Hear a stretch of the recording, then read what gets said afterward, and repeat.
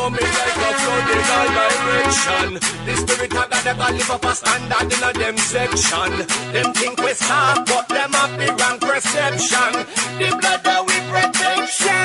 Anytime you see the blood, if I this your one, wanna be man, you wanna business, just a straight and go long enough it. Pass over, pass over, pass over, pass over.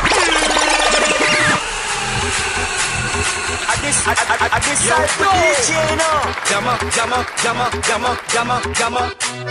Tonight is disappointed, so don't be disappointed. It's another rhythm culture production. Decide to play that song again. Low bad mind make a damn a them. No care what them say or do, them can't get rid of you. Disciple DJ, dropped again, no man. Yo. Jammer. Tonight is disappointed, so don't be disappointed. It's another rhythm culture production. But you're rocking with the Sanso DJ, Caribbean praise. All direction. The spirit of God never live up a standard in a them section. Them think we soft, but them have the wrong perception. The blood that we protection. Anytime you see the blood, on this your one. Wanna fi man you wanna business, just so straight and go long enough it. Pass over. Anytime when you see the blood, pass over. Wanna see me covered by the blood. If they on this your one, wanna fi man you wanna business, just so straight and go long enough it. Pass over. Anytime when you see the blood, pass over, straight over me shoulder. So touch not the last one. I decide what to fit that we covered under the blood of the one and uncle Julie got to feed them scheme. Another them plot them now go mountain not a lot. Another them weapon me farm against the saints. I got them I got shot. What them I do, what them I try. Them off know when they're ready for die. Because we not skip with the one of them fly. Them jack like a bird out of the sky.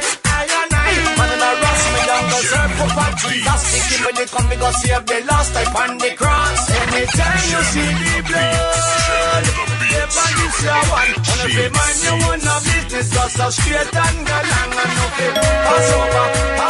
Every time when you see the blood, pass over. Wanna see me covered by the blood. Raise them high. We are in up Jesus most high. Most high. Christian just identify. Raise your hands up in the sky. For we don't know him, that I'm the lie. Alright, when they don't know me, me back to the blood, so me read through. Don't let Satan fool you. Come to the Lord and his love will heal you. So let the music move you. Stamp the foot, like up your hands through. Let the music groove you. Jump for joy, let me see your hands through. We don't stay safe. The Lord rose from the grave. That the rains and I. He's a seat for you and I. Now the Lord soon come. Now the Spirit pour out. These are the closing days. And the Holy Ghost fire soon blaze. Let me see the hands them high. Raise them high. Lift up high. Raise them high. We are in of Jesus most high. Christian just identify.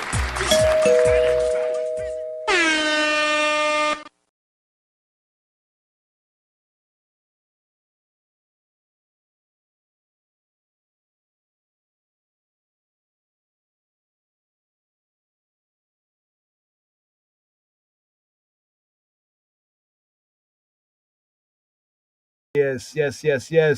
Shalom, Chaverim. Shalom, Rev Tov. Good evening. Here, second day of the Shavua.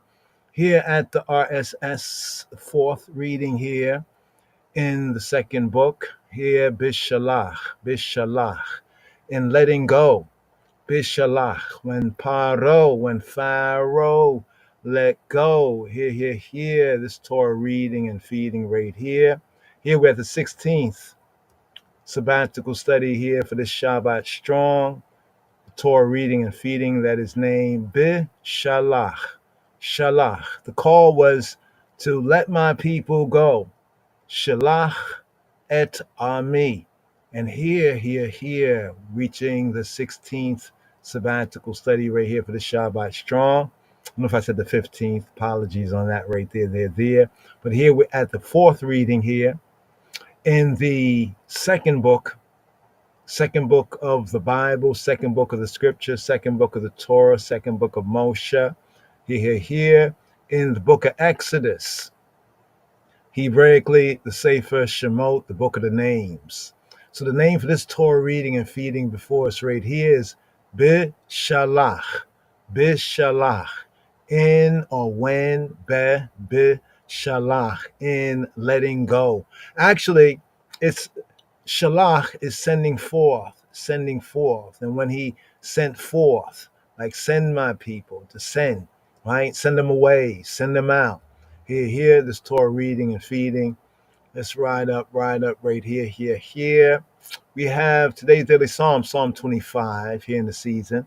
Previously, we had the 15th sabbatical study. There's still some matters on the Bema, but here, let's just pick up a little bit of Eden the Soul right here. Some, Beta Israel rap in Hebrew. Yeah. Oh, evening psalm coming forward. The first, Eden the Soul, DJ Mesh. Af Echad. Not one. It's Rastafari.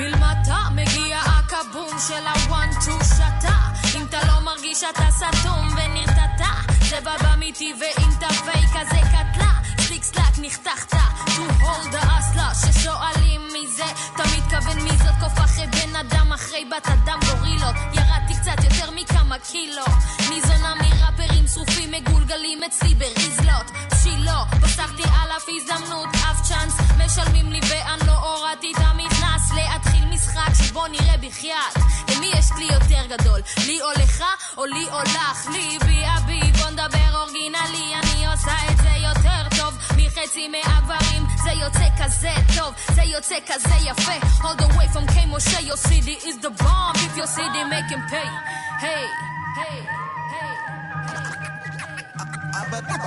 אבא לא סיפר לי מה מחכה לי אף אחד לא אמר לי כמה רע בחוץ אף אחד לא אמר לי כמה זה מצוץ אף אחד לא אמר לי שכולם הולכים לאט ורק את צריכה כל הזמן לרוץ אז תרוצי עד עלות השחר שיטה זה מרגיש לי כמו שכר כמה תשלם לי מיירר מעל השעון ולמה זה פחות מאם אזיז את התחת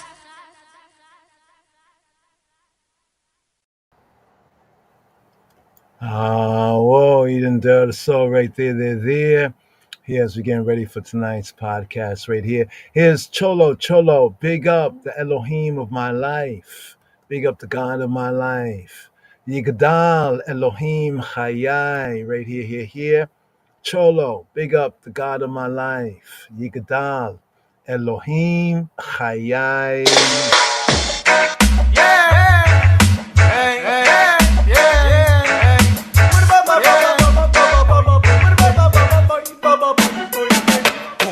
גומל לאיש חסיד כמפעלו קוראים לזה נותן לרש הרע כרישתו קוראים לזה משלח לקץ ימים משיחנו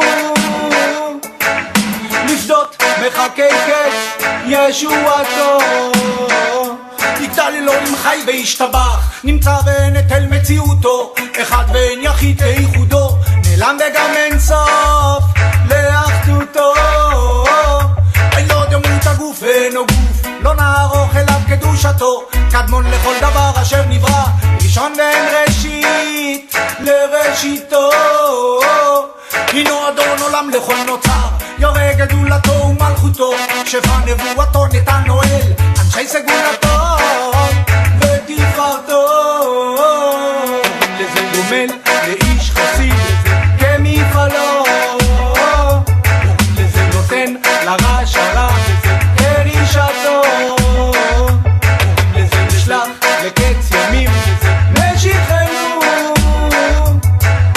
לפדות מחכי קץ ישועתו לא קם בישראל כמו שעוד נביא ומה ביטל תמונתו תורת אמת נתן לעמואל על יד נביא ונאמן ביתו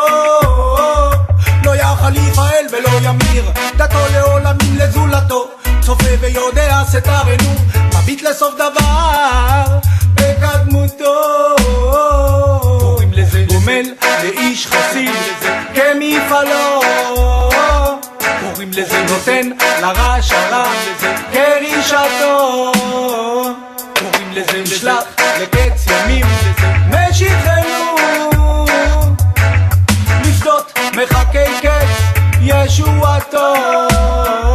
מתים יחייל ברוב חסדו, ברוך הדעת שם תהילתו. אלי 13 לעיקרים, אין הם יסוד התל בתורתו. תורת משה אמת ונבואתו, ברוך הדעת שם תהילתו. תורת משה אמת ונבואתו, ברוך הדעת שם תהילתו. גומל לאיש חסיד כמפעלו, נותן לרש הרע כרישתו. נשלח לקץ ימים משיחנו, לפדות מחכי קץ ישועתו.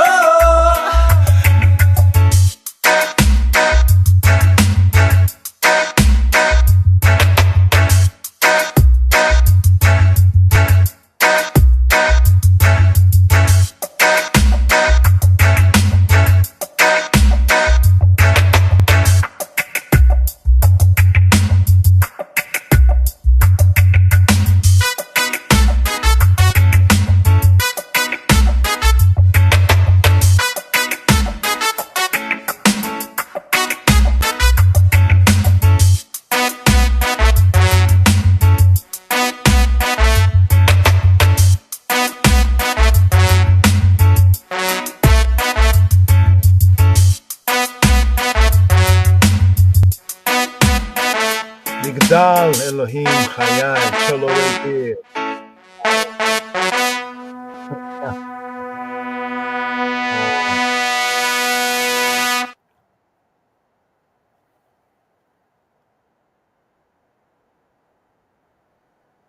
Yes, yes. In Ethiopian life, the imperial ruler is likened in splendor to the sun, in exalted power to the lion, in his divine being to the kings of Israel, and at times to God himself. Here, El Shaddai, I won. El Shaddai. Yes, sir. Holy Manuel I Selassie, we say Jah Rastafari. I win a race naturally. I won a boo house and a thing. It's my time, you know. A time get to youth to shine, you know. So welcome to my world, a world full of experiences and realities. I mean to teach and preach to both the poor and rich. I mean to inform, educate and entertain as well. But before that, let's acknowledge the presence of the Almighty. Praises. El Shaddai, El Shaddai, Elohim na Adonai. Ancient still the same, by the power of the name. El Shaddai, El Shaddai, El Conquer na Adonai. We will praise and lift Selassie. Through your power and through your blood, through your teachings and through your word, me have no doubt that you are my Lord. So I will praise and worship Yahweh. Through your teachings and through your book, you shower of a blessing right on me. Now this world wide world, there's no other like you. So I will never, never, never replace you. El Shaddai, El Shaddai, Elohim na Adonai. Age to age, you still the same, by the power of the name. El Shaddai, El Shaddai, El come down, Adonai. We will praise and lift you high. El Shaddai. You stay with me, true what's my hustle. My Lord is my savior, true what's my struggle. He is my armor, in my battle. He made me conquer, so we gave me the mantle. King of kings, Lord of lords, tribe of Judah and the conquering lion. But none matter, Bonaji ago, bien beau sele, moko benito moko. El Shaddai, El Shaddai, Elohim na Adonai. Yeshua was still the same. By the power of the name El Shaddai, El Shaddai, El come na Adonai. We will praise and lift you high, El Shaddai. Open up my eyes to see your works, them. Open up my ears to hear your voice, them. Not forgetting my nose for the sense of smell. Open up my lips so that I can tell them. Give me more strength to do your work. Strengthen my heart to worry your faith. Give me more life to witness the blessed day. Open up my mind for me to understand. El Shaddai, El Shaddai, Elohim na Adonai. Yeshua was still the same. By the power of the name El Shaddai, El Shaddai, El come na Adonai. We will praise and lift you high, El Shaddai. Through your power and through your blood, through your teachings and through your word, me have no doubt that you are my Lord. So I will praise and worship you. Through your teachings and through your book, you shall one of a blessing right span. Now this whole wide world, no other like you. So I will never, never, never, never, never, never. El Shaddai, El Shaddai, Elohim na Adonai. Yeshua still the same. By the power of the name El Shaddai, El Shaddai, El come na Adonai. We will praise and lift you high, El Shaddai. Holy my realize Selassie, we say Jah Rastafari.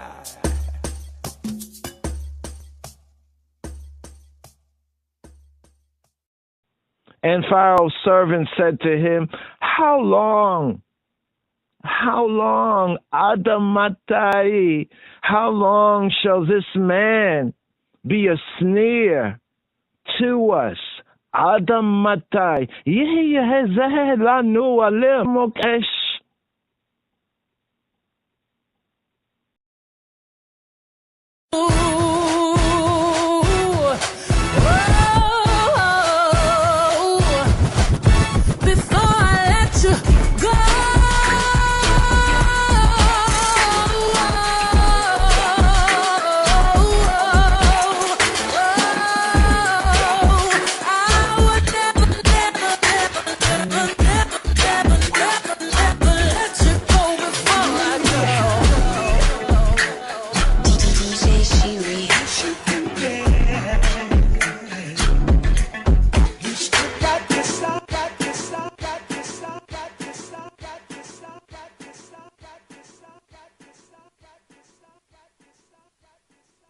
Here, Bishalach, 16 sabbatical study, Parashat, Bishalach, Torah reading and feeding, when he let go. Here, picking up here, Hebrew first words, right here, for Bishalach, Parashat, Bishalach, right here. Yes, Bishalach. Had to punch that Pharaoh in the face. Here. Check it. Here. Shema Yisrael. Here. Hebrew first words right here. For this 16th Rastafari sabbatical study here for this Shabbat strong. Bishalach. Hebrew first words right here. Here, picking up with the second book of Moshe, the Hebrew book that is called Exodus. Exodus chapter 13, here at verse 17 for the 16th Rastafari sabbatical study for this Shabbat strong, this Torah portion. Bishalach. Hebrew first words right here. Wayehi bishalach paro et ha'am with lo nacham Elohim dereka eretza pe'lishtim ki karov hu ki amar Elohim pen yinachem ha'am. Bi're'otam milchama Shavu Mitzrayim. And it came to pass when Pharaoh had let the people go, Bishalach, that Elohim led them not through the way of the land of the Philistines, the Philistines, although that was near. For Elohim said, lest peradventure, lest perhaps the people, Ha'am, repent when they see war, and they return to Mitzrayim, and they return to Egypt. Hear, Shema Yisrael. Hear, Gevir Yisrael, Hebrew first words. Exodus chapter 13, verse 17. Hebrew first words for this 16th Rastafari sabbatical study. Here for this Shabbat strong. Bishalach. Wayehi bishalach. Paro eta ha'am. We'lo nacham. Elohim, Derek Eretza, Pelishtim, Ki Akarov, Hu, Ki Amar Elohim, Pena Yinachem Ha'am, Bia Re'otam, Milchama, We Shavu, Mitzrayim. And it came to pass, Wayehi, when Pharaoh had let the people go, Bishalach, Paro eta ha'am, that Elohim led them not by the way of the land of the Philistines, the Philistines. Lo nacham Elohim derek eretza pelishtim, although that was near. Ki karov hu, ki, for Elohim said. Ki Amar Elohim, for Elohim said, Ki Amar Elohim, lest peradventure perhaps the people repent when they see war. Pen Yidnachem Ha'am, Bi're'otam Milchama, and they return to Egypt. Shavu Mitzrayim. Here, Hebrew first words right here. Bishalach, let go. Bishalach, let go. Wayehi bishalach paro eta ha'am. And it came to pass when Pharaoh had let the people go. Bishalach paro et ha'am. Bishalach, let go. Send forth, send free. Hebrew first word, Hebrew first word, Hebrew first word, Hebrew first word, Hebrew first word, Hebrew first word, Hebrew first word, Hebrew first word, Hebrew first word, Hebrew first word, Hebrew first word, first word, first word, first word, first.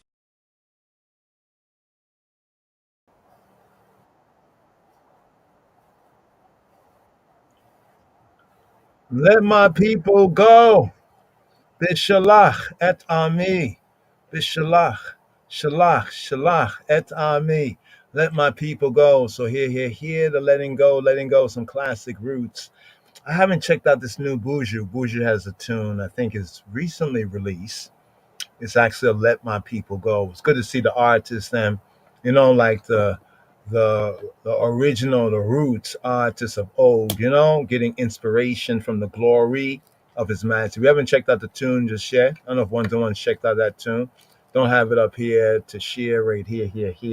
Got to watch some tunes that we play. We like to play the old roots tunes, but yeah, Buju has a tune, Let My People Go. I don't know if the ones have heard it. Hopefully it's focused on the glory of his majesty, but it's good to see the Rastafari and the reggae, the roots reggae artists, focusing on the glory. Here, Jack Radix and Culture Knox.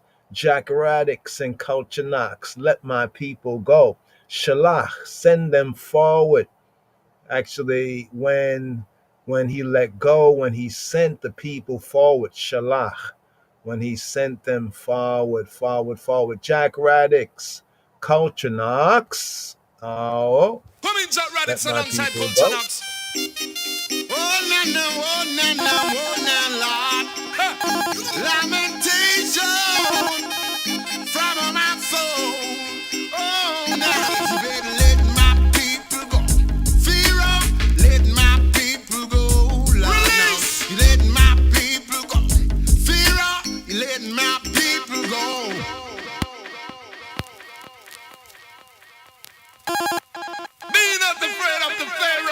Isolation in the place of the wicked when they come in. Ha! Who means that Raditz alongside Culture now? Oh, na, Lord. Ha! Lamentation from my soul. Oh, now let my people go. Fear of, let my people go. Lord, release. Now, let my people go. Fear of, let my people go. Like Moses said to the Pharaoh, you let my people go. Yeah. But the Pharaoh said no. He said, who's gonna build my pyramid so I can seek of eternal life? Who's gonna turn the clay to bricks to make the bread for my kids in? What am I do? What am I try can't enslave I got now? What am I do? What am I try this time them nah get no fly? What am I do? What am I try can't enslave I got now? What am I do? What am I try this time them nah get no like on thing of one time. But you used to sell me beer yo. And to false God who don't want me before a revelation time of that one you know. I just tradition. Hey, come on let me tell you about the thing of one time. But you used to murder firstborn of the Israelites surrender them gone from the banks of the Nile with telescope. What would have better let my people go because we kicking up storms. Let my people go. Fear of, let my people go. Lord knows you let my people go. Come on, let my people go. Yeah. Now Joseph prophesied 7 years of famine. So the Pharaoh sent the people on the land to do some toiling. Whoa. Reaping and storing for the Pharaoh and his gentry. Now it's time for the people, yes, to have their 7 years of plenty, Lord. Let my people go. Pharaoh, let my people go. Pharaoh, let my people go. You gotta do now, let my people go. What am I do? What am I try can't enslave I got now? What am I do? What am I try this time them nah get no fly? What am I do? What am I try can't enslave I got now? What am I do? What am I try this time them nah get no fly? Long time them have we cover them. No what the time to be up with plenty. We have the roots so no face reality. But can't people can't take people identity. How we are kings and queens got me royalty. All the riches of this earth and it belongs to we.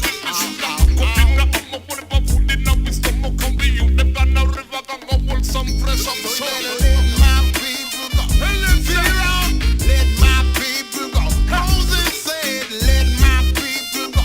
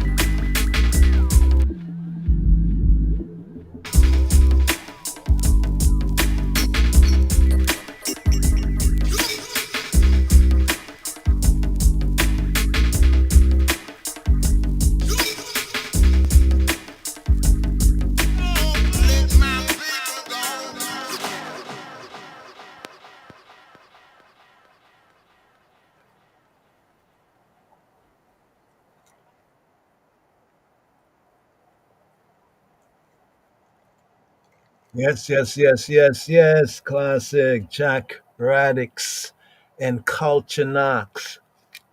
Theme right here, Bishalach. Translation, let my people go. When he let go, actually, Bishalach, this Torah portion, right? Bishalach, right? When he sent forward the Bnei Yisrael. So here, 16th sabbatical study, Shabbat Strong, Bishalach. Now, there's a couple of themes right here. The baptism, right? The baptism of Moshe. And they were baptized into who? The Brit Chadash, the New Testament scripture says, and they were baptized into Moshe, right, in the sea. We also have this special Shabbat coming forward.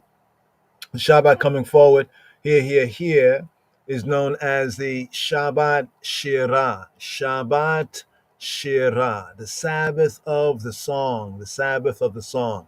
I'd like to go to the first and the second aliyot right here for this Bishalach.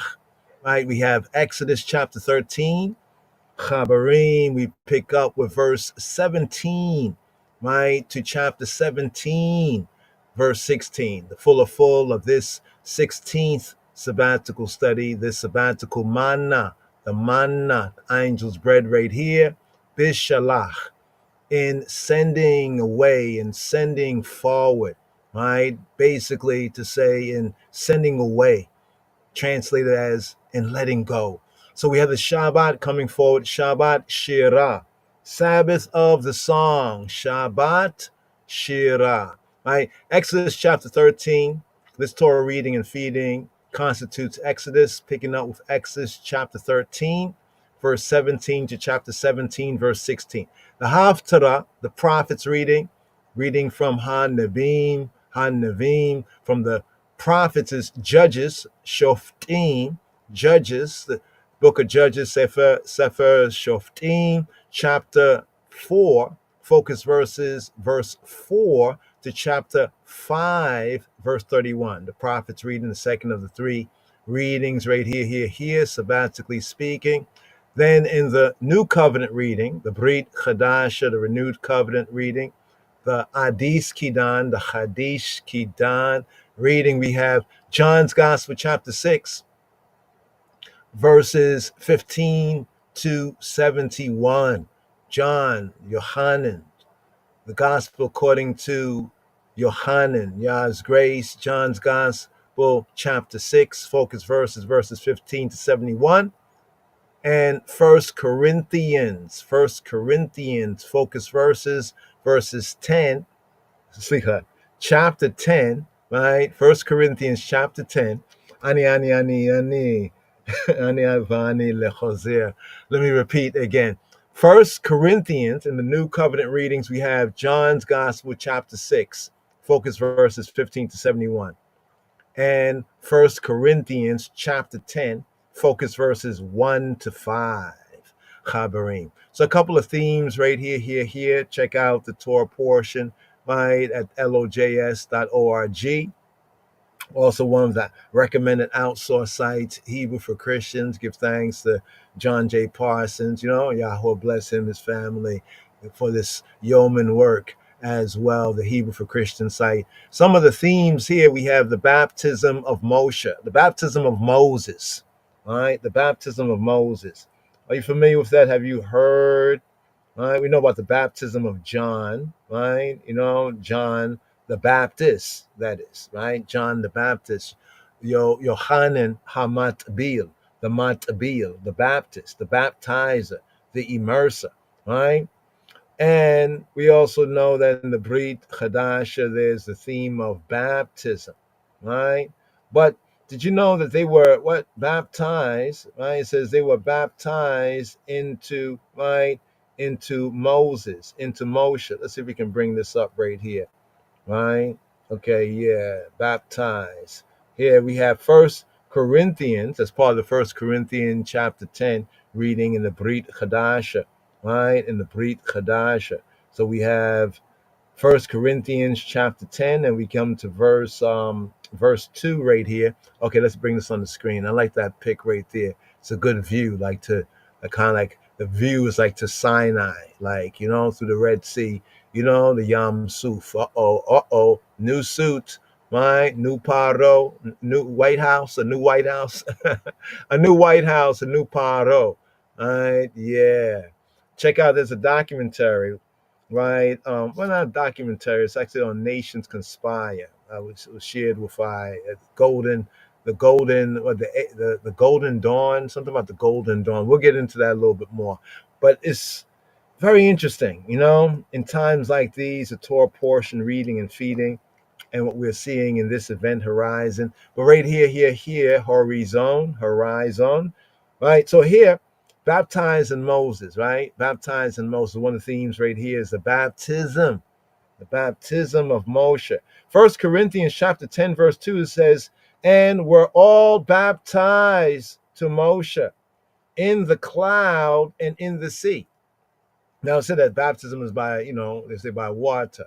Well, actually, if we read Hamat Abil, right, Matemku, if we read what John says, John the Baptist, he says about water baptism, but the one coming after him, with, Holy Spirit, will be baptized with Holy Spirit, right, Ruach Kadosh, and with fire.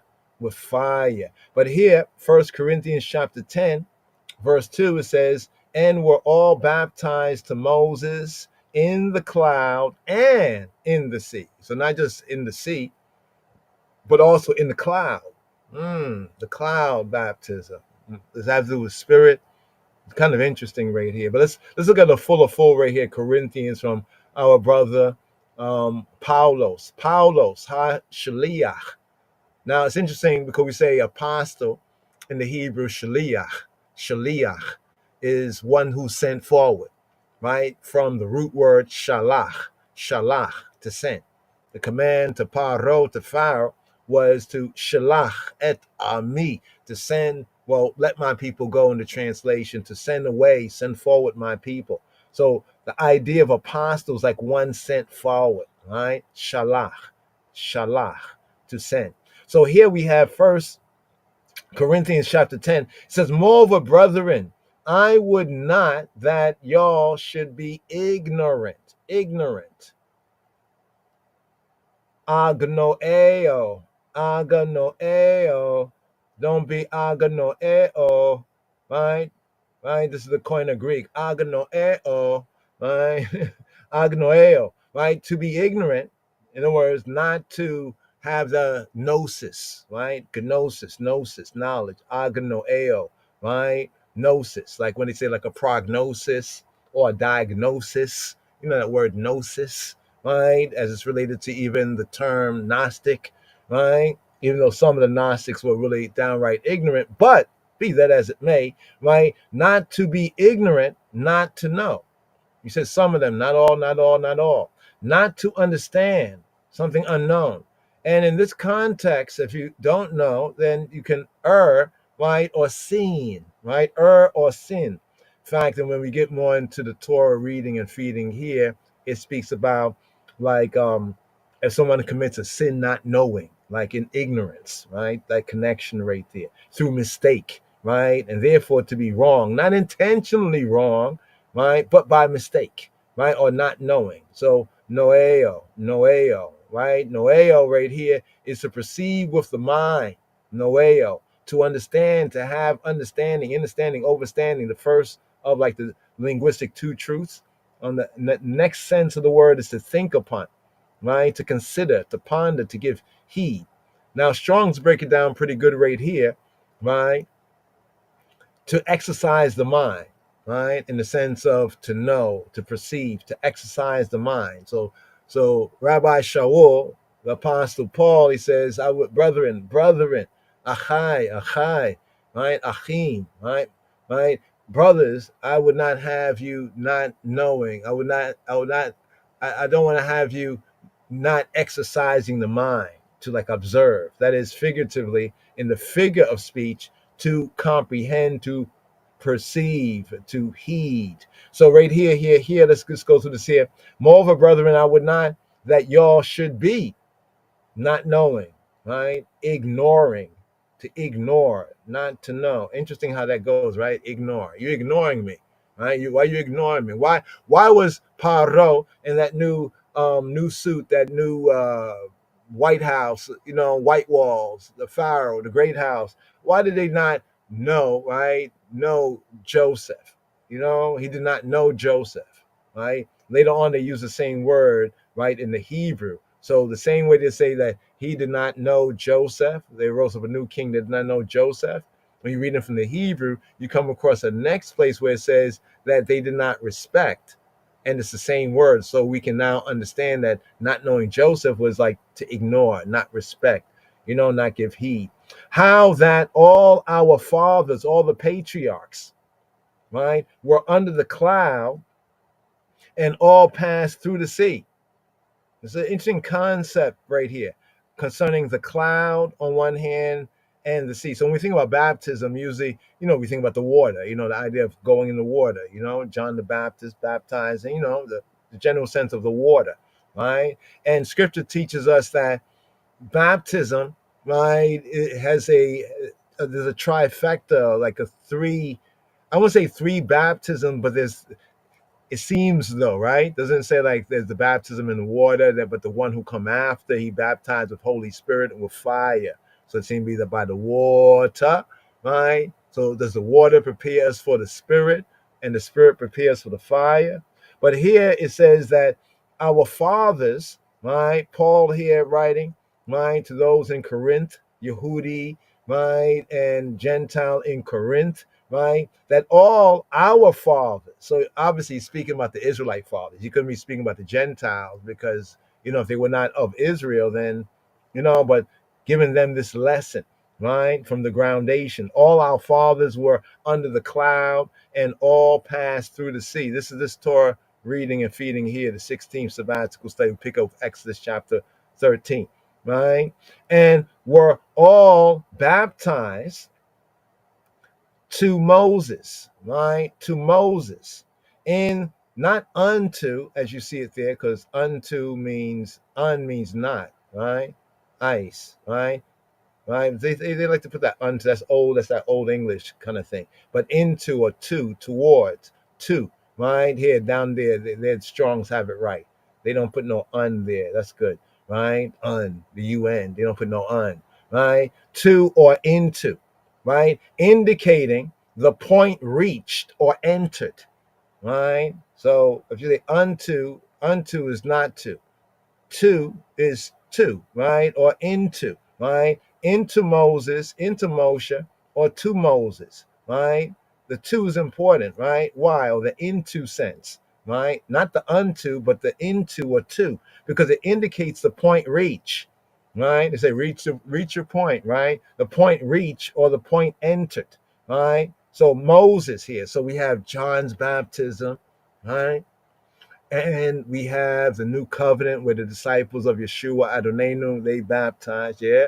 Right. Now, of course, he baptized with Holy Spirit and with fire, but not so much the water. But his disciples, they did so because many of his disciples were actually disciples of John before, he come along. John prepared that way. But even before the new covenant, we can now connect that with this here in this Torah reading and feeding, where it says, and we're all baptized to or into Moshe in the cloud and in the sea. I want you to note the cloud part. Let's just touch on these 5 verses here. This is part of the Brit Chadash read right here.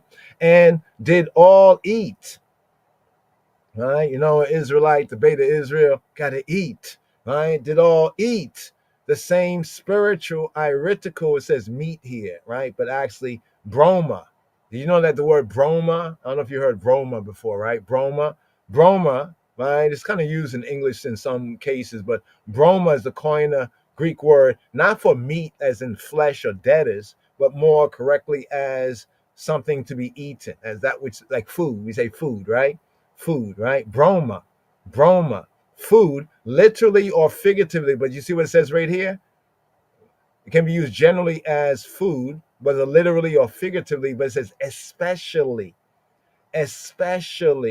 ceremonial, right? The ceremonial sense. Like we have the Exodus, we have the Lamb, right? Then we have the days of unleavened bread, right? Right? Especially articles allowed or forbidden by the Yehudi, or we could say the Torah, right? The Torah law, right? According to Ha Yehudim, according to the Judahites, right? So articles that were allowed.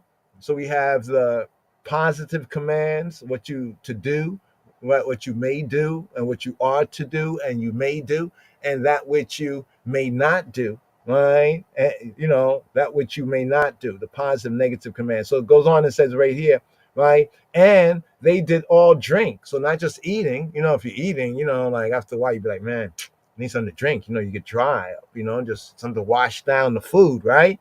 So they had the bread, the breaking of bread, right? And also the drink, the cup, the chalice, and did all drink the same spiritual drink, the same spiritual drink. Let's look at the word drink here. Poma. So broma in the Greek, right? The coin of Greek, broma is like food, edible, and poma, right? Broma and poma. So they had broma and poma. Yo, let's get some broma and poma, like a beverage, right? A beverage. Now watch. Somebody probably gonna come out. Somebody gonna have like a drink. A new drink and hit the market called like poma, right? But for they drank, right? I'm not saying it's because I'm talking about it here, but what you think? For they drank of that spiritual rock.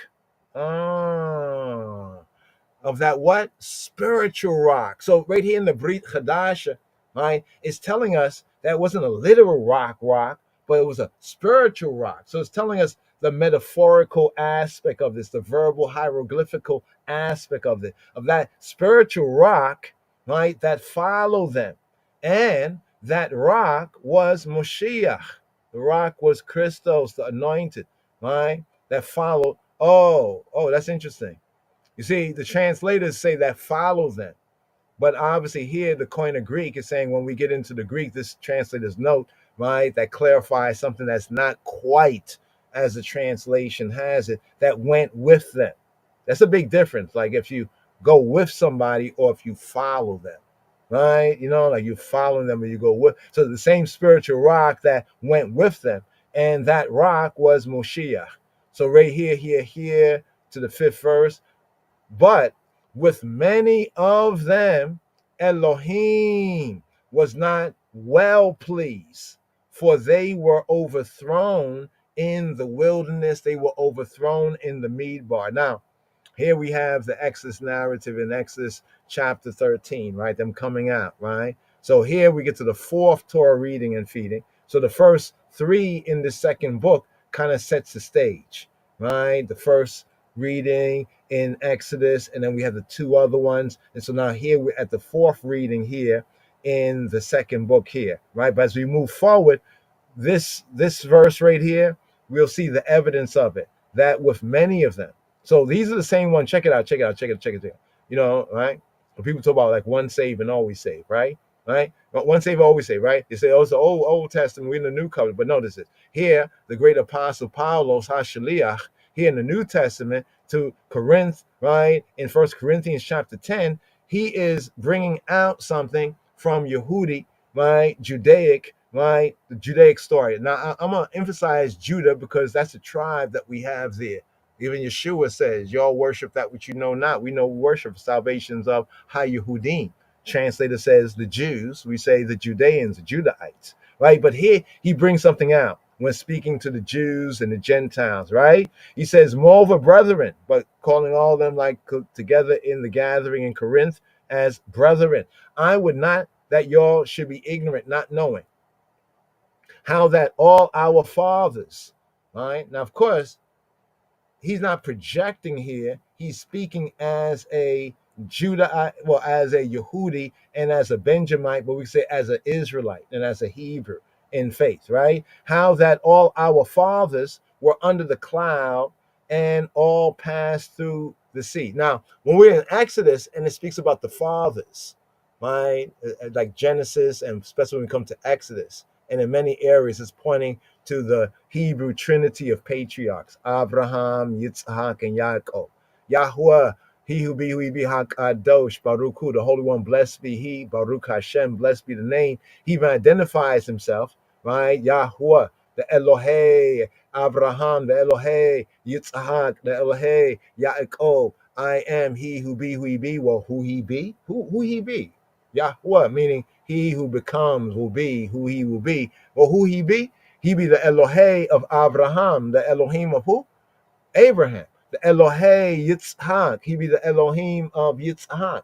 He be the Elohei of Yaakov, of Jacob. Right? So here the fathers are speaking about the Exodus fathers, the fathers, the children, we can say, of the patriarchs down in Mitzrayim in the Tawee, right? When they came out, right? Here we have this in this Torah reading and feeding Bishalach, right? They were under the cloud. What about this cloud here? Right? This cloud, they were under the cloud and all passed through the sea, right? All passed through the sea, and they were all baptized into Moses in the cloud and in the sea, right? And they all did eat the same spiritual food, the same spiritual yud, the broma, right? And did all drink, right? The same spiritual drink, the poma, right? For they drank of that spiritual rock, not a literal rock. So, some people say, well, that's allegorical. Well, Paul is telling us right here, the Apostle Paul, Rabbi Shaul, right? It was a spiritual rock, check, that followed them, or more correctly, according to the notes, that went with them, right? That went with them, right? And that rock was Moshiach, right? But here's the verse. But with many man, right? With enough of them, right? Elohim was not well pleased.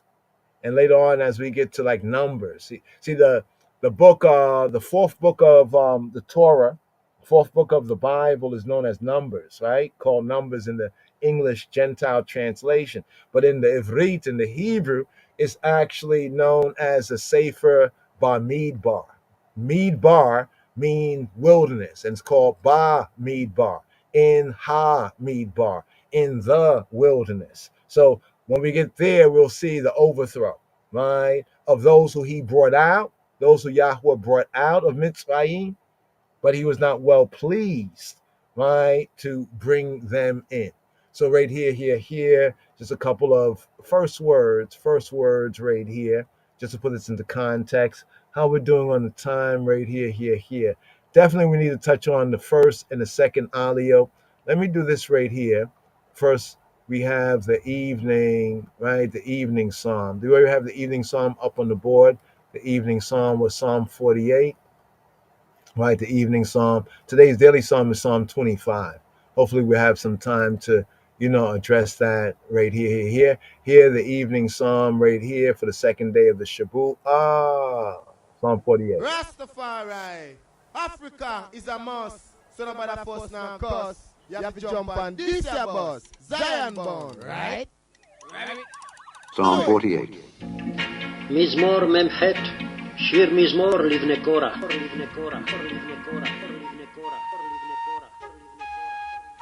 Great is the Lord, and greatly to be praised in the city of our God, in the mountain of his holiness. Beautiful for situation, the joy of the whole earth, is Mount Zion on the sides of the north, the city of the great king. God is known in her palaces for a refuge. For lo, the kings were assembled. They passed by together. They saw it, and so they marveled. They were troubled and hasted away. Fear took hold upon them there, and pain as of a woman in travail. Thou breakest the ships of Tarshish with an east wind. As we have heard, so have we seen in the city of the Lord of hosts, in the city of our God. God will establish it forever. Selah. We have thought of thy loving kindness, O God, in the midst of thy temple. According to thy name, O God, so is thy praise unto the ends of the earth. Thy right hand is full of righteousness. Let Mount Zion rejoice. Let the daughters of Judah be glad because of thy judgments. Walk about Zion, and go round about her. Tell the towers thereof.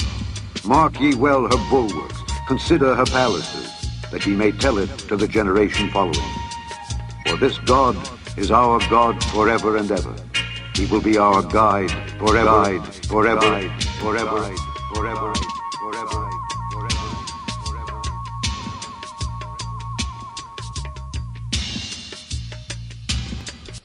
מזמור מ"ח, שיר מזמור לבני קורח. גדול אדוני ומהולל מאוד, בעיר אלוהינו הר קודשו. יפה נוף משוש כל הארץ, הר ציון ירכתי צפון, קריית מלך רב. אלוהים בארמנותיה נודע למשגב, כי הנה המלכים נועדו, עברו יחדיו. המה ראו כן תמהו, נבהלו נחפזו. רעדה אחזתם שם, חיל כיולדה. ברוח קדים תשבר אוניות תרשיש. כאשר שמענו כן ראינו, בעיר אדוני צבאות, בעיר אלוהינו. אלוהים יכונניה עד עולם סלע. דימינו אלוהים חסדך בקרב היכליך. כשמך אלוהים, כן תהילתך על קצווי ארץ, צדק מלאה ימיניך. ישמח הר ציון, תגלנה בנות יהודה למען משפטיך. שובו ציון והקיפוה, ספרו מגדליה. שיטו לבכם לחילה, פסגו ארמנותיה. למען תספרו לדור אחרון, כי זה אלוהים אלוהינו עולם ועד, הוא ינהגנו על מות.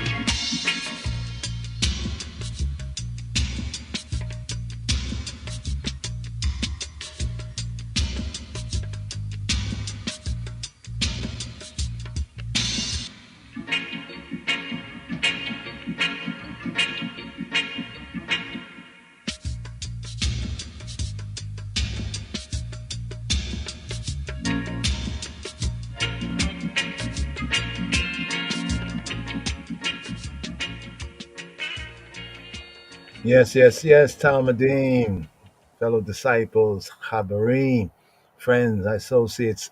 That right there, they're there, the evening psalm for the second day of the Shavua, that they call Monday, Psalm 48.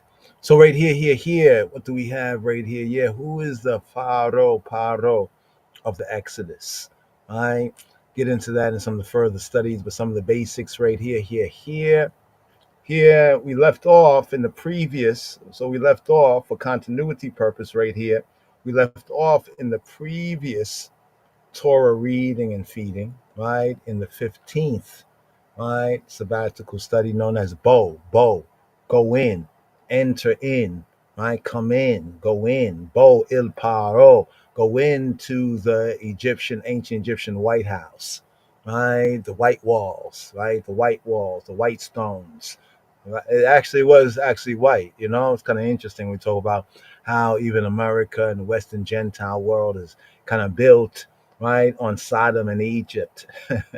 Yeah, and not the very best or the blessed. But here, we have Exodus chapter 16, where we left off, where it says, and it shall be for a token, an oath. The Hebrew word is oath. Oath means like a sign, right? He says that he's going to show ototai, his oaths. Oath, there it is, oath, the sign, right? Sign, signal, the translator translates as a token, right? A token upon thine hand, right? And also keyword here, the yad, yadon, right? Yad, the yad is the hand, right? And as Akebeka, that tune, the yad, Y-A-D-D-A-Y, yeah, the hand, right? On thy hand. So the sign, it shall be a sign on your hand. What does this mean, Chaverim? And for frontlets, right? Ofafa, right? Ofafa. What is a ofafa? Right? The bands, phylacteries, the frontlets, right? Something that is bound, right? The sense of to go round or to bind, right? The fillet for the forehead, right? So probably see some of the Yehudim, with the phylacteries, was known as the phylacteries, upon the head and upon the left, right? The left arm, right? ask some question why that particular arm, right? But it says right here for frontlet between thine eyes, right? Thine eyes, right? So what the world and others call like the third eye, right? And give thanks, Ross Seymour and the other brethren as well in our reasonments, iron sharpen iron. It's not really the third eye, it's the front is the first eye, right? The first eye. But here the frontlet between thine eyes. Check. For by strength of hand, the chozek, right? By strength, the word here is chozek, chozek, right? Chozek is strength. Be chozek yad, be chozek yad, by strength, right? By like a strong, a powerful, right? This is from chazak, right? Chazak, right? Chazak, chazak, to be strong, be encouraged, right? This is also the sense that we have when Yahweh says that he will harden Pharaoh's heart. So the true sense Hebraically is not just harden as we would think from an English Western Gentile state of mind, but in the Hebrew is to encourage him, right? To strengthen him, to encourage him, right? But here he says, Be chozek yad, by strength of hand, Yahweh, he brought us forth out of Mitzrayim, out of the Tawi, the two lands, brought us forth. So the word here is yatzah. Yatzah actually means like to go out, yatsa, to come out. It's in the sense of exit, to exit, yatsa. So he calls us to exit, right? He calls us to exit, the sense of going forth. In Hebrew, Exodus is Yetziyat. Yetziyat come from this root word, Yatzah. Yatzah, right? To go out, he went out, he exited, right? Yetziyat. Yetziyat, the Exodus, the coming out, the going forth. Yes? Mi Mitzrayim. So here we pick up right here, right? Here with the 17th, right? Verse 17, right? For this fourth reading here in the second book, this 16th sabbatical study right here for this Shabbat Strong in the Shemester, right? In the Shemester, like in the year, the Torah reading and feedings. Now here, not to go at much length right here, but just to connect some of the thematic points, right, that are here, right? Here, verses 1 to 16 for continuity from the previous bow, right? From Parashat Bo, Torah portion, reading and feeding, sabbatical manna, the angel's bread, right? To go in, right? Here we have sanctification, the firstborn, and the promulgation of the law, the Torah, the direction, the instruction for the Chag HaMatzot, the Chag, the feast, the Matzot, the feast of the unleavened breads. Matzot is the plural of matzah. Matzah is unleavened bread, the flat bread, right? Or in ancient Mitzrayim, the Tawi, right? The poor man's bread, like the loaf bread, the puffed up bread. The loaf bread was like the rich man's bread, and the poor man's bread was the matzah, right? Bread and matzah. That's what they like to give in Mitzrayim. Bread and matzah, right? So Exodus chapter 13, verse 1, 13 and 2, right? Where we have that. So kind of this part is a important part to go over, like the firstborn, right? The one who, according to even the translation, the one who openeth, the phrase is the openness, peta, right? Peta, rechem. What is the rechem? Is the womb, or called the matrix. So the sanctification, the setting apart of the firstborn, right? The setting apart of the Bikor, the firstborn, was closely connected with Pesach, the Passover. Remember the 10th, the 10th sign, the 10th plague was the death of the firstborn of Mitzrayim, right? And by this, the deliverance of the Israelite Ish and Ishas, right? Ish is man and Isha, woman, right? Firstborn was affected. The object of this deliverance was their being set apart, right? The object of them being delivered was because they were sanctified. In other words, they were set apart, right? Set apart. Come out of her, my people, be ye separate. We have that in the Brit Chadasha, according to the pattern, right? Because Yahuwah had delivered the firstborn of Yisrael, they were to be set apart to him, right? So he took us from service to Paro and to his servants, right? To Pharaoh and his servants and to Mitzrayim, to be his servants, right? Check, and his worshipers, right? But there we were servants of Pharaoh and the Mitzrayim, right? And kind of their worshipers, right? And we was in their worship. He brought us out, right? They were sanctified to him. So if the Bnei Yisrael, the Beta Israel, completed their communion with Yahweh in the Pesach and celebrated, right, the commencement of their divine standing, their divine standing in the Feast of Unleavened Bread, they gave uninterrupted effect to their divine sonship. Remember, we said to Paro, he said, Yisrael Bini Ben Shali, right? He is my son, right? Let my son go, right? You're killing my son.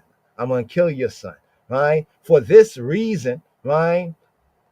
Probably and very likely, the sanctification of the firstborn was commanded by Yahweh at the place called Sukkot, because it says they journeyed from Raimses, right? Raimses to Sukkot. Remember that Sukkot is the seventh of the appointed feasts and festivals, right? In gathering, booths, huts, tabernacles, right? Immediately after the Yetziat, the coming out, the Exodus, and contemporaneously with the institution of the 7 days feast of Matzot, Matzot of the matzah, of the unleavened bread. Right now we have Exodus was 2:15. Then it says, so that the place assigned it in the historical record is the correct one, whereas the divine appointment of the feast of Matzot of unleavened bread, 7 days, right, had been mentioned before, namely in Exodus chapter 12, verse 15. And the communication, right, communicating that of that appointment, I remember the feasts and festivals, the Moedim, right, that word for feast and festival in Hebrew, and like in Leviticus chapter 23, is also the word appointment, right, keeping these appointments, right, communication of that appointment, right, and also appointing Yisrael, right, as his son, right. The appointment to the people was all that remained to be mentioned here, right? So we go through this right here about man and beast, the womb, the matrix. Let's just scroll down here. Hopefully we get an opportunity to go in some of these details, because no doubt they will answer a lot of the questions that we may have. Sometimes we're reading something and, overtly it doesn't really come out. There's a question. So let's study to show yourself approved. But let's scroll down here. We're going to go down here just to 16 so we can segue. Okay, 15 and 16, right? Okay, yeah, right here, right? Okay, to let us go. He made hard his heart. So yeah, Pharaoh made hard his heart, right? Le shalachenu, right? To let us, to let us go. So the sanctification, setting apart of the Bikor, firstborn. Now it's interesting because we have first fruits, right? Also in the Passover season, right? And first fruit is to be observed on the first day of the Shabuah, the Yom HaRishon, aka nowadays they call it Sunday, but we never had Sunday worship because we never called the first day Sunday. But on the first day, because it says on the morrow, when is the first fruits? On the morrow, right after the Shabbat. And then we count 7 Shabbats complete to the morrow after the 7th Shabbat. So what's the day after the 7th Shabbat? Check. It's the first day, right? So the sanctification of the firstborn is in force, right? The same terms as keeping of the unleavened bread, right? With exception, can touch on that. And here now it connects the what's it? Yeah, Tot Afot. Yeah, the Tot Afot. Right? Connects to Tot Afot is like the frontlets, right? Right? It says signifies neither amulet nor but a binding, like headbands. You see the sense of the headbands, right? So some might think it's an amulet that they also wear on their forehead, right? Or stigmata. Okay, that's the word right there. Okay, my Greek just kicked in right there. Yeah, stigmata, the koina kicked in there. Stigmata, like a stigmata, but actually the word signifies a binding of, or the headbands, right? when you check out the Chaldee, Otafa, like an armlet, right? Some think of it as like a tiara, like in Esther. When we look in Esther, right, we see the sense of a tiara, right? That this will wear. So here we get the sense of the tefillin, the phylacteries, right? The phylacteries. But he says to bind them. Now it's kind of interesting because he doesn't really speak about something literally, right? But even in a kind of a figurative sense, because what is the forehead? Between the eyes. Between the eyes is the frontal lobe. That's where our consciousness, they say, people who have frontal lobe abuse or whatnot, or violence, something gets wrong with their frontal lobe, right? The frontal lobe damage, right? And the hand signifies work. As it says in Proverb, death and life is in the hand of the tongue. The King James translator is translated as death and life is in the power of the tongue, but the Hebrew says the hand. So the hand signifies work. Then we connect this with the Shema Yisrael in Deuteronomy chapter 6, verse 4.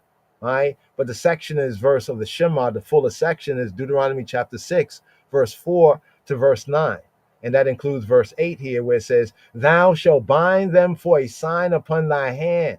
The work that you do, the hands, right? Right? Where it says, be acceptable,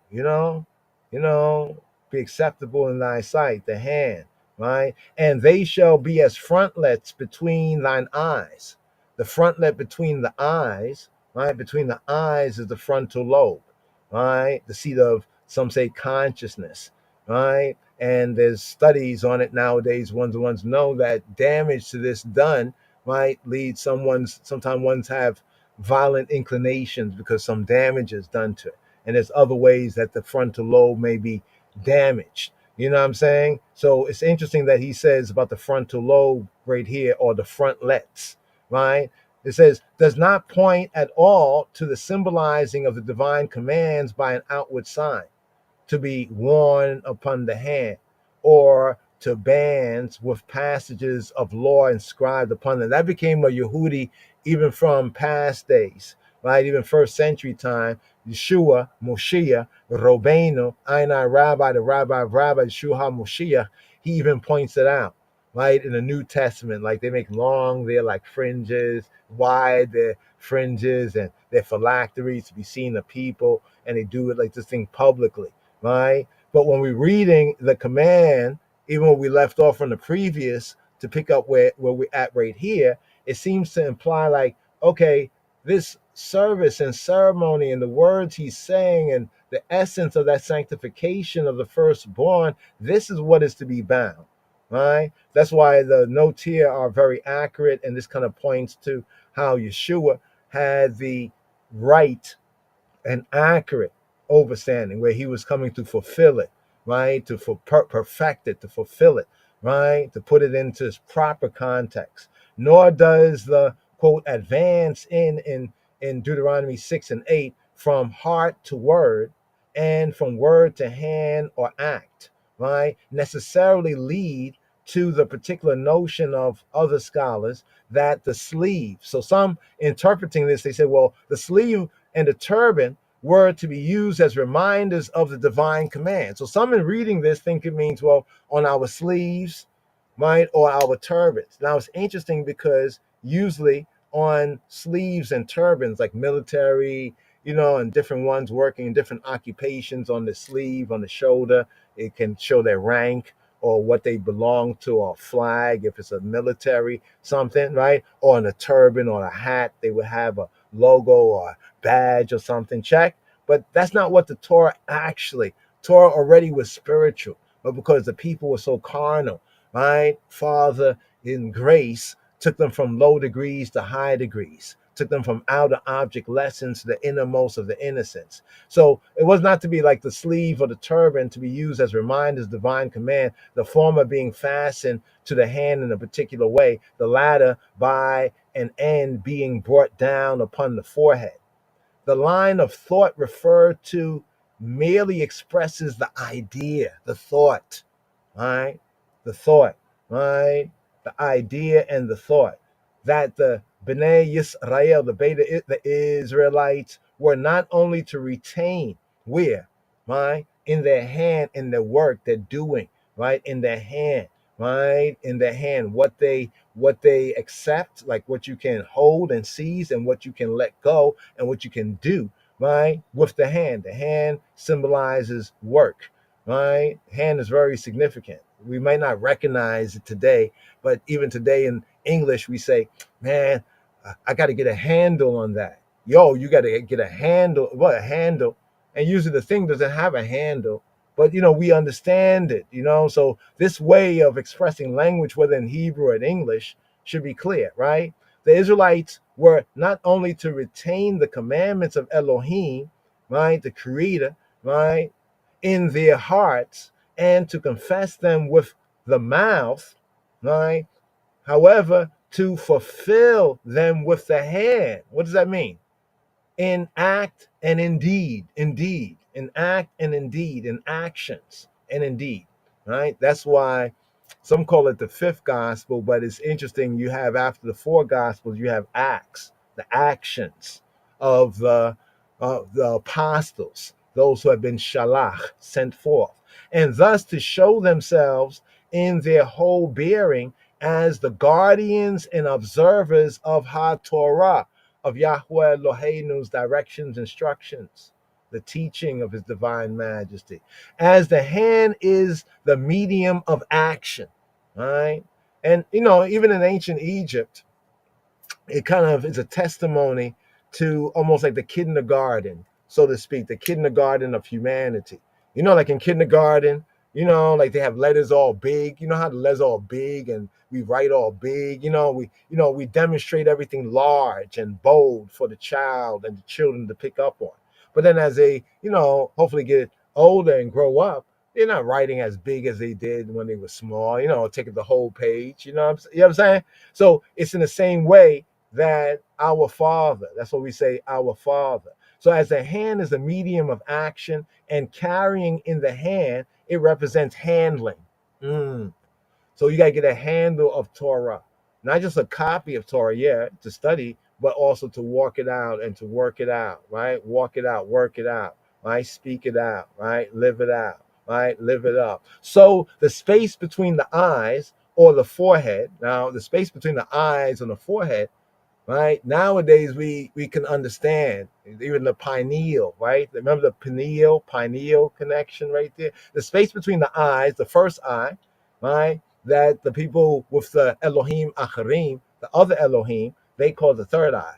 The people who have the other Elohim, we don't have to put down other Elohim before, right? There's a principle that's true about that region, the frontal lobe, because of what it's saying right here, right? But in a different way, in Yah's way, right? In Yah's way, truth and life. So the space between the eyes or the forehead is the part of the body that is generally visible. And what is worn there is worn to be seen. Now, this figurative interpretation is confirmed and placed beyond doubt, right? By such parallel passages, right? As Proverbs 3:3. Let's go to Proverbs 3:3, right? It says, Chesed ve'emet ala ta'azbuka al ya'azbuka ashreim al garageroteka katabaim al luach libeka. Here's the English right here. Let's bring out the English here. All right. So here the KJV English, make not mercy. Don't allow mercy and truth forsake thee. Right. It's a let, but don't make mercy and truth forsake the eye. Bind them about thy neck. Write them upon the table of thy heart.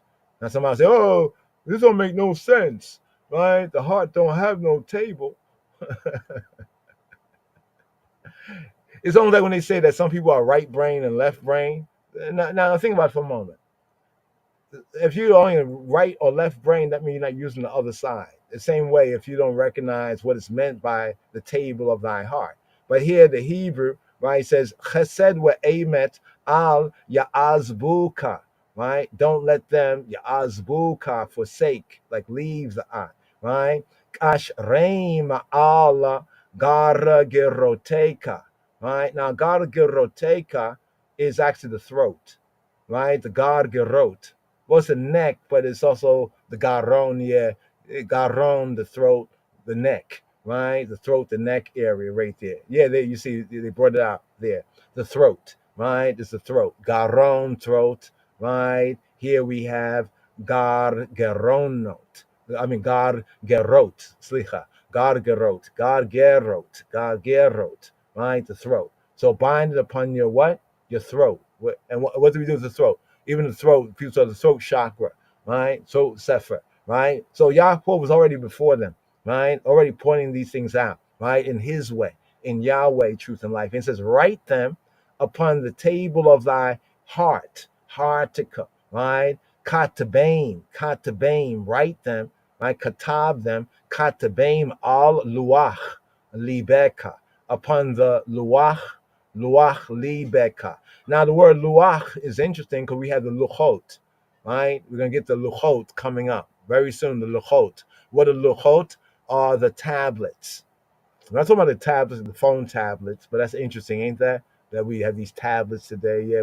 But the tablets, right? The tablets, like the two tablets, right? Lapis lazuli tablets. But here, luach is like a board. Luach, a board, a slab, a tablet, a plank. It can be like a tablet of stone, as the two lapis lazuli tablets that Moshe, had, that Yahweh wrote with his own digital, right? His own finger, right? Boards of wood, right? Or it can be metal plates of metal, right? Right? Now, the ancient root sense of it means something that glistens, right? And a tablet in the sense of not just a tablet, but something that's polished, right? And the tablets of old, stone, wood, or metal. But right here, it says the tablets, right? Libeka, of your lave of your heart, your inner man, your mind, your will, your heart, your understanding. Right? Here's what we mean the inner, because the inner part. So we say inner standing, right? The mind, knowledge, reflection, your inclination, your resolution, your determination, your will. Check it right there. Conscience, right? As being the seat of appetites, emotions, passions, the seat of courage, heartical, not artificial, right? The heart is used very widely in the Afro-Semitic, Semitic language and the Afro-Semitic languages, for feelings, for the will, right? And even the intellect or the mind in the sense of thinking, right? But in Hebrew, this word heart is like we say into the heart of the sea, the heart of the matter, the heart of something is the center of it, right? In your center, right? In your center, right? So that passage there brings out beyond any doubt, right? The true interpretation, the figurative, right? Not literally, not according to the letter of the law, but according to the spirit. Bind them, right? The commandments about thy neck, right? Write them upon the tables of thy heart. It's like right now, somebody says, I can't say, when we memorize something, when they say learn something by heart, that's why we have that phrase. That's a figurative phrase.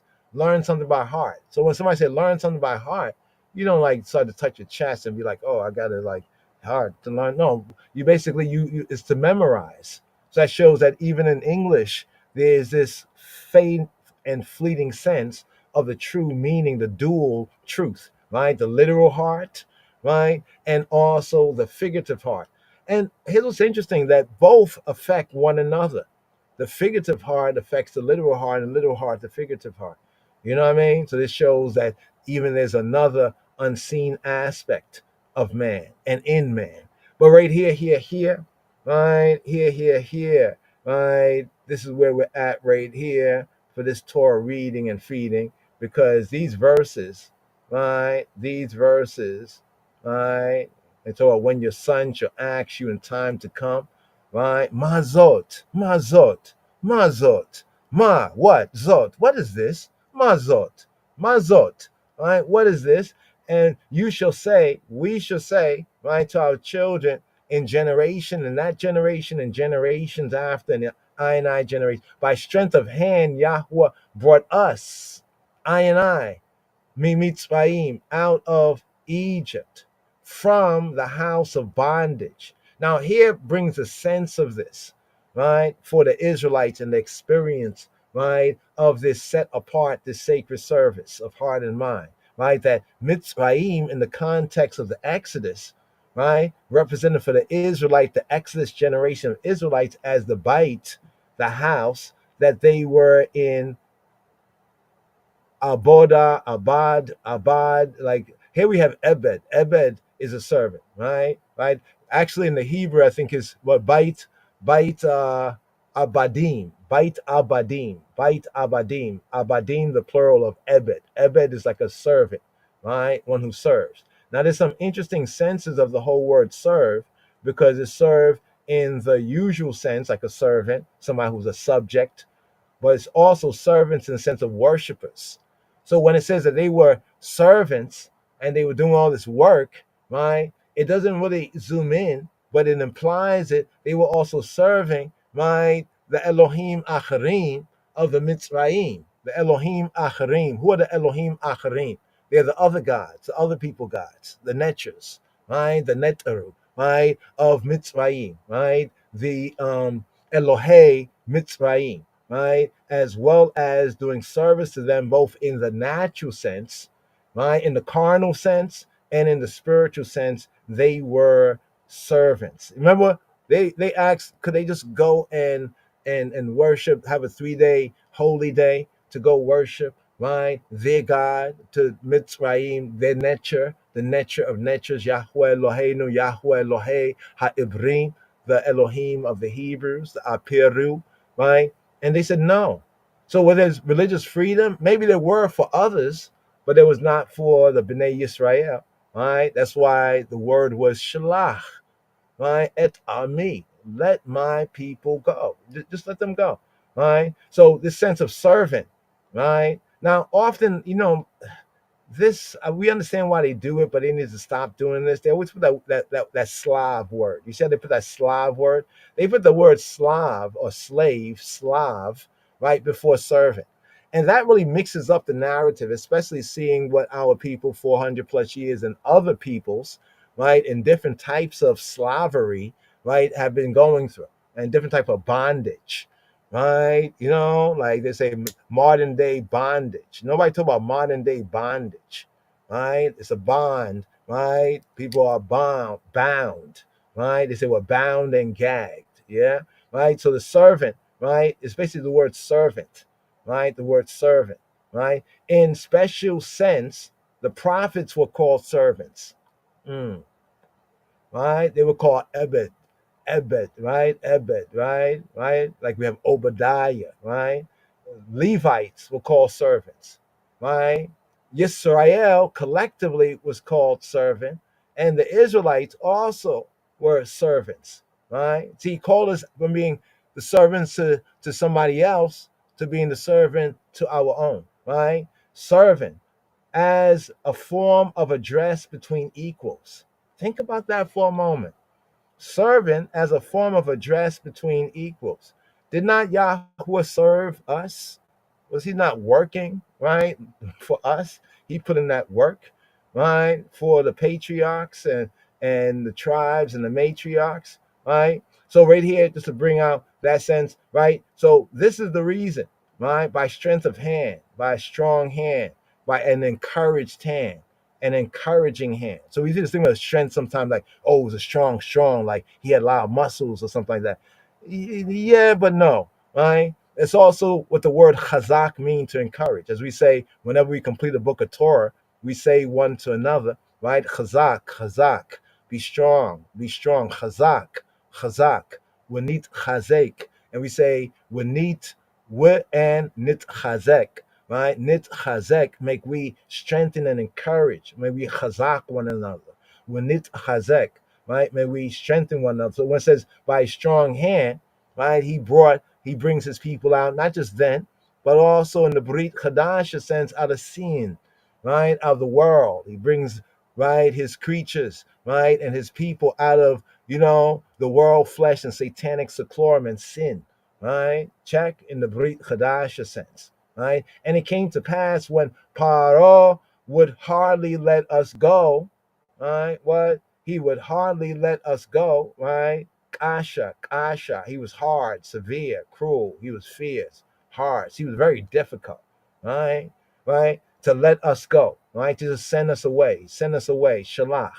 Previous Torah reading and feeding, the Shalach, right? Right? Well, this Torah reading and feeding, Bishalach, right? This is when it happens, right? When he sends them away.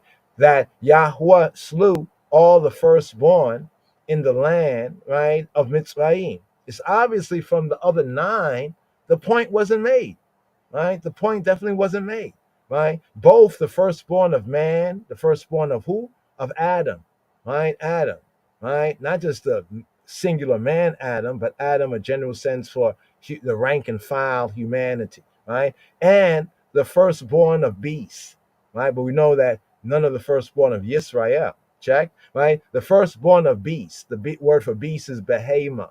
Like you say, you hear the word behemoth. Behemoth is like beast, like cattle, right? Cattle, right? Therefore, right, this is what we will say to our son, right, when he asks, Mazot, what is this? Check out a good Haggadah, even our Haggadah, first Rastafari, Passover, say the Haggadah. And there's the four children, the 4 types of children, right? And often when we do the Passover Seder, to retell the narrative as the Torah tells us that we are too, right? We have the 4 children, right? And it's kind of interesting because when we go through that, we'll go through that, but not in detail right here, just to kind of allude to it, because this is a section where it says, when your son will ask you in time to come, we're doing this. We're doing the Pesach, right? And the youth asking, why are we doing this? What this? Mazot, right? What is this? Right? This is what we are to say, right? Therefore, I sacrifice, right? The word for sacrifice, zabach, right? To sacrifice, the verb zebach. Zebach is a sacrifice. I sacrifice la Yahweh, to he who be, all that openeth the matrix. You see the word matrix? Hey, the word matrix is there in the Bible. Look at that. The matrix, right? Hail up to Sophia Stewart, the mother of the matrix, the sister who authored, the seminal foundational work, that those weirdo twins took and did a halfway decent, but it's Sophia Stewart. Check out some of her works, the matrix, right? But here we have matrix. What is the word matrix? What's the word for matrix in the Hebrew? Is rechem, right? Somebody say rechem, but no, don't rechem. It's rechem, right? Rechem is the womb. Those are interesting. BDB, Brown's Drivers Briggs definition, one of the 2 that we utilize in our studies, basic level studies. Here we have womb, right? Notice the B. 1B, it says womb man. Who said that? Rastafari, the womb man, right? The womb man, but that woman slave, womb man servant maybe, more better, right? But here the womb, right, is the matrix. But this is an interesting word because this word actually comes from raham. Raham means to love, but it means like to love deeply. Raham, right? To be compassionate. It's also an attribute of Yahweh, right? Eloheinu. Also, we have Raham as the womb, right? So Raham, the womb, is some speculate that it's named that from a Hebrew perspective, and the verbal word picture, hieroglyph of it is because of the yielding nature of the womb's yielding nature, right? And then also the womb, it cherishes the fetus, kind of caresses. It shows compassion to the fetus. You know what I mean? It loves. You know what I mean? In that sense. So it's an interesting, concept there. But the English, to keep it simple, right, says matrix, being males, but all the firstborn of my children. Notice that. So the firstborn, right, of the beast, right, gets sacrificed, gets zabach, right? But the firstborn, right, it says being males, all of them being males, right? Zakar. So the word zakar is male, But if you're paying attention and studying, fellow Chabarim, you'll remember that zakar also is a verb. As a verb, it means to remember. Like we say, zikor, yom et ha shabbat likad to show. Remember the Sabbath day to keep it set apart. So zakar, zakar as a noun means male, right? Zakar as a verb, right, means to remember, to call to mind. So all the male animals of the behemoth, right, get slaughtered. But what does he say here? He says, what do we say here? But all the firstborn, right, the bikor, right, the firstborn, right, of my children, of my sons, right, ben, right, benai, right, sons, right, I redeem. Here's the word for redeem, right? Here we have the word fada or pada, right? Often pointed in biblical Hebrew, in some places as pada, right? Pada, fada. The Hebrew have the peh, fe, right? Pada, fada, right? Fada, to ransom, fada, it's like fada, oh fada, right? Father, right? Papi, father, father, right? So here, father, pada, we have to ransom. This is the word to ransom. This is the word to redeem, right? This is the word to redeem. But this is the interesting word to redeem, pada, fada, because it means to sever. So it's the word for ransom. There's other words that also have a ransom sense, the kana somewhat, kana, kona, right? But this one right here has a deeper meaning of to sever. Like you sever something, right? And this is how you ransom. This is how you release, right? Preserve. And when we look at the narrative here, he is definitely severing, right? Making a distinction, right, between his firstborn and the firstborn of Paro, right? And then it says, and it shall be for a token. So all that was to say, right, to the sons, right, demand them to their sons, right, and it shall be for a token upon thine hand. So we touched on that, right, the hand, right. So there's the literal sense that we'll see in the phylacteries, and we're not saying don't do, right, the literal sense. I think it's a good object lesson, you know, just to go through, with it to understand what it's there for, but then to really understand the fuller meaning, right? The fuller meaning was the innocence, right? And it shall be a token upon thine hand, right? Because sometimes object lessons are important. You know what I mean? The outer, right? We understand the outer, right? So we can then apply it to the inner, the spiritual aspect, right? And it shall be for a token or a sign upon thine hand, right? The hand, the medium of action, of work, right? And for frontlets between thine eyes, right? The frontal lobe, right? The first eye that the worshippers of Elohim Acharim, of other Elohims, call the third eye. So they say third eye, we say first. Yes, Rastafari. For by Chozek, B'Chozek Yad, by strength of hand, or as we breaking down and building based on the roots of the word, by encouragement, right? By encouragement of hand, or an encouraged hand. His hand was not slack. That's what it means. His hand is not slack. It's strong and it's encouraged, right? For by strength of hand, Yahuwah brought us forth Mitzrayim. So that's where we ended the previous bow il paro. So here, with the time that we have, let's see if we can touch on a little bit of this right here, for this Torah reading and And feeding some. here, Shema, Yisrael, here, for the Rishon, for the first Aliyah, for this Shabbat B'Shalach, Sabbath when he let go, Shabbat B'Shalach, Sabbath in him letting go, for Senbet,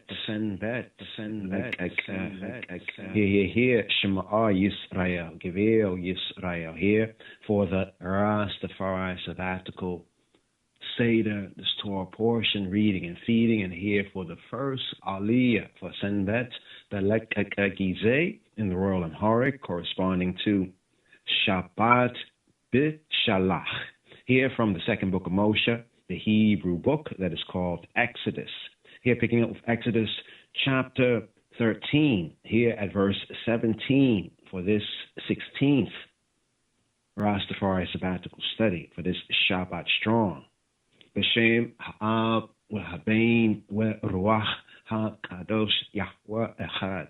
In the name of the Father, and the Son, and the Holy Spirit, He who be, we be, the one, the one, the one. Wayhi B'Shalach Paro Et Ha'am V'lo Nacham Elohim Derek Eretz Pelistim Ki Karov Hu Ki Amar Elohim Penai Yinachem Ha'am Dia Rotama Milchama with Shavu Mitzrayim. And it came to pass when Pharaoh had let the people go that Elohim, the true good, the true God, the true Trinity is a Hebrew Trinity, that Elohim led them not through the way of the land of the Philistines, although that was near.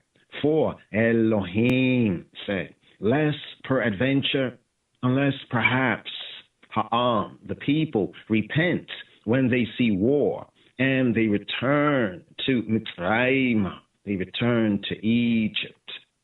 Vayehi, and it came to pass, Vayehi b'shalach, and it came to pass when he let go, Paro, when Pharaoh let go, Et Ha'am, the people. Vayehi b'shalach Paro et ha'am, and it came to pass when Pharaoh, when the great house had let the people go, Lo nacham Elohim dereka eretza Pelishtim, that Elohim led them not through the way of the land of the Philistines. Ki karov hu, although that was karov, although that was near. Ki amar Elohim, for Elohim said, Ki amar Elohim pena yinachem ha'am bi rotam milchama, lest peradventure, the people Ha'am repent when they see war. Pena yinachem ha'am birotam milchama with shavu Mitzrayim, and they return to Mitzrayim, and they return to Egypt. V'shavu Mitzrayim, but Elohim led the people about through the way of the wilderness of the Yam Suf, of the Etra Bahir, of the Red Sea, the Sea of Reeds. And the Bnei Yisrael went up, aliyah up, harnessed out of the land of Mitzrayim, out of the land of Egypt. Vayazev Elohim et ha'am dereka ha'midbar Yam Suf. Wachemushim alu v'nei Yisrael me'eretz Mitzrayim. But Elohim led the people about. Vayasev Elohim et ha'am. But Elohim, the true good, the true God, led the people about. Vayaseb Elohim et ha'am dereka ha'midbar Yam Suf. But Elohim led ha'am, the people, about by the way of the wilderness, dereka ha'midbar, by the Red Sea, Yam Suf, the Sea of Reeds. Wachemushim alu v'nei Yisrael me'eretz Mitzrayim. And the Bnei Yisrael, the sons, the children of Yisrael, went up, allied up, armed, out of the land of Mitzrayim. Vachemushim alu v'nei Yisrael me'eretz Mitzrayim. And Moshe and Moses took the bones of Joseph with him, for he had straitly sworn the Bnei Yisrael, saying, Elohim, the true good, the true God, will surely visit you, and ye and y'all shall carry up my bones away hence from here, with you, with y'all. Wayikach Moshe eta atzmota Yosefa imo ki hashabea hishabia eta bnei Yisrael lemor pakoda yifkoda Elohim etchem Ha'elitema eta atzmotaya mize itchem. And Moses took the bones of Joseph, of Yosef, of Ayusef, Yahasaf with him. Wayikach Moshe eta atmota Yosefa imo. For he had straightly sworn the B'nai, the sons, the B'nai, the children of Yisrael. Ki hashabe'ah, hishabe'ah etta B'nai Yisrael, saying, Lemor, Paqod, Yifqod, Elohim etchem, Ha'elitem, etta atzmotaya mizeh, itchem, Elohim will surely remember you, will surely remember y'all. Paqod, Yifqod, Elohim, etchem. And ye and y'all shall carry up my bones away hence from here with you, with y'all. With ha'elitem et atzmotaya mizeh itchem. Redemption, second item, by power. The second stage of the journey, the second stage of the tribe, verse 20. And they took their journey from Sukkot and encamped in Etam, in the edge of the Midbar, in the edge of the wilderness. Redemption, second part, by power, the divine presence, the divine presence, perception, the divine face and guidance. Verse 21. And Yahweh Jehovah went before them by day in a pillar of a cloud to lead them the way, and by night in a pillar of fire to give them light, to go by day and night. He took not away the pillar of the cloud by day, nor the pillar of fire by night before the people. Wayehovah holek lifanehem yomama be amud anan la nechotama ha derech laila be amud eish le hayira lahem la leketa yomama walayla. And Jehovah went before them. Wayehovah holek lifnehem, by day in a pillar of cloud. Yomam bi amud anan, to lead them the way. La nechotam haderech, and by night in a pillar of fire. Valayla bi amud eish, to give them light. Le ha'ir lahem, that they might go by day and by night. La leketa yomama valayla, that they might go by day and by night. La leketa yomama walayla. Lo yamisha amuda he anana yomama ve amuda haesha laila lifne ha'am. The pillar of cloud by day, and the pillar of fire by night.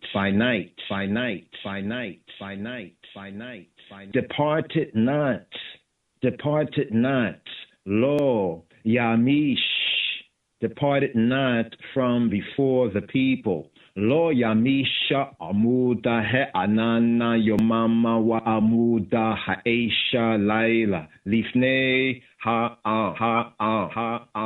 And here Shema Yisrael here Gevil Yisrael here.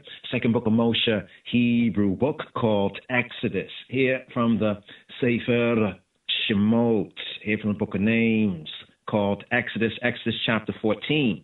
Redemption. Second part, by power. The third stage of the journey, the third stage of the trial.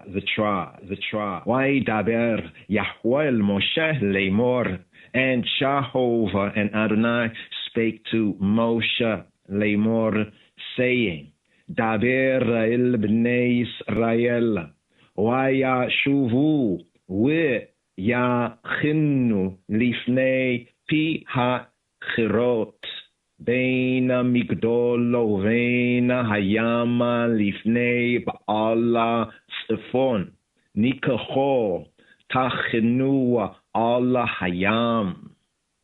Speak to the Bnei Yisrael, to the children, to the Bnei, the sons of Yisrael, that they turn and encamp before Pi Ha-Chirot, between Migdol and the sea, over against Ba'ala's Ephon, before it shall y'all encamp by the sea.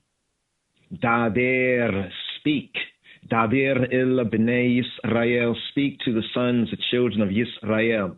Daber il bnei Yisrael, yashuvu, yachinu, lifnei pi ha-chirot.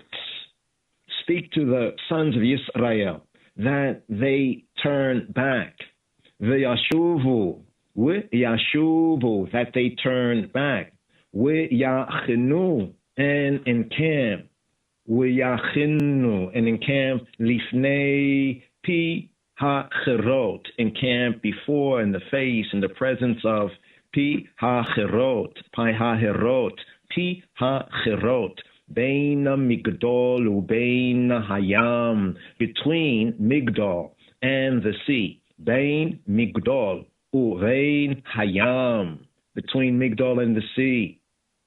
Lifnei Ba'al Zephon, before Baal Zephon, over against it shall y'all encamp by the sea.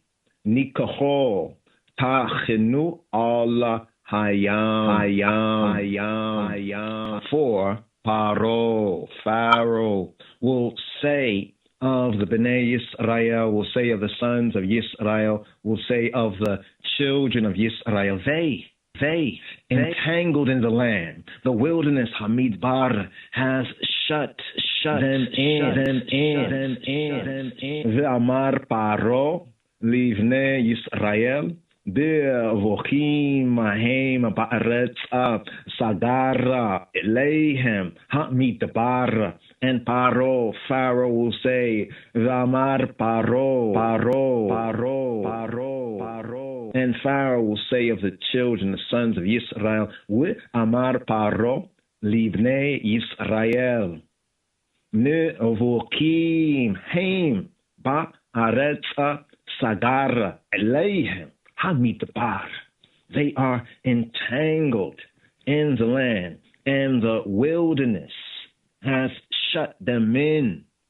And I will harden Pharaoh, the great house's heart, that he shall follow after them, and I will be honored upon Pharaoh, upon the great house, Pharaoh, and upon all his hosts, that the Mitzrayim, the Egyptians, may know that I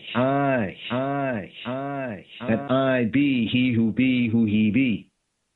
And they saw with Chizakti et the live Paro, and I will harden the heart, the live of Paro, of the great house. V'chizakti et the live Paro, and I will harden Pharaoh's heart. V'radafa achreihem, and he shall follow after them.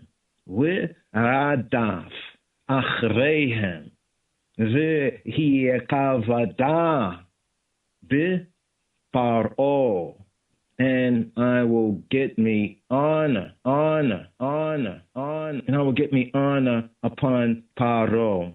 V'ikavda b'faro uvakol chelo, and upon all his hosts. Ubekol chelo, upon all his chayil, his chelo. Uvakol chelo.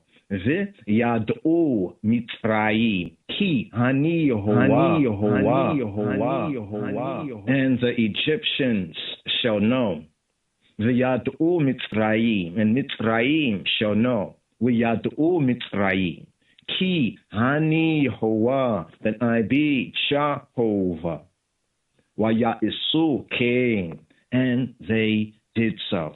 And it was told the Melech of Mitzrayim, the king of Egypt, that Ha'am, that the people fled, and the heart of Paro, of Pharaoh, the great house, and of his servants was turned against Ha'am, against the people. And they said, why have we done this, that we have let Israel go from serving us,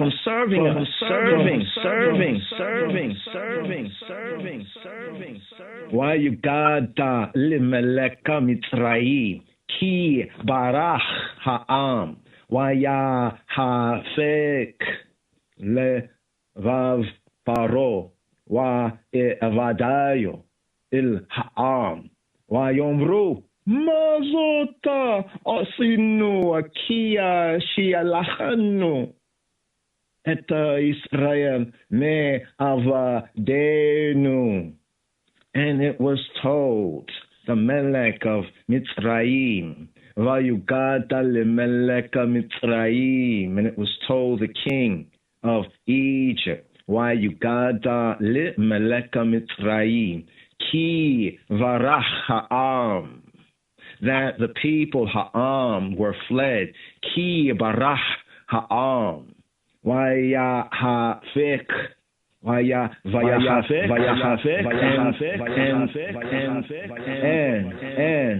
the heart of Pharaoh and of his servants. Vaya hafek levav paro wa evadayo il ha'am, was turned. Vaya hafek levaba paroa waya vadayo il ha'am awayomru, was turned towards the people, and they said, wayomru ma zot, what is this? Mahzot asinu, what is this we have done? Mazot asinu kia shilachnu et Yisrael, that we have let Yisrael go. Kia shilachnu et Yisrael me avadenu, go from serving us, from serving. And he made ready his chariot and took his people with him. And he took 600 chosen chariots and all the chariots of Mitzrayim, of Egypt, and captains over every one of them. And Yahweh and Jehovah hardened the heart of Paro, of Pharaoh, Melech Mitzrayim, king of Mitzrayim. And he pursued after the Bnei Yisrael, and the Bnei Yisrael, the children, the sons of Yisrael, went out with an high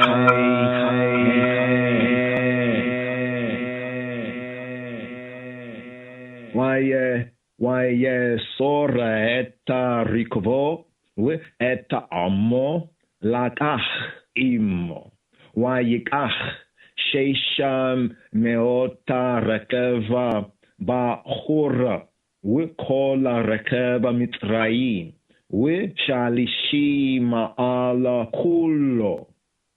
ויחזק יהוה את לב פרעה מלך מצרים, וירדוף אחרי בני ישראל, ובני ישראל יוצאי ביד רמה. And he took 600 chosen chariots. ויקח 600 רכב בחור, and all the chariots of Mitzrayim, וכל רכב Mitzrayim, and captains over all of them, ושלישים על כולו. And Jehovah hardened the heart of Paro, Melech Mitzrayim, king of Egypt. Vayachazek Yehovah et lev Paro, Melech Mitzrayim, and Jehovah hardened. Vayachazek Yehovah, and Jehovah encouraged, hardened, strengthened, encouraged the heart of Paro of the great house, Melech Mitzrayim. Vaya chazek Yehovah et lev Paro, Melech Mitzrayim. Vayirdof achrei bnei Yisrael, and he pursued after the bnei Yisrael. Uvnei Yisrael yotzei biyad Ramah. For the Bnei Yisrael, the sons, the children of Yisrael, went out, Exodus, with a high hand. Ubnei Yisrael yotzeim biyad Ramah. And hear, Shema Yisrael. Hear, give ear, O Yisrael. Hear for the Sheni. Here for the Sheni, the second Aliyah, the second offering up here for this Shabbat b'shalach. Sabbath in letting go, Sabbath when he let go. Here picking up from the second book of Moshe, the Hebrew book called Exodus chapter 14, here at verse 9 for the Sheni Aliyah, for the second offering up here. וירדפו מצרים אחריהם וישיגו אותם חונים על הים כל סוס רכב פרעה ופרשה וחילו על פי החירות לפני בעל צפון. But the Mitzrayim, the Egyptians, pursued after them all the horses, chariots of Paro, and his horsemen, and his army, and overtook them encamping by the sea, beside Pi Ha-Hirot, before Baal Zephon.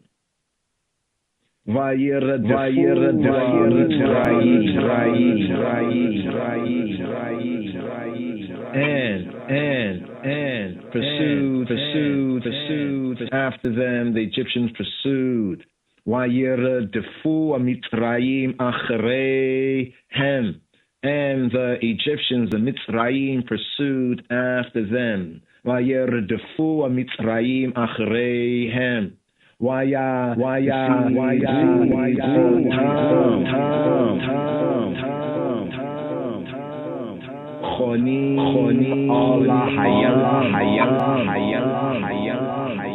the horses and chariots of Pharaoh and his horsemen and his army, and overtook them, encamping by the sea.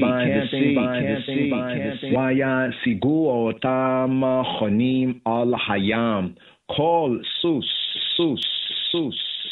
Rekev. All the horses and chariots of Paro.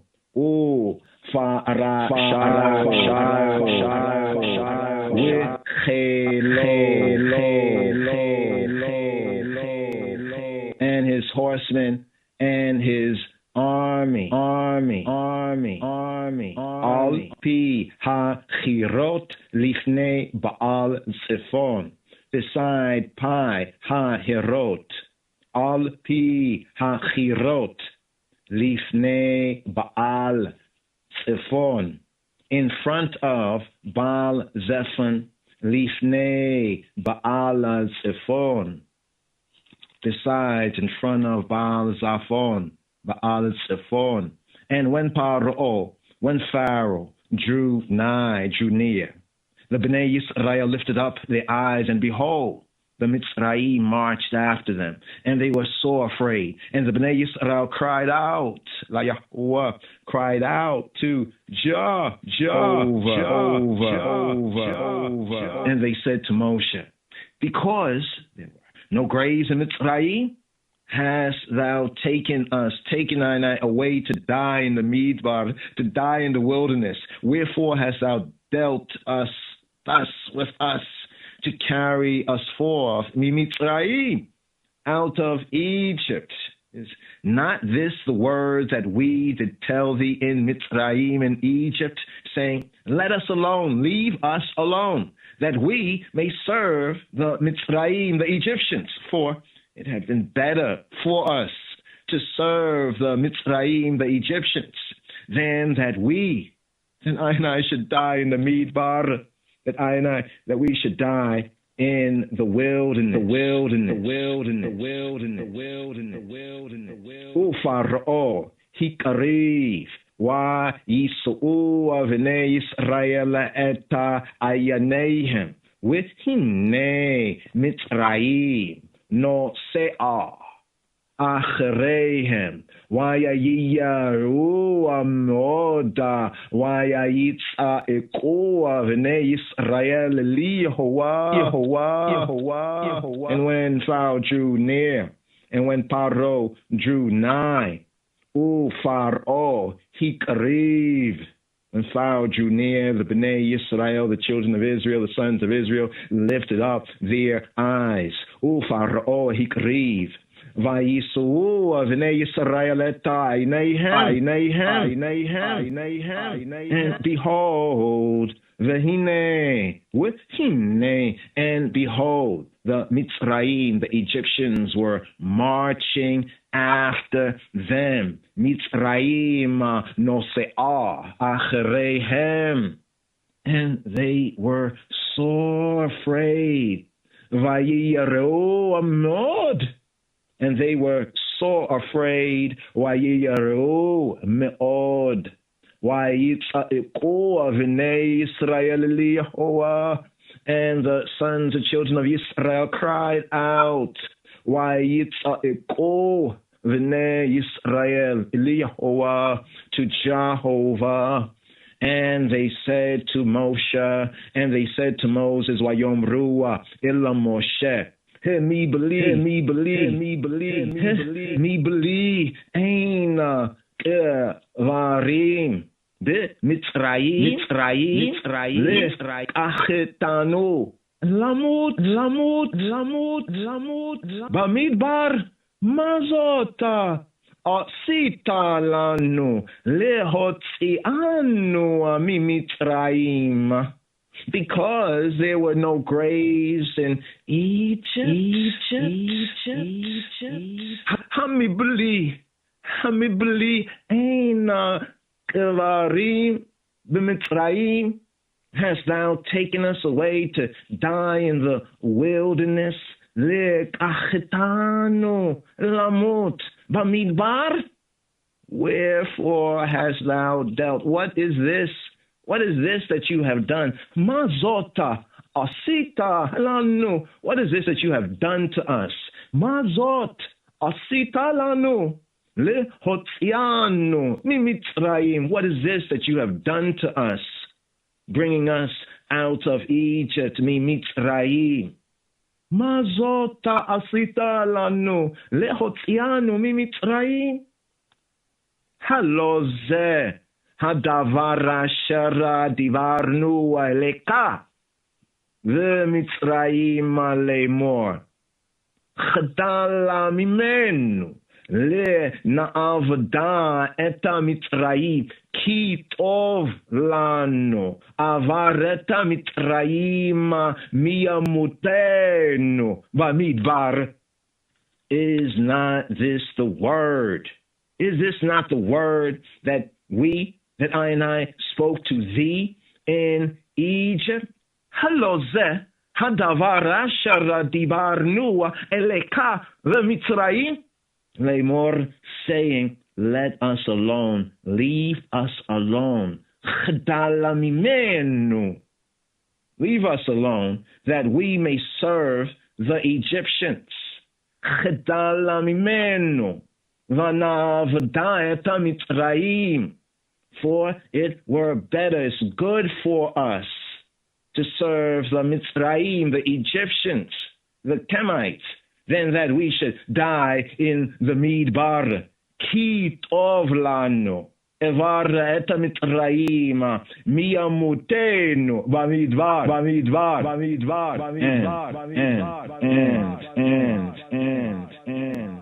And Moshe.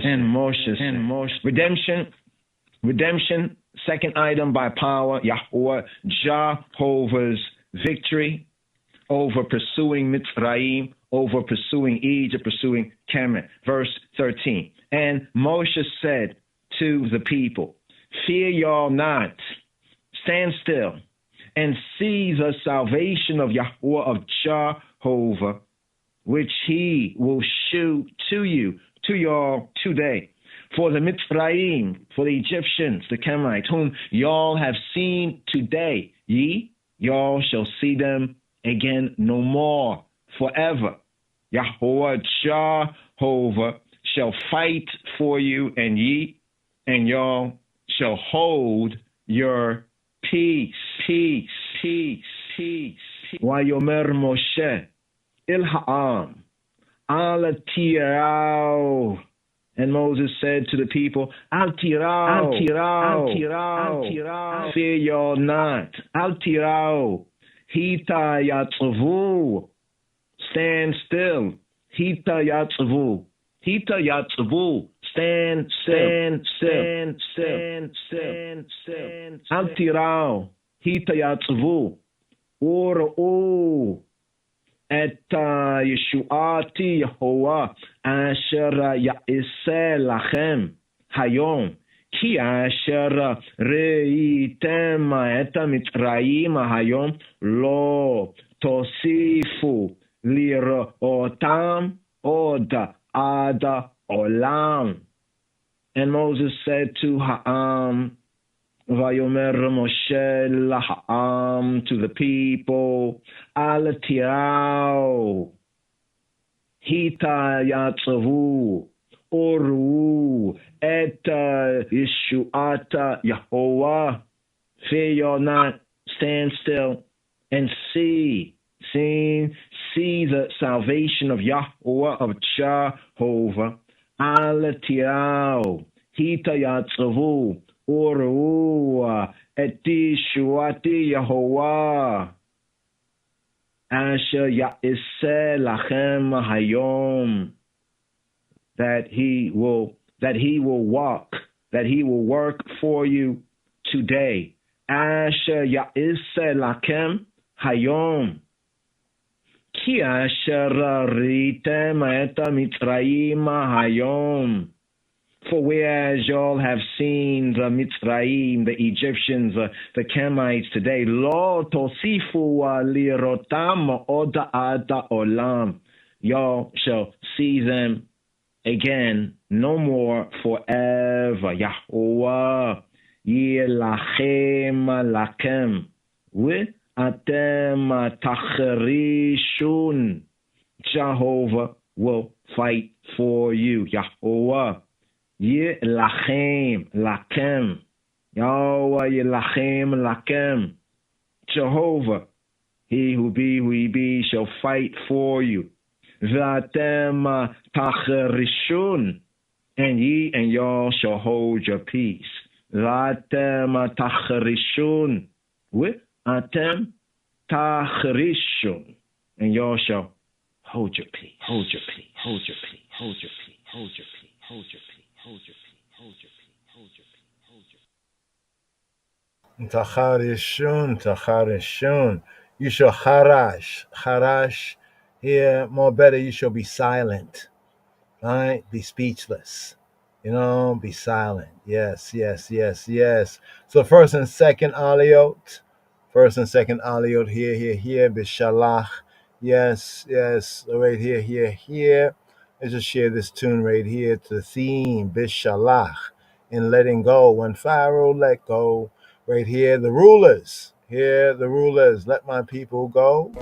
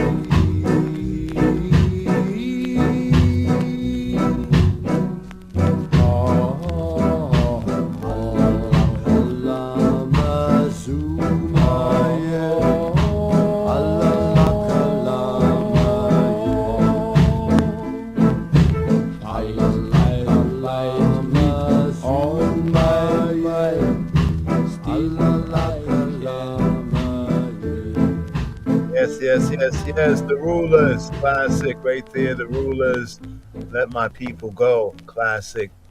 The rulers, let my people go. Yes, Rastafari. Right here. We have a song. It's a prayer right here, according to the royal order. We have Psalm 25.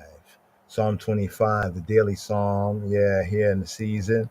Right here, today's daily psalm. It's interesting how the psalms from the previous Torah portion were really reflecting a lot of the key themes, Chaverim. But here we have Mizmor Kaf Hey. Mizmor Kaf Hey. Mizmor Kaf Hey. Hebrew Aleph numerics. They say alpha numerics. We say Afro-Semitically the Aleph numerics. According to the Hebrew alphabet, the letter Kaf, has a numerical value of 20, and Hey is the fifth letter of the Hebrew Aleph Beit alphabet. So Mizmor Tehillim, Mizmor Kaf Hey, Psalm Kaf Hey, Psalm 25. Here we have Psalm XXV, and it's themed the prayer. A prayer right here. A prayer. Today's daily psalm, a prayer.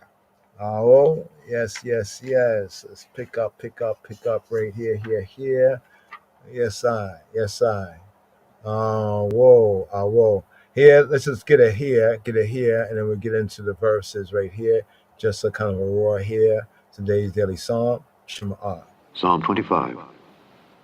מזמור כ"ה לדוד, לדוד, לדוד, לדוד, לדוד, לדוד. Unto thee, O Lord, do I lift up my soul, my soul, my soul, my soul, my soul.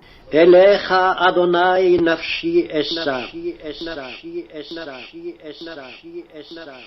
O my God, O my God, O my God, O my God. אלוהי, אלוהי, אלוהי, אלוהי, אלוהי. I trust in thee, in thee, in thee, Anyway. in thee, in thee. בך בטחתי, בטחתי, בטחתי, בטחתי. Let me not be ashamed, not be ashamed, not be ashamed, not be ashamed, not be ashamed. אל אבוש, אל אבוש, אל אבוש, אל אבוש, אל אבוש, אל אבוש. Let not mine enemies triumph over me, over me, over me, over me.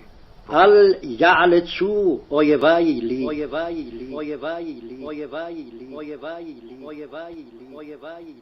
Yea, let none that wait on thee be ashamed. Let them be ashamed which transgress without cause. Show me thy ways, O Lord. Teach me thy paths. Lead me in thy truth and teach me. For thou art the God of my salvation. On thee do I wait all the day. Remember, O Lord, thy tender mercies and thy loving kindnesses, for they have been ever of old. Remember not the sins of my youth, nor my transgressions. According to thy mercy, remember thou me for thy goodness' sake, O Lord. Good and upright is the Lord. Therefore will he teach sinners in the way. The meek will he guide in judgment, and the meek will he teach his way. All the paths of the Lord are mercy and truth unto such as keep his covenant and his testimonies. For thy name's sake, O Lord, pardon mine iniquity, for it is great. What man is he that feareth the Lord? Him shall he teach in the way that he shall choose. His soul shall dwell at ease, and his seed shall inherit the earth. The secret of the Lord is with them that fear him, and he will show them his covenant. Mine eyes are ever toward the Lord, for he shall pluck my feet out of the net. Turn thee unto me, and have mercy upon me, for I am desolate and afflicted. The troubles of my heart are enlarged. O bring thou me out of my distresses. Look upon mine affliction and my pain, and forgive all my sins. Consider mine enemies, for they are many, and they hate me with cruel hatred. O keep my soul and deliver me. Let me not be ashamed, for I put my trust in thee. Let integrity and uprightness preserve me, for I wait on thee. Redeem Israel, O God, out of all his trouble, out of all his trouble, out of all his trouble, out of all his trouble, out of all his trouble, out of all his trouble, out of all his trouble, out of all his trouble, out of all his trouble, out of all his trouble, out of all his trouble, out of all his trouble. Yes. So here. Today's daily psalm, Psalm 25, Mizmor, Kaf, Hey. Psalm 25 is themed of prayer. Some theme it for help in difficult times. Right, very interesting psalm right here. Has some powerful versicles. Some of the versicles, some of the words of power. Guide me in your truth and teacher, for you are Elohim, my Savior. Verse 5, we have verse 5 right there. For thou be, right, Elohim of my salvation. Elohei Yishai. So some powerful words, power right here, even some of the sections here in today's daily psalm. But let's actually touch right on this right here, and see if it how it reflects with the Torah reading and feeding, and also in our lives and in our liberty. So right here, first verse right there. There we go. Let's bring this up right here and do this here. Let's bring the screen up. Here we go right here. Today's daily psalm. Here we have today's daily psalm, Psalm 25. Mizmor Kaf Hey. It's themed a prayer. Touch on the commentary briefly. K and D, Colin Delich. Psalm 25, Mizmor Kaf Hey. The summary. A prayer, tefillah, in Hebrew, tefillah for prayer, In Amharic, similar to like the Aramaic, more of the that word there's more of a Eastern Shemitic word like tselot, the tsala, right? Tselot, right? Here we have a tefillah, a prayer for gracious protection, guidance, right? Actually, guidance and protection. Just touching that verse, lead me, guide me, yeah. Guidance and protection, right? Protection and guidance, gracious protection and guidance, right? So right here is Psalm 25. Now, the first day Psalm, standing Psalm, for the first day is Psalm 24, right? Mizmor Kaf Dalet. A question similar to the question, who, who may ascend into the mountain of Yahweh? Who may ascend, right, into the mountain of Yahweh, right? Who may ascend? We have that there in the third verse. Who shall ascend into the mountain of Yahweh?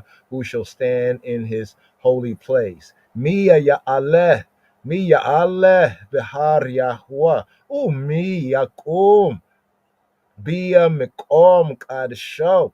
Who shall stand in the Mikom Kadisho, Mikom Kodsho, Mikom Kadisho, his holy place?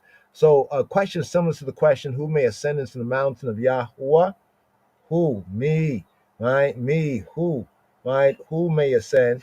There's this question that is similar here, right? This is propounded, right? It's thrown out here by Psalm 25. Who is he that feareth Yahweh? Or more correctly, who is he that reverence, respect, right? Respects Yahweh, right? In order to answer it, in great and glorious promises, yea, yea, amen, amen.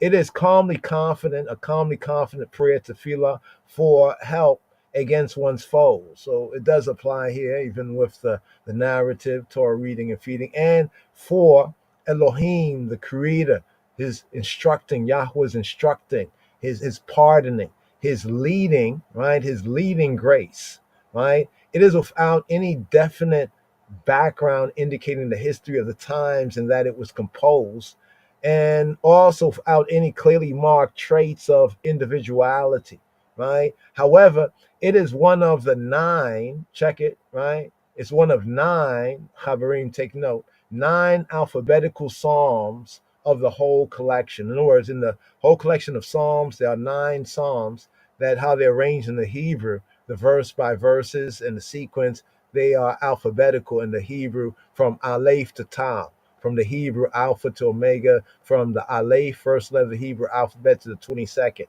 This is how it's arranged. That's what they mean by alphabetical, right? Or they call it acrostic psalm. So this is one of nine acrostic or alphabetical psalms of the whole collection, of the whole Sefer Tehillim, Book of Psalms, Mizmor Dawid, also a companion to Psalm 34, right? To that, it corresponds in many peculiarities of the acrostic structure, the alphabetical structure. For both psalms have no vav or wow strophe. That means the sixth verse or sixth letter is not there. They are parallel both as to sound and meaning. So like the flavor, like, like almost like something from a same artist or group of artists, right? Both as to sound and meaning in the beginnings of the Ein, that's the hard A, Ein, right? The Meme, the M sound, and the first Fe or Pe, right? FP strophe, right? And both Psalms, after having gone through the alphabet, right? The Hebrew alphabet from Aleph to Tav, right? From the Hebrew Alpha to Omega, right? Going through, they have a Pe or a Fe strophe added as the concluding one, whose beginning and contents are closely related. This homogeneousness, right, points to one common author, right? We see nothing in the alphabetical arrangement, at least, that even here, as we have in Psalms 9 and 10, right? They kind of go together in some ancient manuscripts that is like read as one psalm, is handled very freely and not fully carried out to hinder us from regarding Dawit.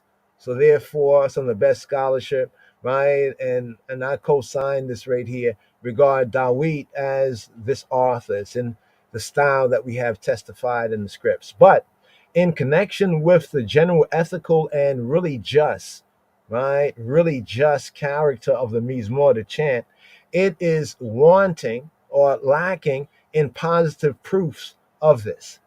In its universal character and harmony with the plan of redemption, Psalm 25, today's daily psalm, it coincides with many of the post-exilic psalms, the psalms that were written after the repatriation return from the Babylonian captivity of the tribe of Judah, even we the black Jews of the line of the tribe of Judah.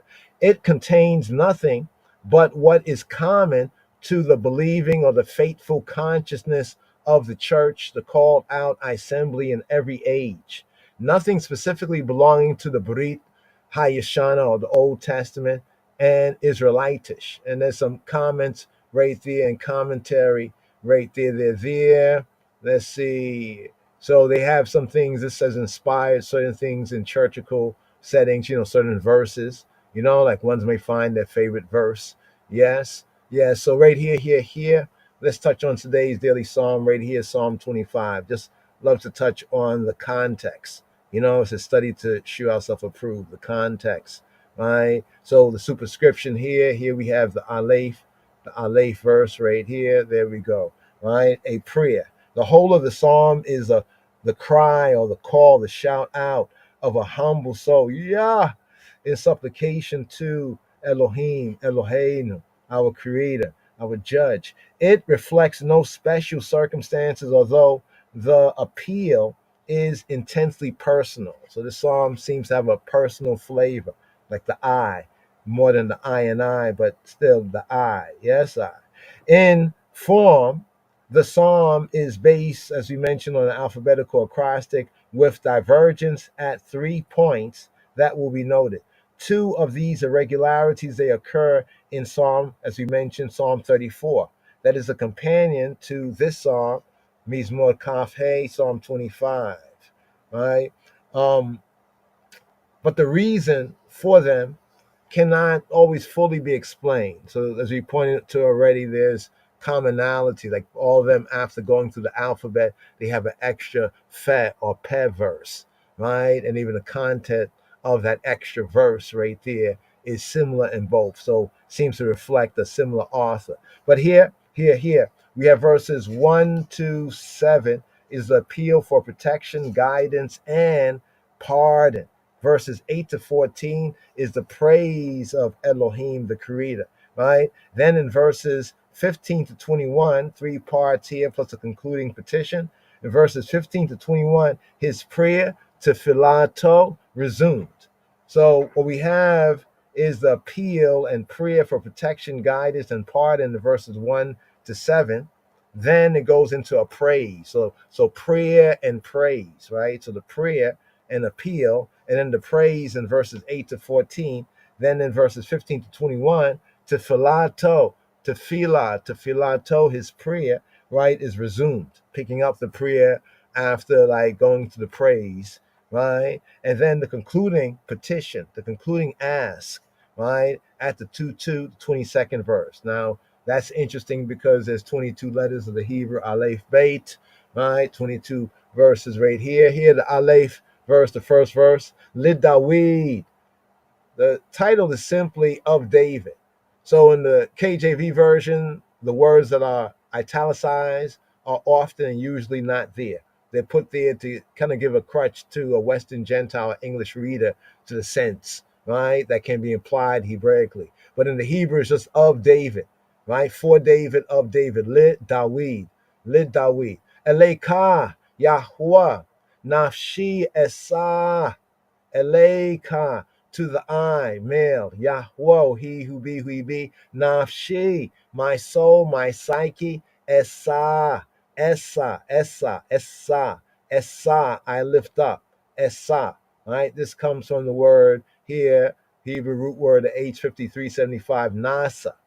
Now, I know I mentioned this, I'll keep mentioning this until, it's picked up on, because there's a false meme out there that says, oh, about NASA, NASA deceived. Now, that may not be false, but they say it's all in the Hebrew name, and they point to this word here. But this word here is nasa, right? The word in Hebrew to deceive or beguile, as Hawa, Eve said, right, in the beginning, right, is the word nasha. So they confuse nasa and nasha, right? There's nasa and nasha, right? This is nasa, right? There's another word, nasha, that means to beguile. This word means to lift up, right? To lift up, to take, to carry, to lift up. In some contexts, right? Like we say that the God who forgives, the name of Yahweh, who he be, is El. El no say. El no say. Right? He is Ha no say. He is the forgiver.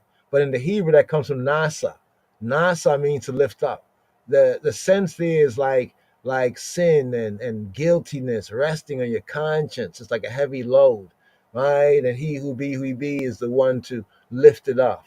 Right? Lift up, that take away that guiltiness, that weight, not a physical weight, but even heavier than a physical weight can be a psychological.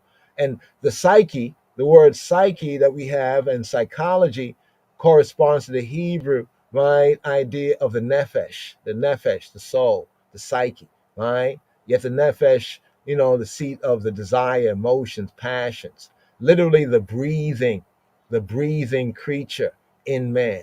She is the breathing creature, right, in he, in man, right? No funny business, just the Hebrew, the science, right? He created man in his image, humanity, male and female, he created them. Mhm. And then we have later on, he builds a woman for Adam. You see, some people confuse those two right there, but we'll touch on that. But the soul here is the psyche, psychologically.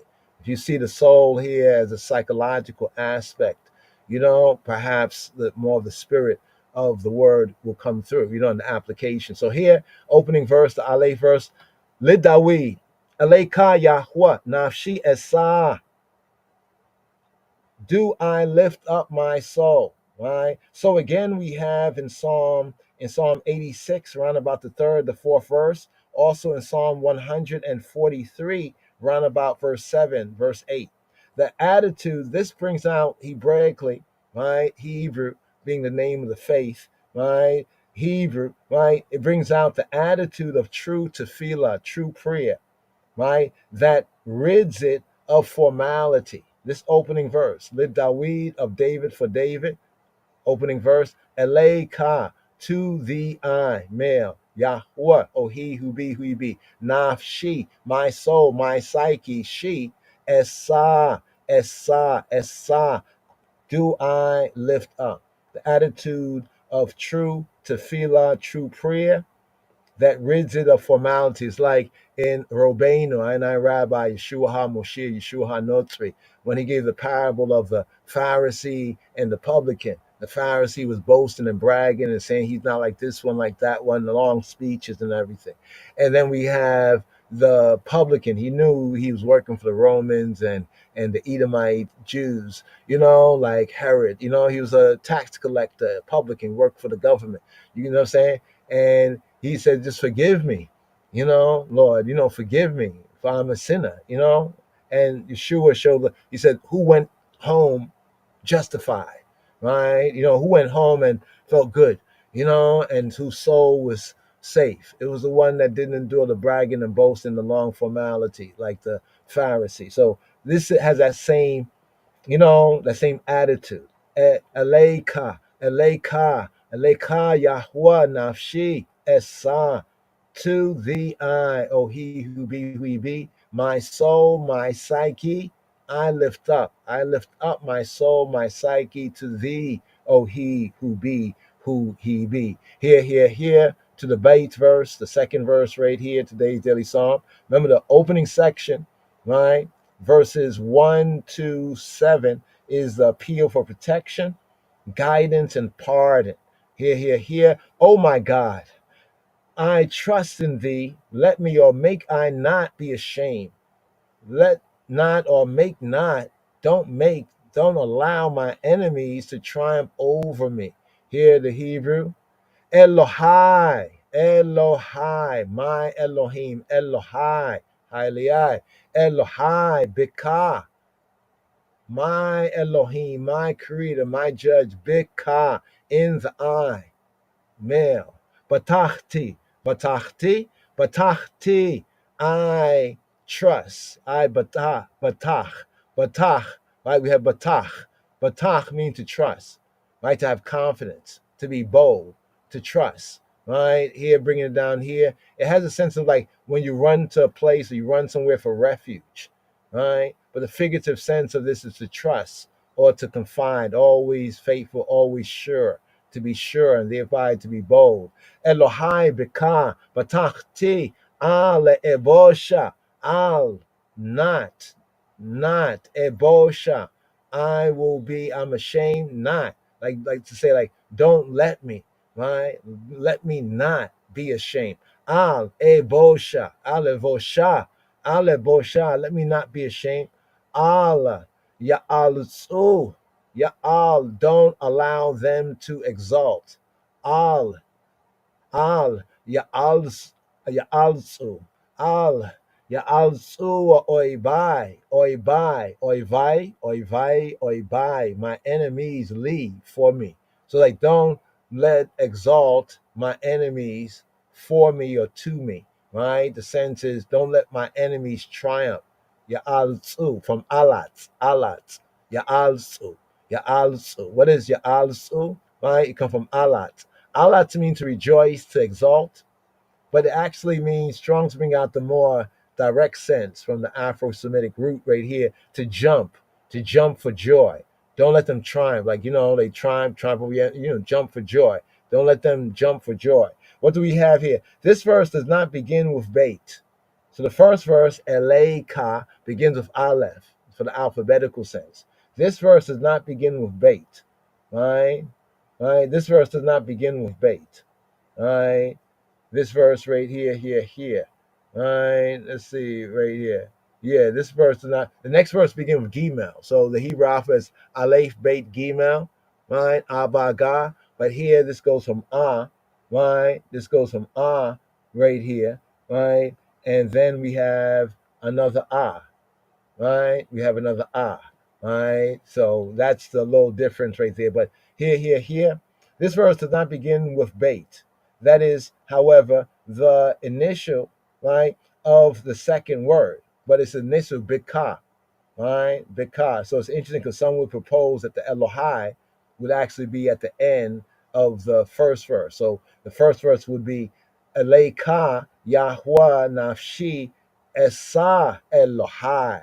So for the first verse, and then the second verse, right, to keep the alphabetical order, would be Bika for bait, Bika, in the eye, right? So it has been suggested the name of Elohim, right, or the title of Elohim, right, was not considered to be part of the acrostic, and therefore the verse has the required letter in the Bika, right? Modern scholars point to the fact that verse 1 consists of a single line and suggests, right, that the original text had a parallel line that ended with Elohai, right? That alone remains and was attached to verse 2, some say, right? The integrity of the Masoretic text is here supported by the agreement with the LXX, right? Or what they call the Koine Greek text. Let me not be ashamed, al ebosha,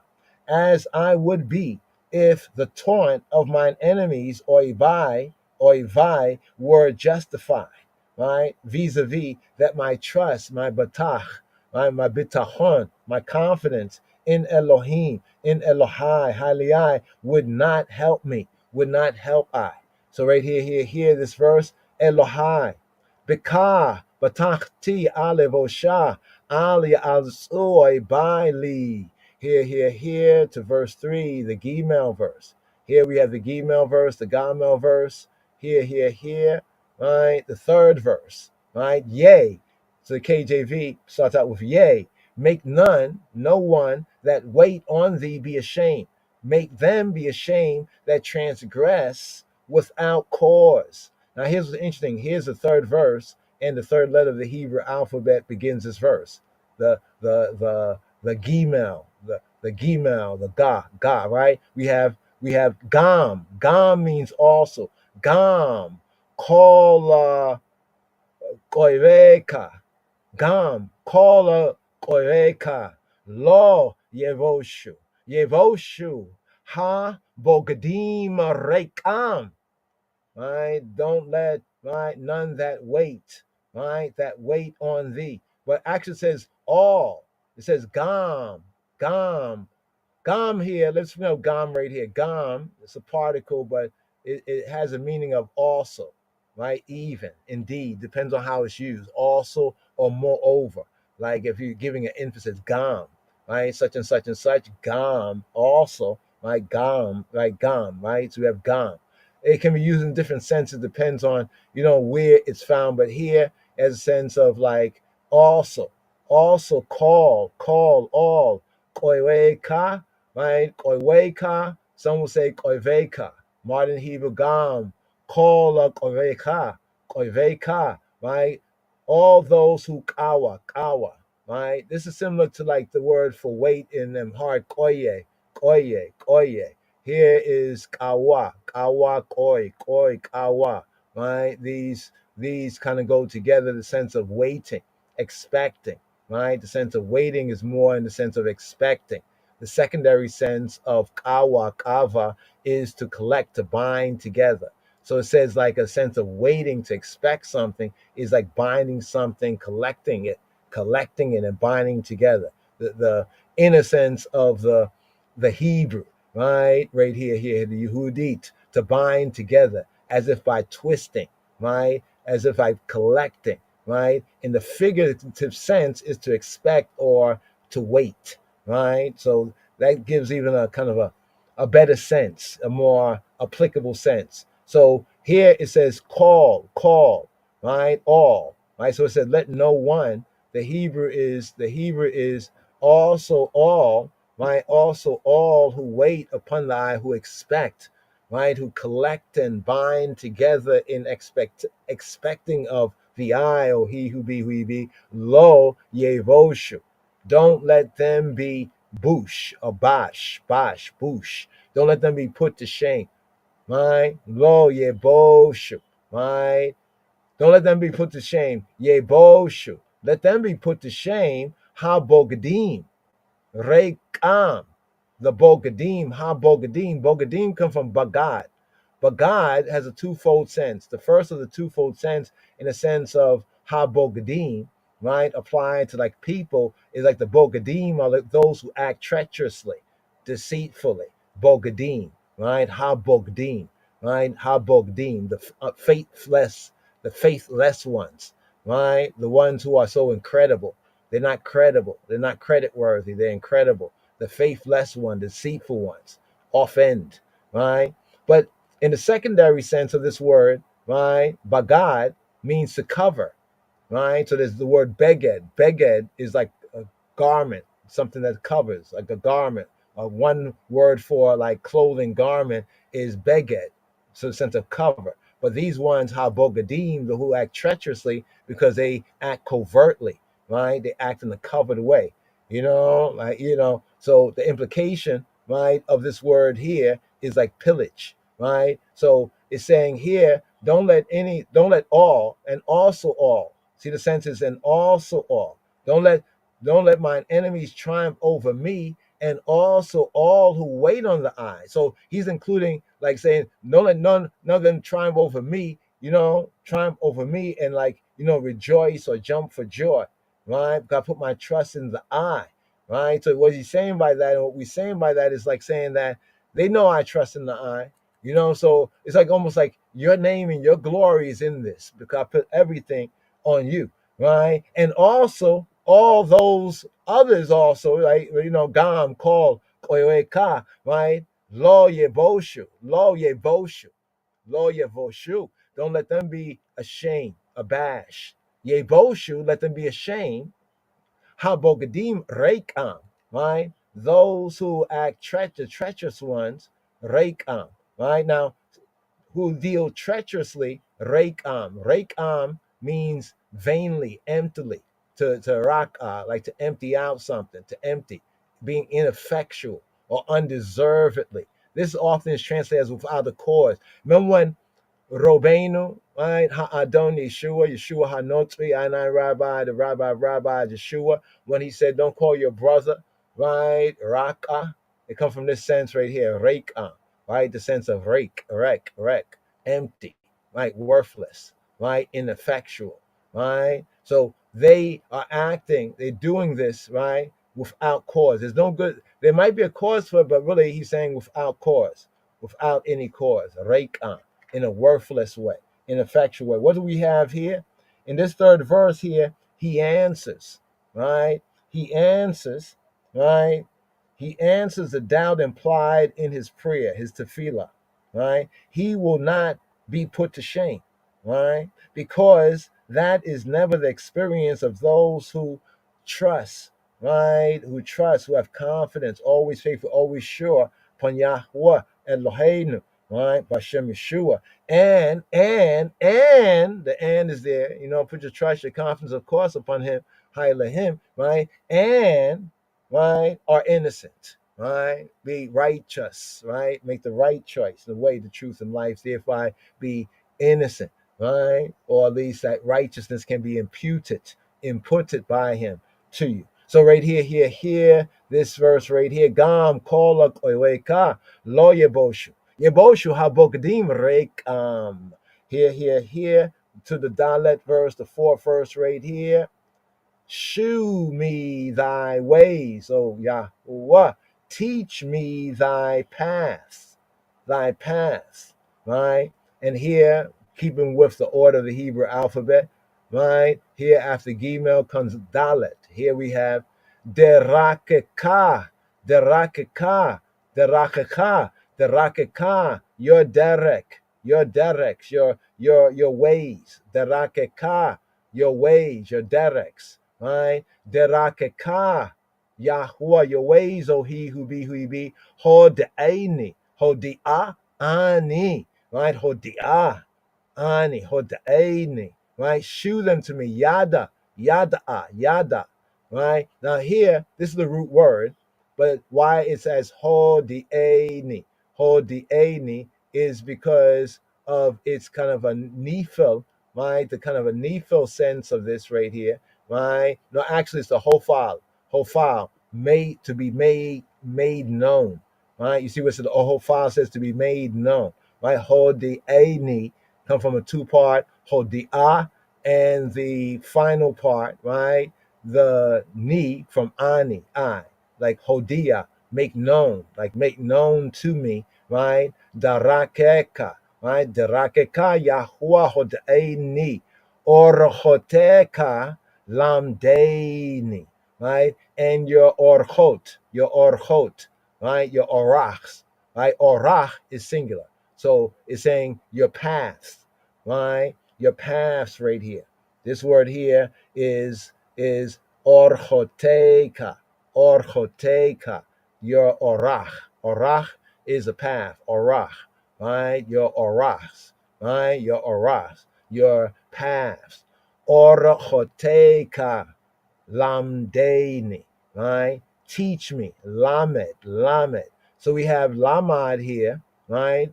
The word lamad, right? Similar to the letter L, lamed, right? Means to learn, to teach. Lamdaini, lamed ani, teach ani, teach I. Lamdaini, teach me, right? Teach me orchoteka, teach me your path. So what do we have here? Derakeka Yahuwah hodaini, orchoteka lamdaini. Here. Verse 4. Shew or show me. It's not shew me, but cause me to know, right? Cause me to yada, right? Cause me to know, right? Thy ways, right? Thy dereks, right? Thy derakeka, right?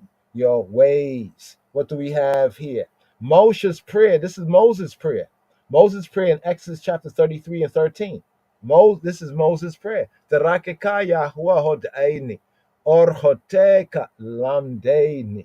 right? Moshe's prayer caused me to know, especially the part where he says, Hod Aini, right? The Rakeka Yahweh, Hod Aini, caused me to know the ways, right? The directs of Elohim, of the Creator, is to understand, understand, overstand, right? The Elohim meaning, the divine meaning, and purposes of his or her one's own life and liberty, and those happening around one and one, so that he that one and one may order, thereby order his or her one's own conduct accordingly, right? Accordingly. This here connects even with verse 10. Take note of this verse in verse 10, right here, here. The rakeka Yahweh Hodaini, or Hoteka Lamdaini. Here to the fifth verse right here, the hey. The fifth verse right here, right? Lead me in thy truth and teach me, for thou, the God, right? The Elohim, the God of my salvation. On thee do I wait all the day. On thee do I wait all the day. Now, something interesting right here.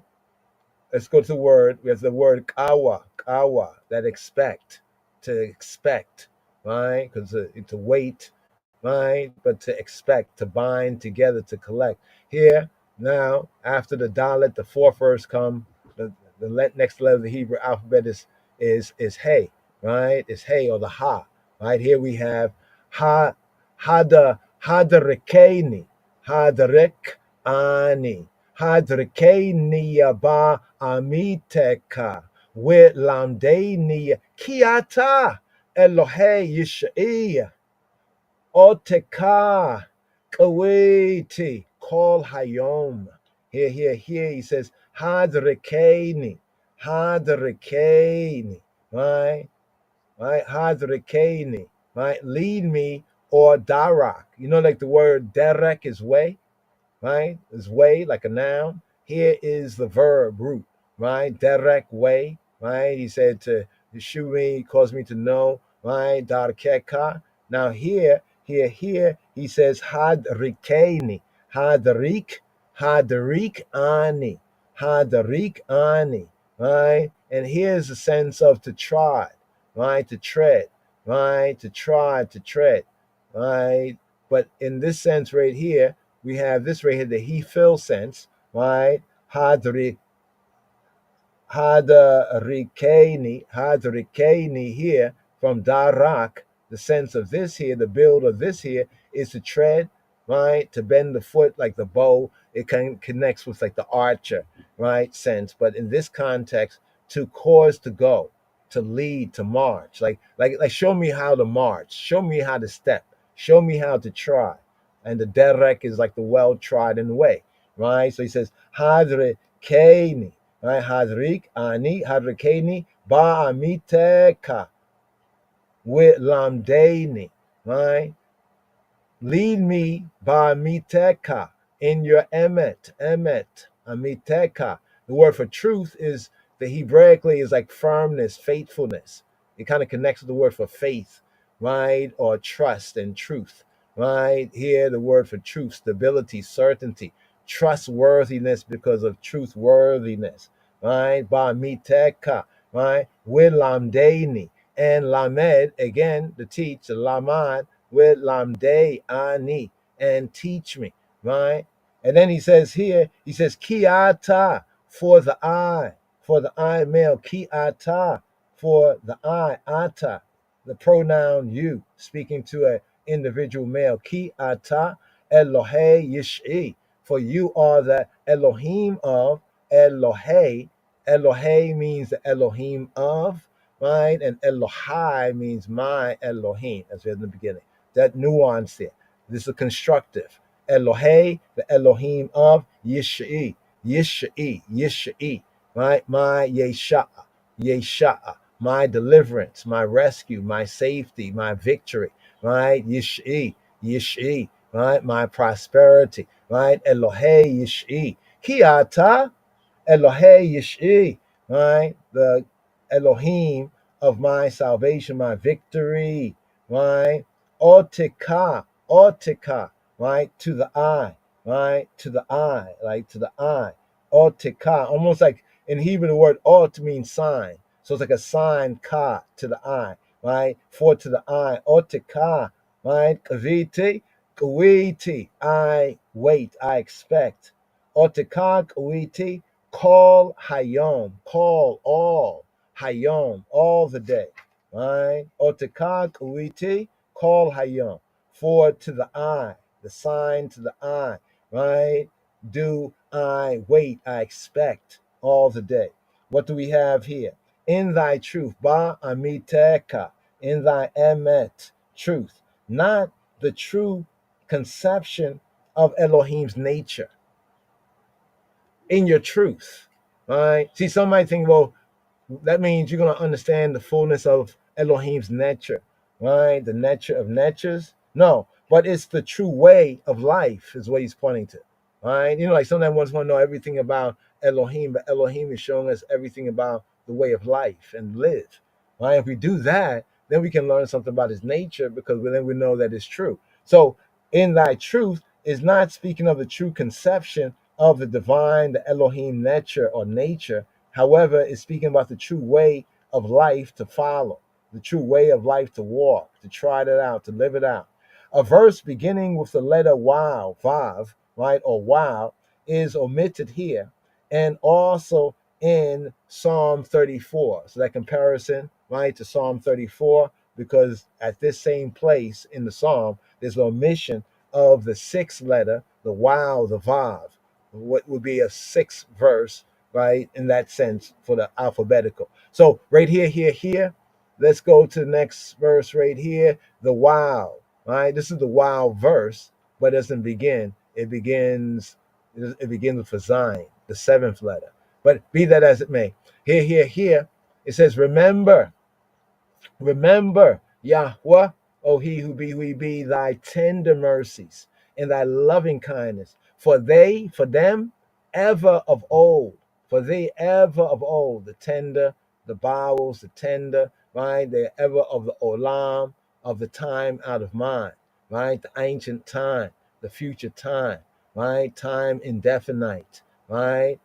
Time out of mind, forever, ever. But notice the word olam, elsewhere, the same word olam is defined as like forever, like going to the future, right? But the word olam in the Hebrew can also be applied to the past because the root word is alam, to be concealed. So the idea pertaining to time is to a concealed time.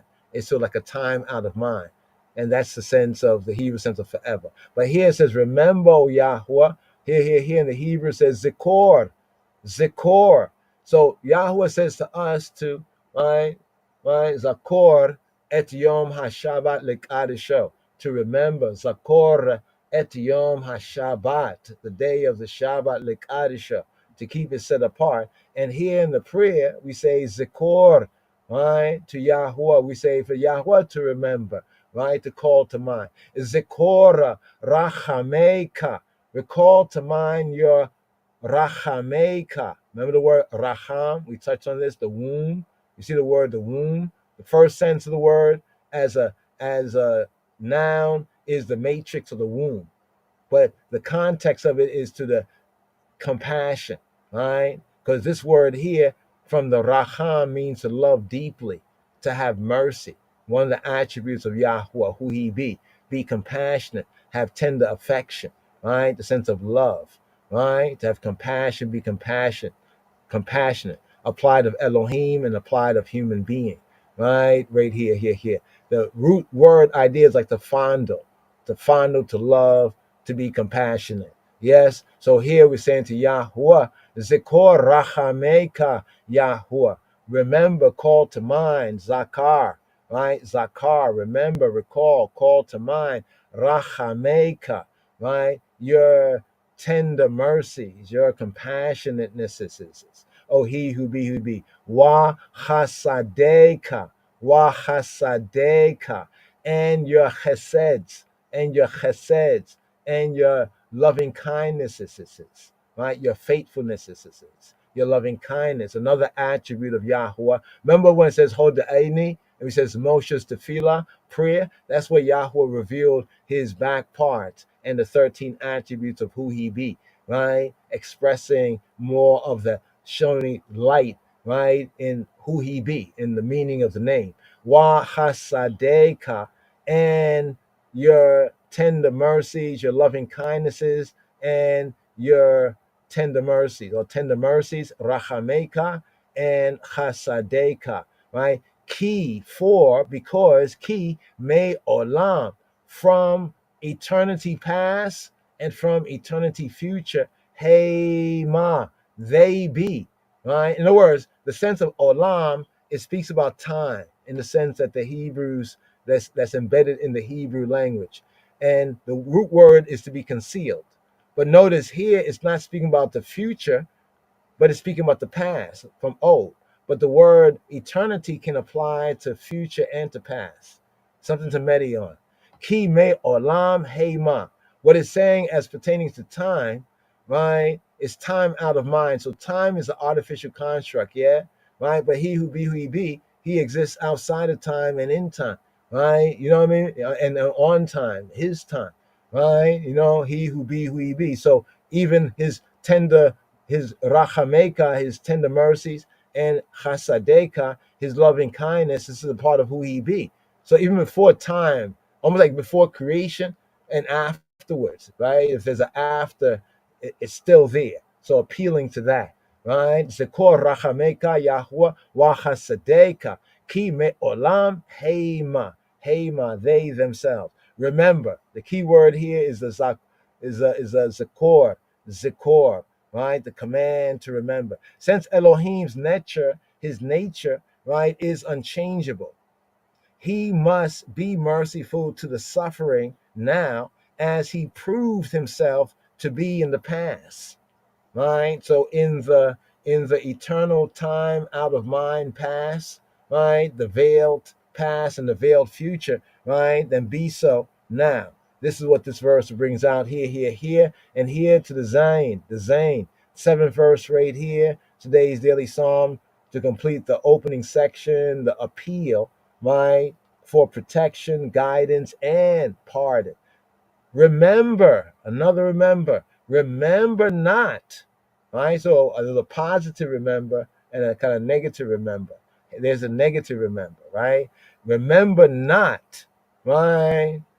Do remember, right? He said in the previous verse, he said, do not remember the sins, the uckery, the falling short, right? The chat'ah, right? The chat'ah, right? Chat'ah comes from, this is the root right here, chat'ah, to miss, right? The midst, the lapse, be caught lacking, right? The offense, the sin, the crimes of my youth, nor my transgressions, according to thy mercy.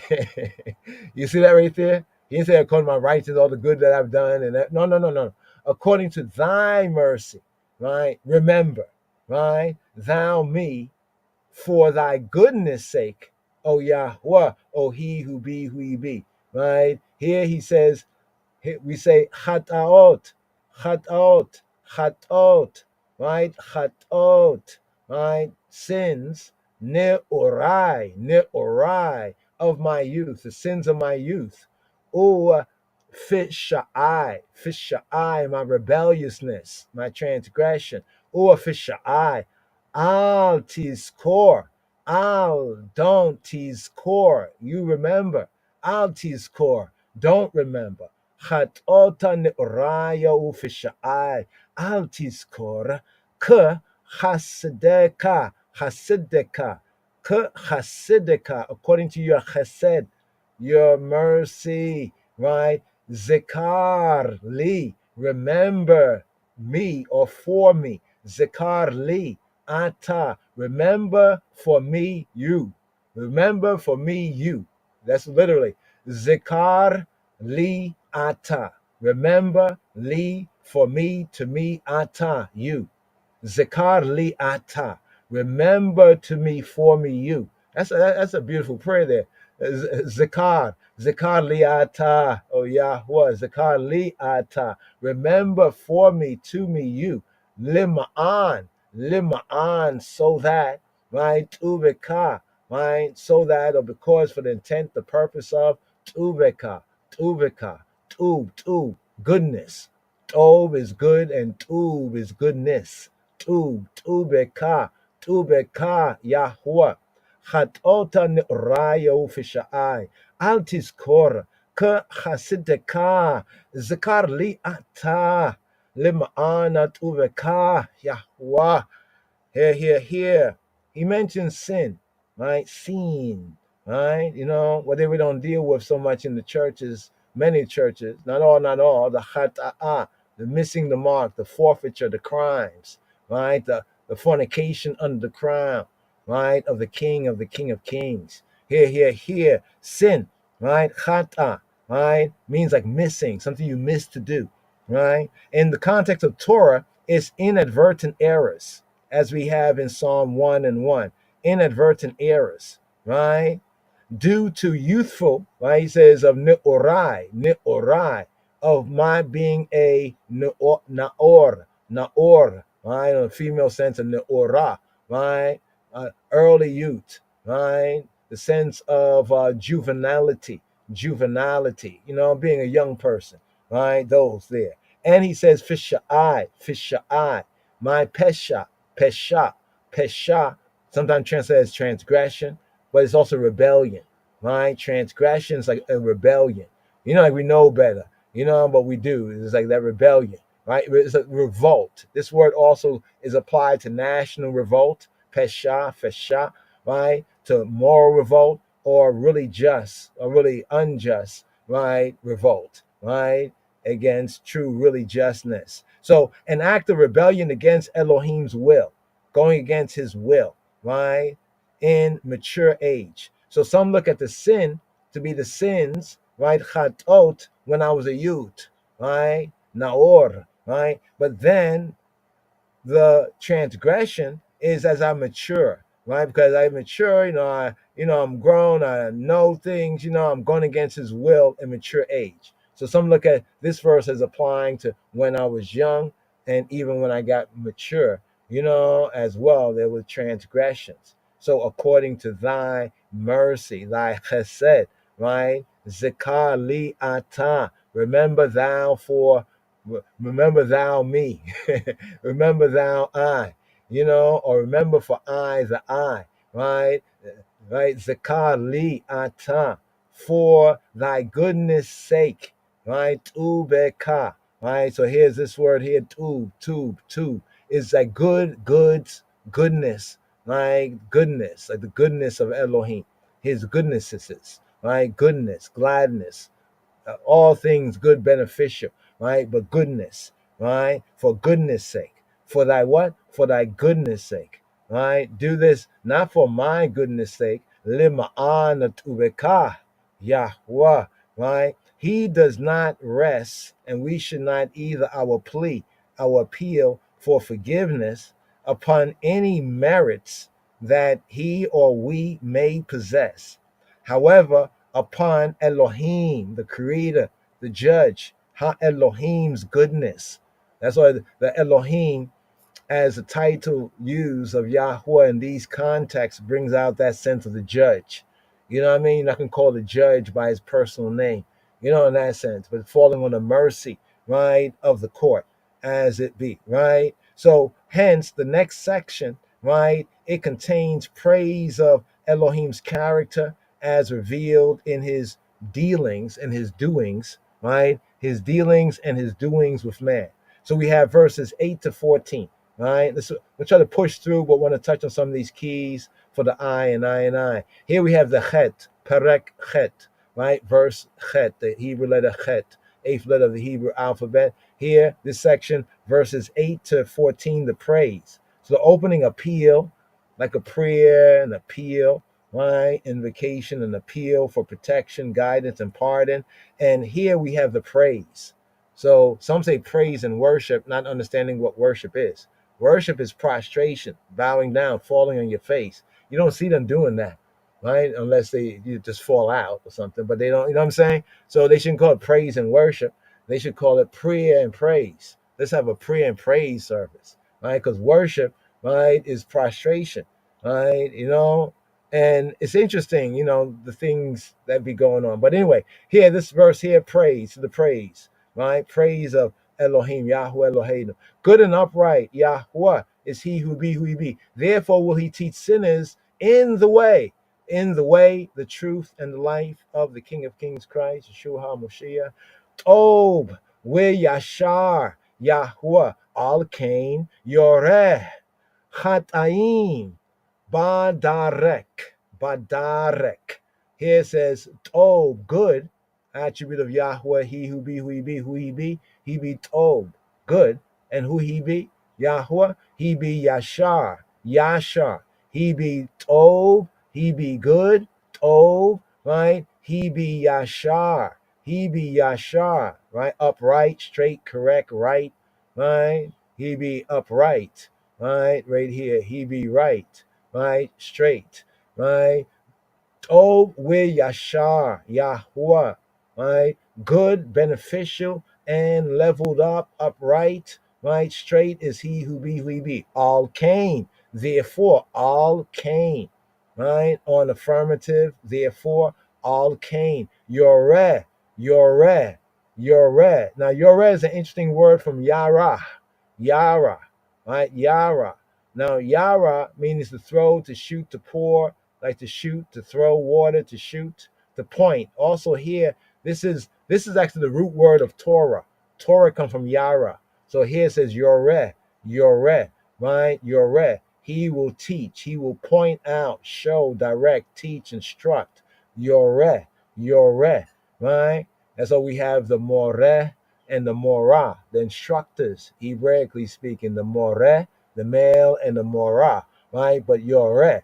This word here is the root of the word Torah, right? From Yara, right? Here it says Yoreh, Al Cain, Yoreh. Therefore, right, on this, right, affirmative, Yoreh, he will teach.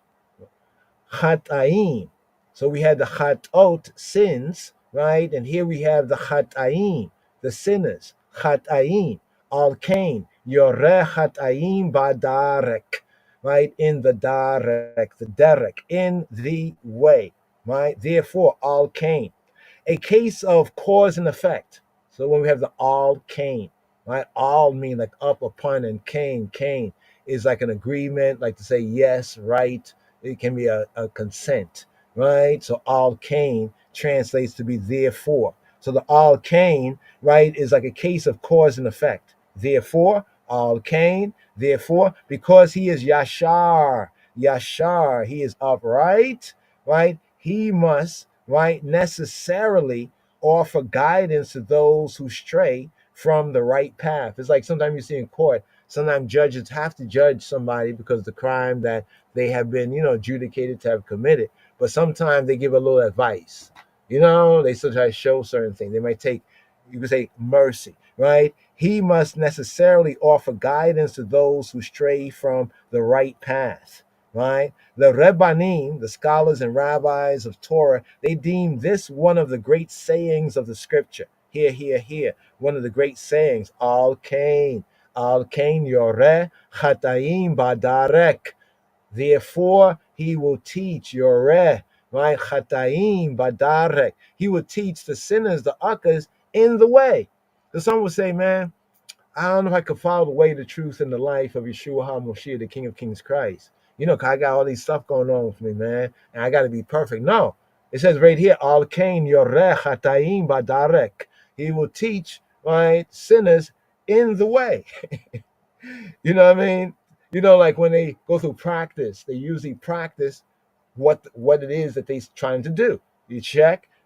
Practice makes perfect. Since Elohim is good, right? He is just, right? He is just. Sinners, uckers, lackers, misses of the mark, caught lacking, must suffer the consequence of their misdeed, of their being caught lacking or slacking. And because Yahweh Eloheinu, because Ha Elohim is just, right? He is Sadiq, right? He is Tob, right? And has Tub, goodness. He is good and has goodness. These consequences, of men's sins, his lack, his uckery, his missing the mark, falling short, right, prove in the end to be not vindictive. Right? I think that Yahweh is vindictive, but actually remedial, right? Remedial. Ba darek, right? It's not bidarek, but it's ba darek, to say in ha darek, in the way, not just a derek, but in the way of teshuvah, of repentance, of turning from the stray way to Yahweh, truth, and life, whereby the sin of the Akka may and we should retrace, right, our erring steps, right, recount our erring steps, right, commend. This is what's commended by the scholars of Torah, right, and even the righteous Rebbanim, the rabbis and scholars, right, make him repent and obtain his atonement. That was the teaching. Make him repent, have a change of mind due to shuva, right, due to shuva, right, and then you obtain kapar, right? You obtain that covering. Then you're covered, right? You obtain that at one ment, right? My children, what do I ask of you, right? According to one midrash on this verse right here, seek me, seek I and live, seek I and live. And that's it's a pun in the Hebrew, the word darash. We have like the midrash. Darash means to seek, even to seek in worship and to seek in study. So here, oh, but we yashar Yahweh al kain yoreh chataim badarek. Here to the eighth verse, the ninth verse right here. The meek will he guide. Continuing on this theme here. This is the praise. Yes, praise. The meek will he guide in judgment, and the meek will he teach his way. Uh-oh. The meek. This is a character, right? Anav. So the anav or anav. Modern Hebrew, anav, right? Ancient pointing, anav. The anayo, anayo, right? The anal. The anal is the one who is ana, right? Who is like poor, humble, afflicted, meek, right? The sense of the poor and the weak, right? This has at its root sense to be depressed. It could be in a figurative sense or actual sense or financial sense, right? Or in mind, right? But even those who go through certain things, it kind of humbles you. Like it says, well, blessed are the poor in spirit, for theirs. This is the connection right here in the Torah, right? Those who are depressed, right? They could be down pressed, right? They could be humble, right? But this is that poor in spirit sense, right? Because poor in spirit is not about no material wealth. You know what I'm saying? Poor in spirit, right? Or in circumstance. They're depressed in circumstances. Humble. You see what it says? Humble, right? The humble, the lowly, the meek, the poor. That's why Hebraically, when we speak about the meek or the poor, it's in a sense of reverence. That's why the Psalms and the chants are so hot against those who take advantage of the poor and the weak and the meek, right? So here, it says, Darek. Slicha. Yadarek.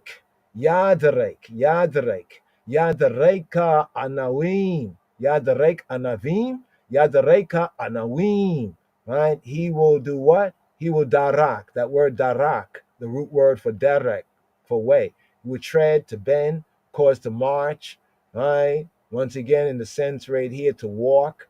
Right? Like to string a bow, but in a sense, to cause to trod.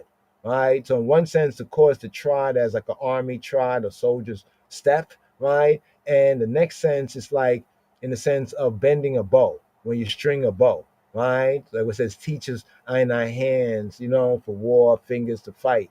Check? Right there. Even spiritually. Yad reika anawima ba mishpat.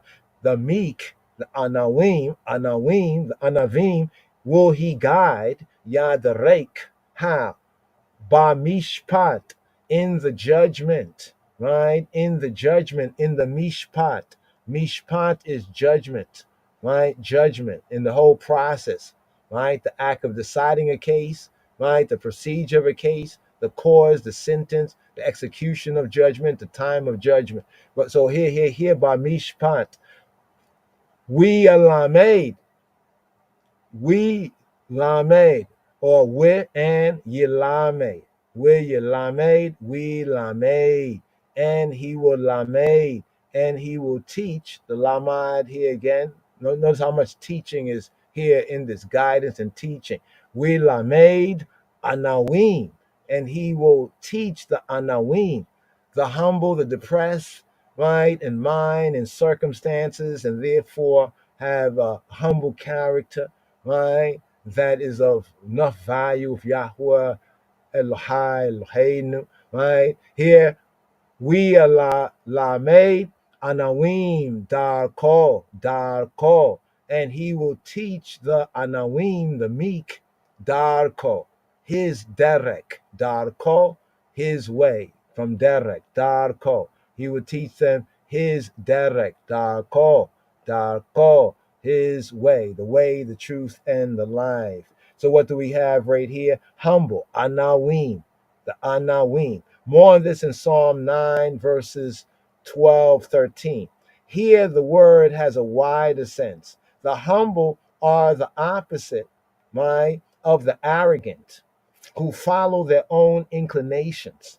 In this sense, it's like Lazarus, the poor man. You remember the parable, right? The mashal of Robenu. Yeah. So it's like Lazarus, right? That poor man, right? And then there was the rich man. You remember the rich man? So the rich man, like the arrogant, who follow their own inclination, like Dawid and that Nabal, that fool named Nabal, or that fool named fool, right? His own inclinations, wherever they lead him, right? Follow after feeling, right? Even if the feelings change, then he's going to change, right? Whereas the former are the desirous, the anawim, right? The meek, the anawim, the humble, the anawim, right? Desirous, even those who are down pressed, right? Because pressure makes a diamond. You check just for that context. Whereas the former, right, the anawim, are of making themselves subservient, humbling themselves to Yahweh Eloheinu and the way, the truth, and the life of the King of Kings Christ, Yeshua HaMoshiach. They are anxious for his instruction, right? The law of life that's found in HaMoshiach Yeshua, right? The Torah of life that's found in Moshiach Yeshua, right? Yes, they are, in that case, you say anxious, right? For his instruction, and he thereby, pled, honors and imparts, right? Imparts it to them. He honors that request by imparting, right, the instruction. So here we see judgment or justice, right, the principles, some say, of right conduct, the principles of right conduct, and to act in right conduct. But this verse does link with, in the spirit of it, the poor in spirit, because some people are looking at the literal sense of it, but they're missing the connection of Hebrew ideas, right? The poor in spirit is like the anav, right? The poor, the humble, the afflicted. When we bring it down here to the root, to be depressed, figuratively, right? Or like humbled, it could be depressed in one sense or in mind, thereby gentle, right? And the circumstances, trusting in Yahweh, truth, and life. Here, the Yod verse, the 10th verse right here, right? The 10th verse right here. All the paths, So also note here, there's ways, right? His way, and there's paths. All the paths of Yahweh, mercy and truth, to such as keep his covenant and his testimonies. You see the context? That's a condition there, right? And that condition is even there in the Brit Chadasha, right? You can't find unconditional. You only can read into it like that.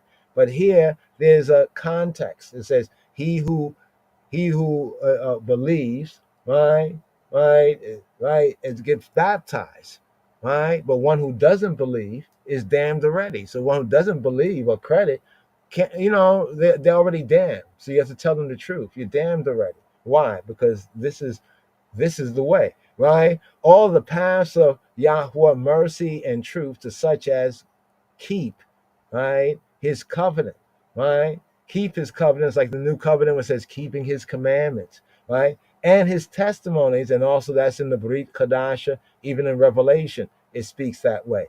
Call archot, all the paths of Yahuwah, he who be, who he be.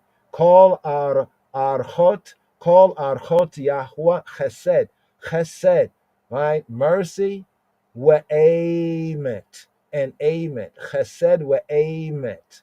Le notre, right? Burrito. That notre, his burrito, his covenant. Now, the interesting thing about the word notre is the word natsar. Natsar is the root of Nazarene in the Hebrew. So Yeshua was known as Yeshua Hanotzri. And in translation, they often have it as Jesus of Nazareth, Yeshua, or Jesus of Nazareth. But the Nazareth come from the Natsar, right? So what the Notre, right? Like the Notre, those who what? Those who guard. Le Notre Burrito, watch over, keep guard, preserve, keep guard, like a watchman, Notre. So that's interesting. That brings out more on what the significance of Nazareth is in the title of Jesus or Yeshua, Jesus of Nazareth. Yeshua Ha-Notri. The Hebrew sense is Ha, the Notri, right? Almost like the keeper, the guarder, Ha-Notri, right? So to such as keep burrito, his, see, burrito, his barit. Barit is covenant, barit, right? Covenant, right? And his testimonies. We edotayo, vedotav, we edotayo, right? His edut, right? The eda, right? A testimony here is edot, right? Testimonies, witnesses. So what do we have right here? The paths, right? The paths of Yahuwah. Call Archot Yahuwah, the Archot Yahuwah. He gives the answer to his She'elah, right? His petition, right? In verse 4. So here, to what was petitioned in the fourth verse of Psalm 25, right, is here answered in the 10th verse in terms similar to those that was proclaimed by Yahweh Eloheinu to Moshe Rabbeinu, to Moses, covenant, right, covenant, Berit, made at Sinai, right? But here we can also apply this with the Berit Chadasha, the renewed covenant, right? From Sinai to Zion. Exodus chapter 19, verse 5. Testimonies. This is found in Psalm 19. Go to Psalm 19, around about verse 7, verse 8. It speaks about the testimonies of Yahuwah and the purpose thereof. Here, verse 11, the Yod Aleph verse, right here. For thy name's sake, O Yahuwah, right? Pardon mine iniquity, for it great. For it's great, it's big, right? Lima'an, to the intent of, for the sake of, for, right? Lima'an shimka, Yahuwah, for the sake of, to the intent of your name. Lima'an shimka, Yahuwah, for the sake of your Shem. Shimka, the I, male name, Shem, for the sake of your name. Lima'an shimka, Yahuwah, for thy name's sake, for thy Shem's sake. Interesting that Exodus is actually known from the Hebrew perspective, the Yehudi perspective, as Shemot. Shemot is names, as Shem is name, and the Hashem is the name. But here we say, and he says, Lima'an, for that to the intent of Shimka, your male name, Yahweh, he who be, who he be. We salachta, Visalachta, Wisalachta, Salach. Some say Salakia, right? Salach, Slicha. Salach means to forgive. Salach. So some Israelites here, some would say Slika, right? Or in the Hebrew, Slicha, like forgive, Slicha, or Slichu. If I say to all of you, Slichu, you all of you, but Salach, to forgive, to pardon, right? So here it says, "Where salachta," for the I, oh, he who be has forgiven, la, uh, la avoni, la aoni, la aoni, or la avoni. Modern Hebrew, la avoni. V'salachta la avoni, right? Has forgiven my avon, aon, right? Aoni, right? Has forgiven my perversity, my depravity, right? The guiltiness, right? Guilt, the consequent, like the guilt resting on the conscience. You have forgiven, right? You have pardoned that. Key for because Rab who? Key because Rab nuff who? For nuff he. Now it's interesting here it says ki rabhu. Now the translators say, they say for it great. For it great. The literal sense is ki rab, for because rab, the word rab here is not gadol great, it is rab. Rab can mean much, many, right? Much, many who, much, many he. So normally you would think that it would say, for my aoni, my moral perversities, right? The plural sense is there, that like they are many, for it is, right? He is. It's just an interesting context here. But here, for thy name's sake, right? Lima'an shimka, right? For your name's sake. He gives, right here, right? The appeal is to the divine attribute of mercy and truth, right? This is interesting right here, what we have right here, right? Appeal to the divine attributes of mercy and truth. What's up right here? For thy name's sake, right? I appeal to the divine attribute of mercy, chesed wa emet. Chesed wa emet. Remember Moses said, so that I may know you, and then he revealed those 13 attributes, of which chesed and mercy were 2 of the 13. So here in the prayer, right, to he who be who he be, appealing to he who be, he who be the mercy. He is the mercy. He has the mercy. He is the mercy and the truth. I appeal on your attribute of who you be, mercy and truth. Chesed wa emet, right? For an expiation of my avon, my iniquity, right? My uckery, my moral perversity. Why? Ki rab hu, right? For it is great. For he is great.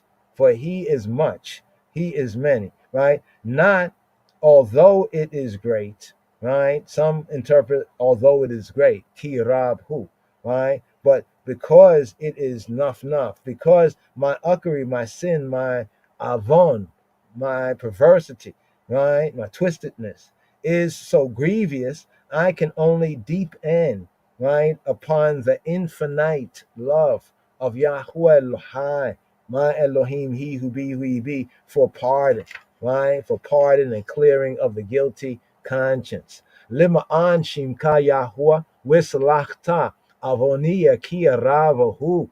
Here to the Yod Bait, the 12th verse right here. What man he that feareth better, that respective reverence, he who be Yahweh, him shall he teach in the way he shall choose. Now here's what's interesting. We didn't read it with italics there. Him shall he teach in the way he shall choose. This brings up the Hebrew sense, right? It says, what man, right? What man? Notice, elsewhere man might be Ish. Might be Adam, but here it is Ish, right? Ish is like the higher man, and Adam is like the just all man, regular man, right? Yeah, the high man low, right? When it says to all, like low and high, rich and poor together, it says B'nai Adam for man low, sons of Adam, and B'nai Ish, right? For man of a responsibility station. Even Ish is used like Ishi in the sense of my man Hebraically, or my husband. And then when Adam saw Hawa, he called her Isha, right? So right here, he didn't call her Adama. But here it says mize, right? Who this? Literally in the Hebrew, who this, right? Me, who, ze, this he, right? Mize Haish, who this, the man. Mize Haish, who this, the man. Mize Haisha Yirei Yahweh, who reverence, who respect, who has a reverence. Yare, reverence, right? Has a reverence, a moral reverence, respect, right? Mize Haisha Yirei Yahweh, Yoreinu Abidareka Yivahar. Bidarek Yivhar. Here, here, here. What man? Like literally, who this, the man? Who reverence, who respect, he who be who he be. Yoreinu. He will point out, he will notice we have two interesting words here, right? They're similar but not the same. We have Yara, right? Here. This is the root of the word for Torah, Yara, right? Which means to throw, to cast, to shoot, right? But also to point, to direct, to aim, to teach, right? And Torah, instruction. Then the word here, feareth, is Yare. So we have Yare, right? And Yara. Yare, Yara. This means to be reverent, to be respectful, right? Morally reverent. Yeah? So it's kind of an interesting in the Hebrew. There's like a little pun by these two similar words that have a variance of meaning. Mizeh haisha yirei Yahweh yoreinu b'dereka yivchar, in the way that he shall choose. The word bahar, to choose, to elect, the elect of God, right? To choose, the elect, right? To try, to select, right? In the way that yivhar, that he who be who he be will choose. The way that some say he should choose. Bidarek yivhar, the sense of that, some say from the Hebrew, the way that he should choose, right? He should teach him, right? In the way that Yibchar, he should select, he should choose. Being possessed, or rather being filled, right, with awe and reverence, right? Yirah, right? Reverence of Elohim, Yirat Elohim, right? He becomes amiable, right, to Yahweh's instruction, Torah, so that he learns that that is the right path to select for himself. So the way that he should choose, b'derek yibchar, from the sense of being filled with reverence, right? Respect, reverence of Elohim, the creator, the judge, right? One would become amiable, right, to his instruction, ha Torah, Torato, so that one may learn that that is the right path to select for oneself. So here, this verse here, Mize Haisha Yirei Yahweh, Yoreinu Abidareka Yivchar. Here to the Yod Gimel, the 13th verse to complete this section right here. His soul shall dwell at ease, and his seed shall inherit the earth. His soul, his psyche shall lodge in goodness, shall lodge in goodness. They say that's the Hebrew there. The Hebrew of the dwell is lodge in goodness, right? Right?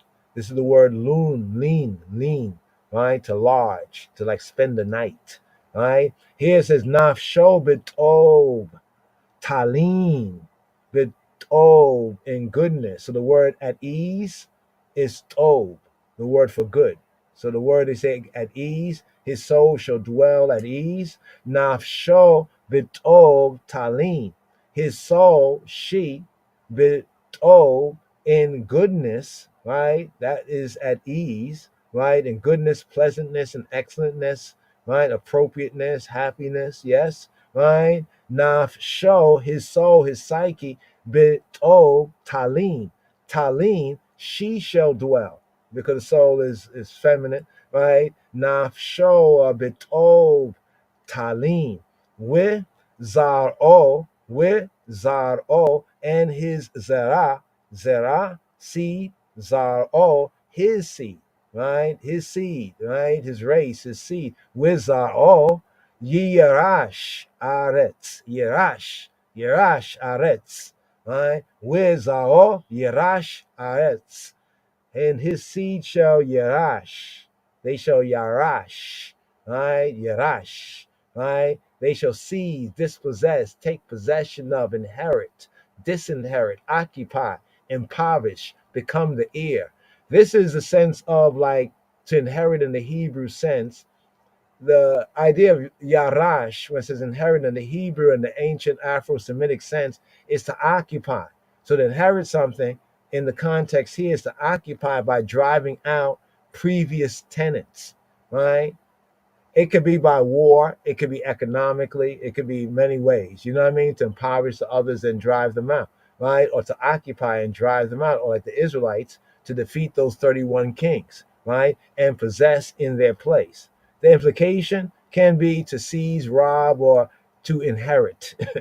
This is the Hebrew sense. It's like if I'm a landlord and I have a property, I told the tenants to leave, but they were comfortable because they've been there a long time, right? I might just leave. I could put them out, but no, I'm gonna do it the ancient way. I'm gonna then give that property to somebody else and put as a condition of it that they drive out the other tenants and don't do what the other tenants did to get driven out. That's what was told to Yisrael, right? So nafsho betov talin with zaro yirash aretz. What do we have here? Some translators actually say that his soul shall abide in prosperity, right? In prosperity, the tov sense. That's the word at ease, right? Tov, right? So his righteousness will be rewarded, right? Talking about the one in his way, truth, and life by Elohim's bounty, his tov, his tub, his goodness, right? Him being good and his goodness, and thereby lacking nothing, like the psalm says, Yahuwah Roi lo echsar, like he who be is my shepherd. I won't lack. I won't be caught lacking, right? Because he's my shepherd, right? He looks out. So here we have Psalm 34, round about verse 11, 10, 11, and also Psalm 37, round about verse 24, verse 25, for the sense of prosperity, goodness, the sense of at ease. So psychologically speaking, this is a very good thing. And then it is transferred as a baraka to his seed. His seed shall inherit the land. His seed shall do what? Inherit the land. His sons, his children will remain in possession of what is bequeathed to them.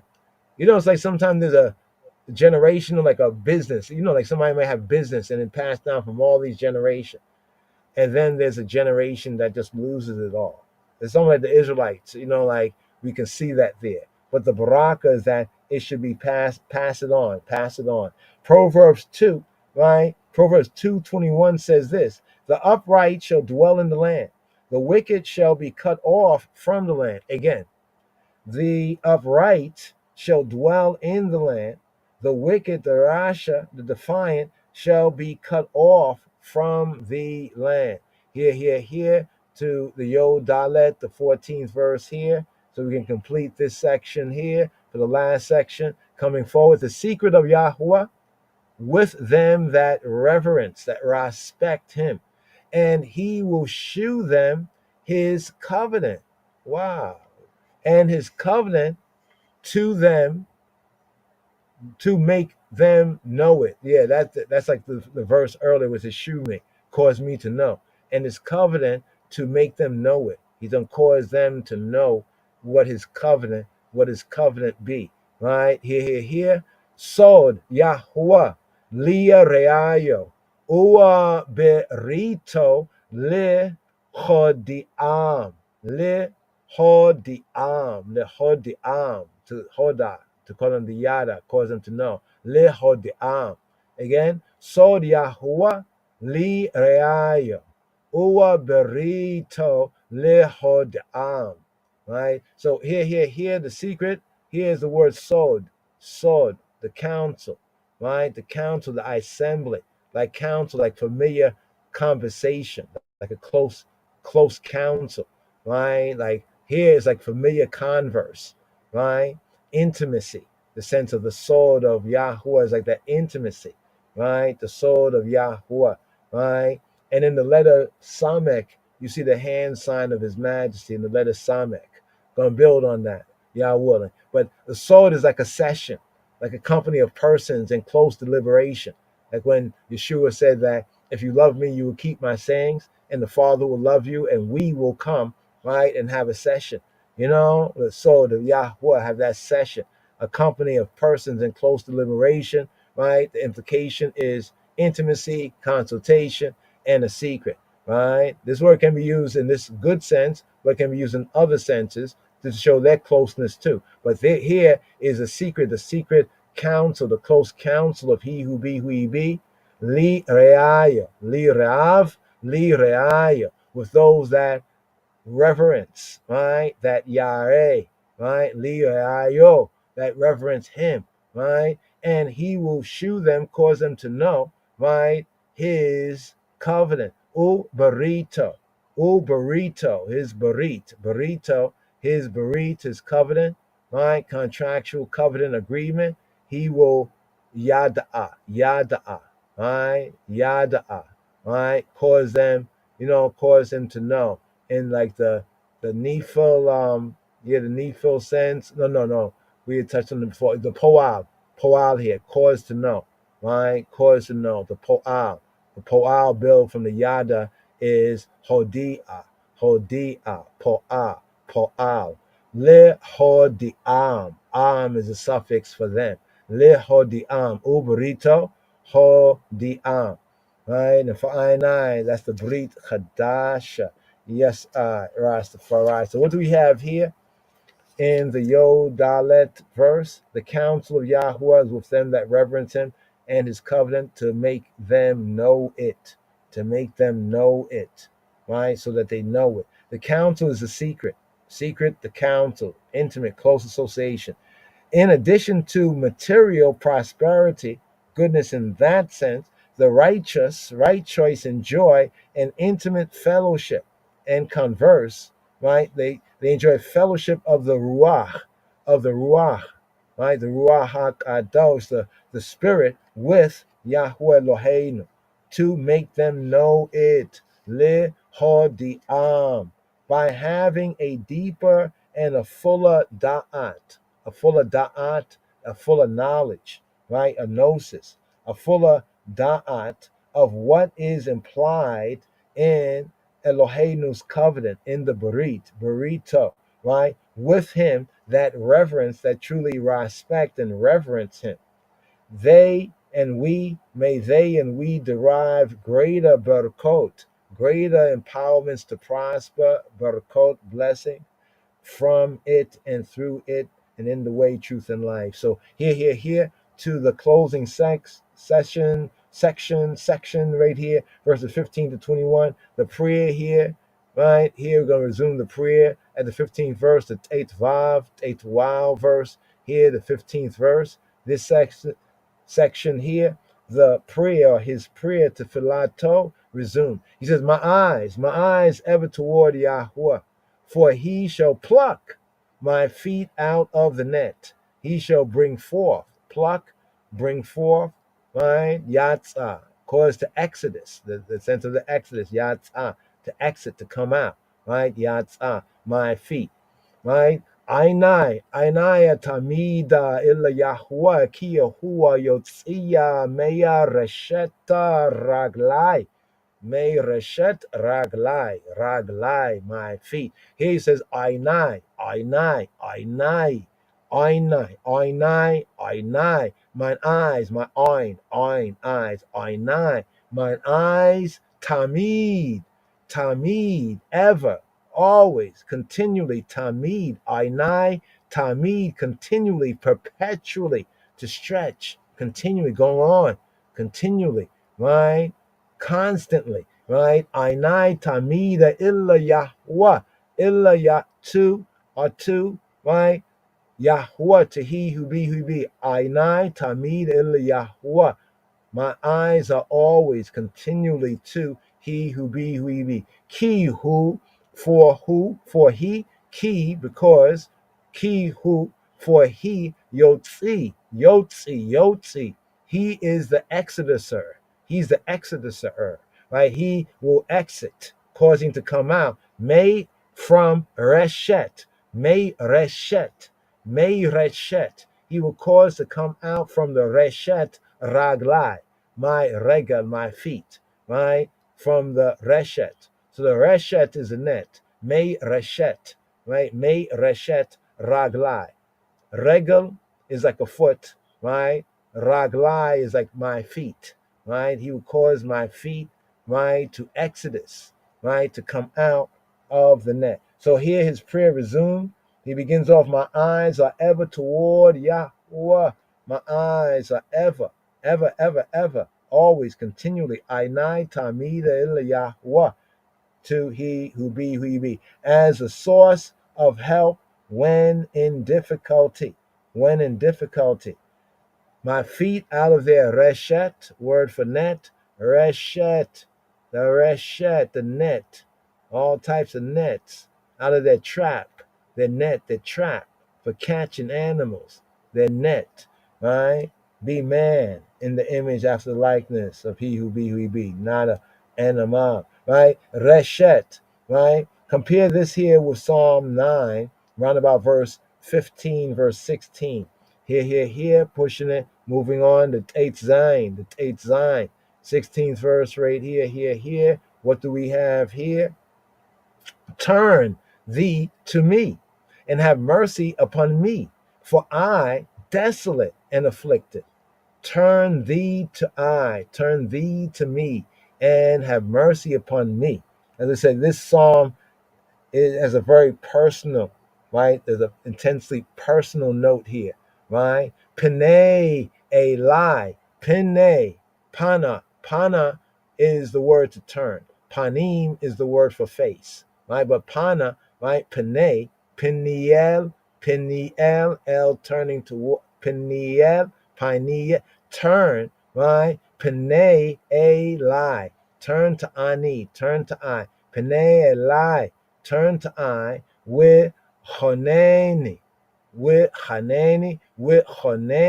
Kia Yachid, with Ani, with Ani, with Ani. For what? Afflicted, Ani, I. For afflicted, I. For I am afflicted. So what do we have right here? The word desolate is the word Yachid.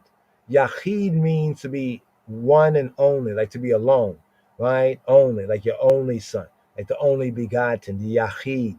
Yachid, from the Ahad, one, Yachid, to be like one and only. He says, for I am like alone. I am alone. Panea lie. Turn to I, like turn your face, like look to me, like look at me. Almost like, you say somebody not looking at you, Panea lie. Panea lie, Panea lie. Right? He said, Panea lie, with Haneni, Ki Yachid, with Ani, right? For I am Ani. I am Ani. I am a Oni.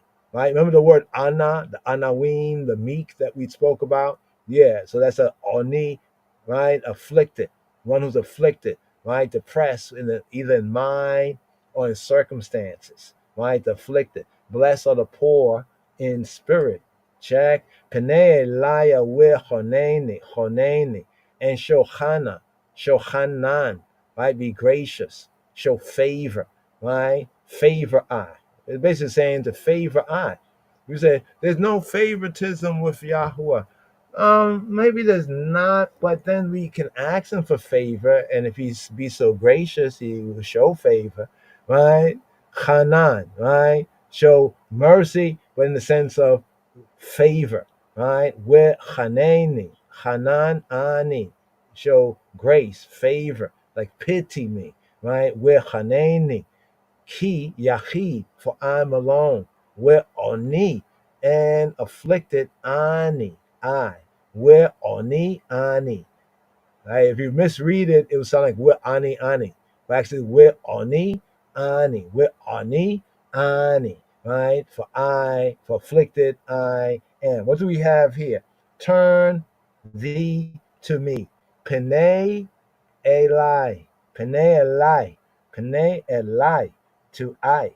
Pene Elai. Everything for the psalmist and Ani Va'ani depends on whether Yahweh Eloheinu's face, his face, Hebraically, in the Hebrew faith, Hebraically, it's all about the face, not just the physical face, but the presence, the perception. You know, everything for the psalmist depends on whether Elohim's face is turned toward him or away from him. Right? Penei, Penei, Peniel, Penuel, Penei Elai. Turn your face to I.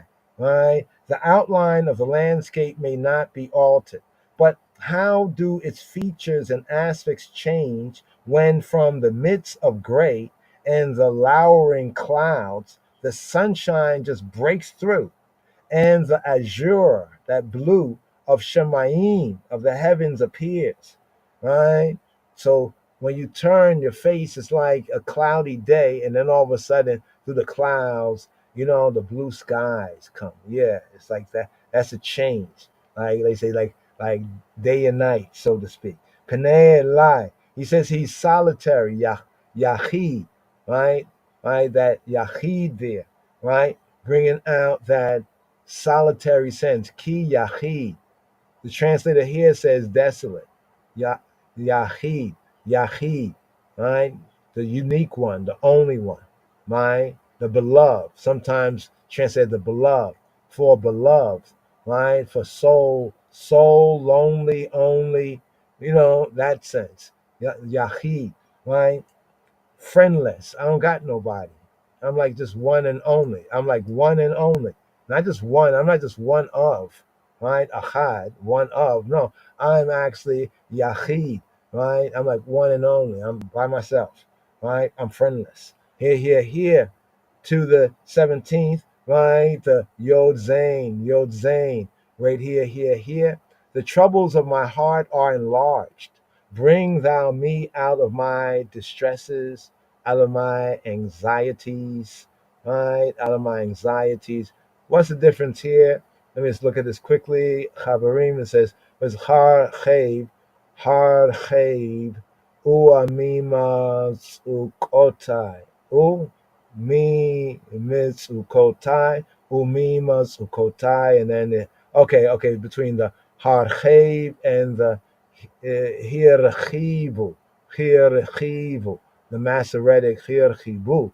Okay, just a kind of little minor between sometimes the Septuagint and the Masoretic or a particular context. But we'll bring it out. Here. Sarota le bavi. Hirachivu. Mia mitsudo. Mi mitsukotai. Mia mitsukotai ahotseini. Lechoser, repeat. Sarota levavi. Hirachivu. Mia mitsukotai hotseini. So what do we have right here? Right? Troubles of my heart. Right? Tsarot. The tsarot. Let's bring it down here. The tsarot. Right? Tsarot is plural, come from tsara. The straits, the distress, the trouble, like the anxieties. Right? Something tight, something difficult. Right? Situation, tightness, trouble. Right? The best sentence like anxiety, adversity, adverse situations, adverse worries and anxieties. So what's being brought out here is Arota Levavia Hirachivu Mia Mitsukotai Hotseini. Right? The troubles of my heart are enlarged. Right? They. So here is a sense of the they. Hirachivu. Right? Yeah, Hirachivu. Right? Or Hirchiv, Rachab. Hirchiv. Right? Hirchiv is the Hefil sense of it, are made large. They're made large. Hirchiv. Right? Hirchivu. Right? They've become much, right? Bring thou me. This is the same sense of exodus, exit, yatsa, to come out, to exit, right? Right? Exit thou me out of my distress, like what Yisrael was saying, right? Coming out of Mitzrayim, right? The Yetziat. Bring thou me out of my distresses. Mia mitsukotai, from my mitsukotai, my mitsukot, from my mitsukot, right? Here, hotseini, right? From my mitzukot, hotseini. So the root word is yatsa. The build, right? It's not in the plain, the kal form, right? But what we have here is the hotzi a ani, the whole file sense. Hotzi a, to be brought forth, right? That sense of actually slicha, the he feel sense, to cause to come out, cause ani, cause I to come out, bring I out, cause me really to exit, cause me to exit. Exit from what? Mia Mitsukot Tai, right? The Mitsukot of I, right? Mitsuka, right? Mitsuka is singular. Mitsukot is plural. Mitsukotai is my Mitsukot. So what is a Mitsuka? Mitsuka is like straightness, distress, straight, stress. Let's scroll down here. Narrowness. There we get the word. The sense of narrowness. Let's go to the root. Matsuk. What's a matsuk? Matsuk, right? Molten support, pillar, column, right? Something narrow, right? You know, like in those places that have a lot of columns, very narrow. You're like, yeah, but like a narrow, my narrowness. This is an interesting word here because it kind of brings out other aspects of anxiety or tightness or difficulty. Right there. But the troubles of my heart, right? The tsarot lebavi, tsarota lebabiya, right? Here. Tsarota lebabi, right? Harachev ua mitsukotai hotseini. Here to the 18th, right? The 18th verse, the Yod Chet verse right here. Look upon mine affliction and my pain, and forgive all my sins. Like that right there. Forgive all. Right? Just clear the slate. Right? See, seen, re, re, re, re, re,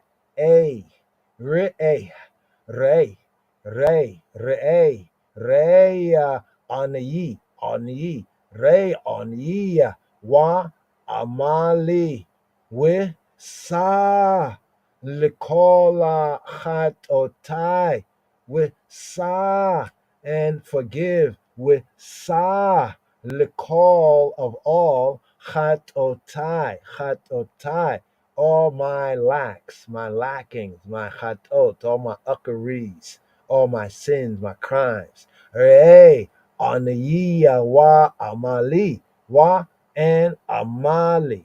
What's amal? Amal is like toil, labor, amal. But it's like hard toil. It's like wearing effort. Amali, all my wearing effort, my toil. It can also apply to all my worry. Amali, whether it's in mind or in body, like body, it says pain here, right? So see on the ye, my affliction on the ye, right? My oni, on the ye, right? My affliction, my poverty, my misery, right? My depression. Remember, it's connected with the meek, right? So the meek have oni, and here he's saying, I'm a meek, right? Re'eh, see on the ye, see my affliction, wa amali, and my worry, my pain, with sa and nasa. Here, sa. Sa is the command from nasa. Sa, lift up. Sa, with sa, visa. Right here in the sense right here, to take away, to carry off, the sense of forgive. Right? Wisa, the call of all chatotai. Chatotai, all my chatot, right? All my chata'ah, my sin, my uckery, or my missing the mark. Scroll down here, right? Let's get to the root word here, to miss. All of that, right? Miss me with all of that, oh yeah. Right? Right there. Hey, but see, look, like look, see, right? See, right? What do we have here? The acrostic requires this verse to begin with the letter Qaf, but it here begins with Resh. Instead, this verse and the next verse both begin with Resh, with the Hebrew R. Re-a, re-a, re-a, re, re. A command speaking to a male singular to see. Re, right? Re, right? To see, right? But this verse and the next verse both begin with Resh, right? Instead of, according to the acrostic, the alphabetical construction, it should have Qaf here, right? Qaf, right? But instead it has Resh here. Some conjecture that Kuma, rise, right? As we have in Psalm 3, roundabout verse 7, verse 8, has fallen out. But here too, the LXX, right, supports the Masoretic text. So the read is 1-to-1 right here. Mine affliction, Psalm 9, verse 13, verse 14. The word forgive, sa, a command speaking to a male, sa, with sa and lift up, or with sa and forgive, to lift up. Sin being thought of, right, as a crushing burden. Sin, uckery, being thought of as a crushing burden, especially psychically, when one's psychology, one's mind.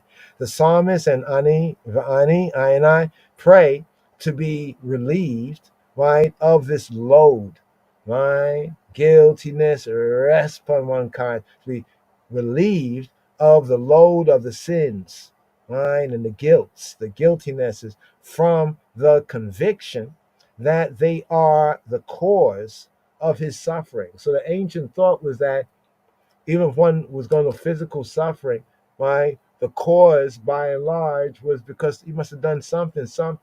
You could see that general idea, right, with Job as well, right? And even in the Brit Chadash sense, right? Now, inadvertent things, well, there's forgiveness, but knowing what we know, right, we should do better, right, in the way, truth, and the life. But give thanks for his grace. And this verse right here. Re'eya aniya we amali. We sa likol chatotai. Here to the 19th, the Yod 8th verse, the 19th verse. Right? Consider, this is interesting right here. Consider, right, mine enemies, for they are many, and they hate me with cruel hatred, right? With cruel hatred. You know, you think about that, the translation. You think that if the person hate, then the hate is already cruel enough. Now, cruel hatred, that's a kind of a weird thing. Think about that for a moment. Cruel hatred. Is there not so cruel hatred? But the Hebrew really is hatred of violence. It's really hatred of violence, hatred that's born of violence. Now, here, like the previous verse, it begins with the very same command word to see or to look. Re-a, re-a, re, re-a, re. Right? Contracted, re. But if you want to emphasize it, re-a, re-a, re-a, re-a, or re. Re-a, oibai, see, consider, see, seen, right? So the word to see also implied is to consider. Re'eya oivai, see mine enemies. Ki rabu, for they are many. Ki rabu, they are rabab, they become many. They become enough. They become great. They become many, right? Ki rabu, with sinata Hamas. Sineuni, with Sinata Hamas, and the hatred of Sinat Hamas, and the hatred of Hamas. All right, so here we have Sane is the word for hate, Sane, right? Sane, to be hateful. So here it says, with and Sinat, the hatred of Hamas, the hatred of Hamas, Sineu, Sineu, they hate Ani, me. Sineuni. With Sinata Hamas, Sineuni.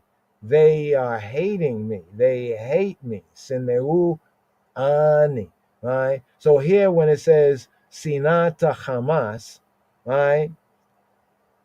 It actually says the sinat, right? Here we got the sinat, the hatred of, the hating of, right? Or the hatred that is of, right? Hamas, right? Here we have Hamas. Hamas means violence, means wrong, cruelty. Hebrew, Hamas. So you support Hamas? Okay. What about if you get some Hamas too? Anyway, violence, by implication, wrong. Right? The metonymy is like unjust gain, right? So it's like violence. It's almost like when ones steal, kill, and destroy. See, violence, Hamas. The implication is wrongdoing. And in some cases, Hamas is not always the direct violence, but it can be unjust gain. But it's almost like even when they say like a white collar criminal, they may not use like a knife and a gun and stick up, but it's worse, But it's a form of violence if you overstand. But the bringing out right here the hatred of violence. It's not in the sense like, well, you hate violence, but it's the hatred of violence. It's hatred that's of violence that they are hating me. You know what I'm saying? It's the hatred of violence, not like they hating violence. Oh, hate the violence, stop violence. No, it's not that sense, right? With sinata hamasa sineuni, cruel hatred of violence, a hatred that results in downpression, right, and violence, right? Theirs, right, is a hatred that proceeds from injustice and leads to fresh injustice. It's like where Elijah Muhammad said, the hate that hate produced. It's the hate that hate produced. With sinata Hamas, sineuni, with Sinat Hamas Sineuni. Right there. Here to the 20th verse right here, the Kaf, the 20th verse right here, right? Oh, keep my soul, keep my psyche, right? My psychological state, my psyche, my soul, keep her, right? And deliver me, right? Deliver me, snatch me away. Deliver me, like if you have to just snatch me out of it, right? Natsal means to snatch, right? A sense of deliver, right? Rescue me, snatch me out of harm's danger, right? Keep my soul and deliver I. Make me not be ashamed, for I put my trust in thee. Now, if you're still with us, you remember from the beginning? From the very beginning, it began off with similar words. Make me not be ashamed, right? For I put my trust, my confidence, my surety is in thee. Shamra nafshi, keep her, keep my soul. Shamra nafshi, Shamra, keep my psyche, right? Keep my mind.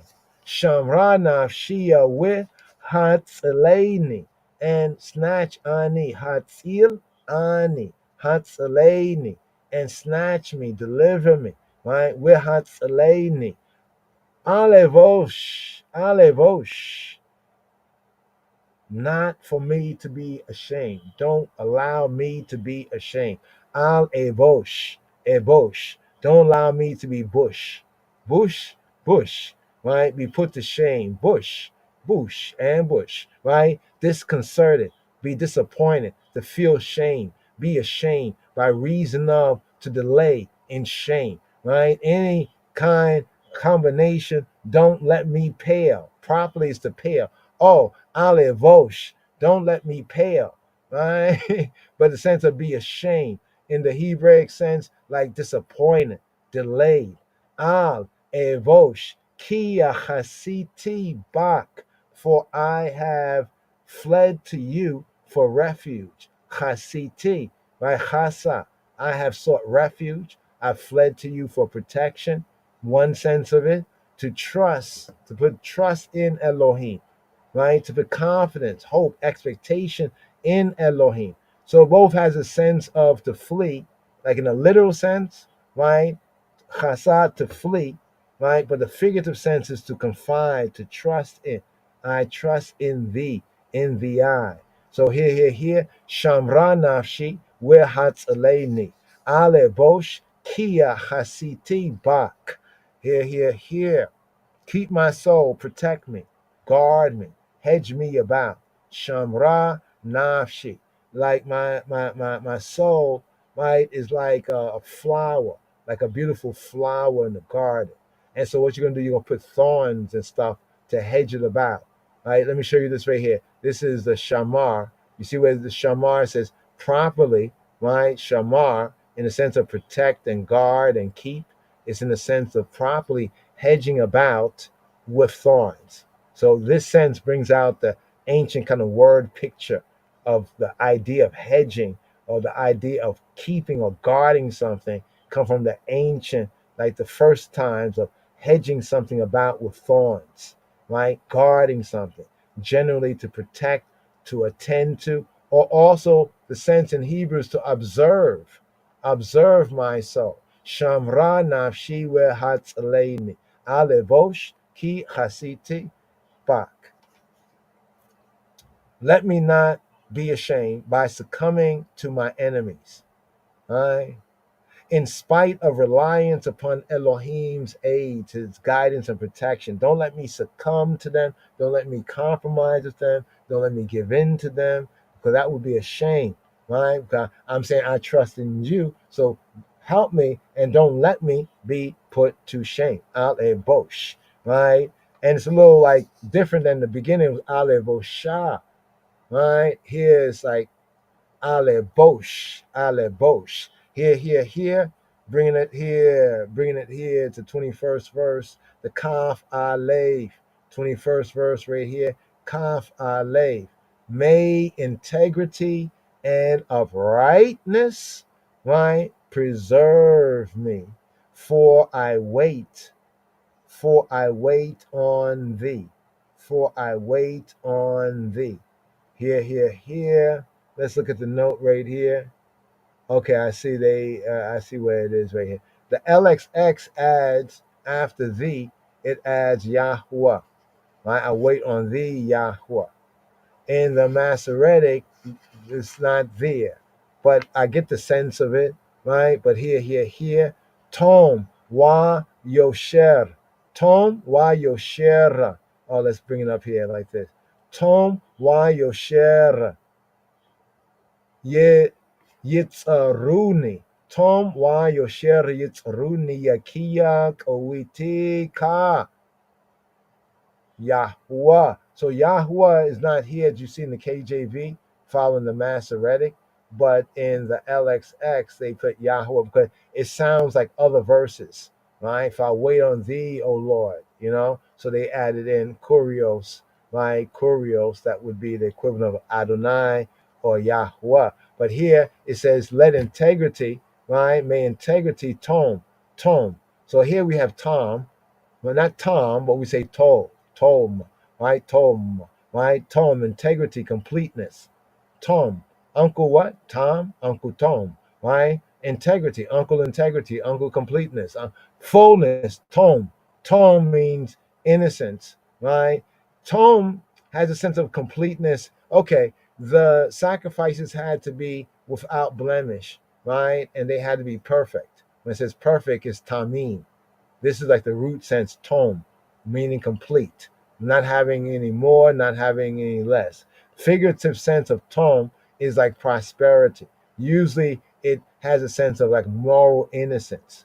Like when it talk about how Yaakov was like a Tam Ish, right? And how Noah was perfect, right? Right? The Tamim sense of the tome in his generation. Here it says, may tome, right? It says Tom wa Yosher. Wa Yosher. You see, Yosher is related to the Yashar, right? But Yosher here is straightness. Yosher, straightness, uprightness. Tom with Yosher. Some say keep it kosher. We're going to start saying keep it Yosher.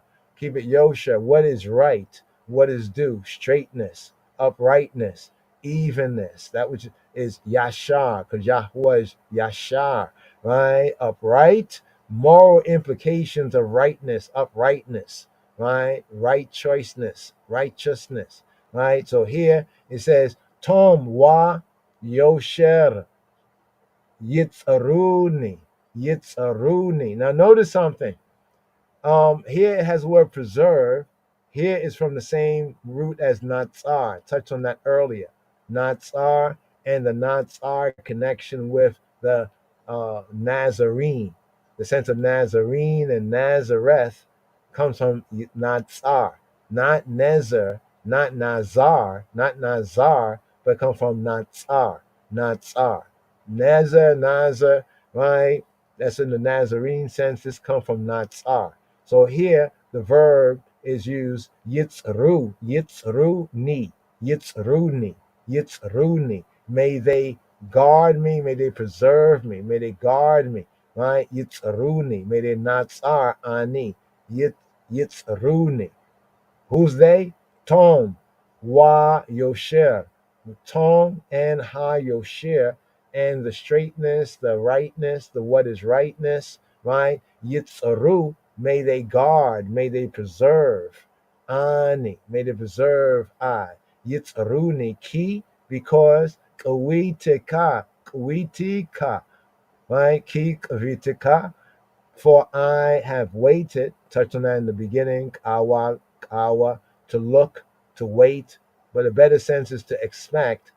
But getting to the secondary sense of this word kawa, it means to bind, to collect together. So if you can connect expectation with collecting and binding together, it would be good waiting, good expectation to bind together, as if by twisting to collect, to expect. He says, for I expect of the eye, I wait, right? I wait for the eye, right? Ki kawiti ka, for I wait for the eye. So right here, may integrity and uprightness preserve me.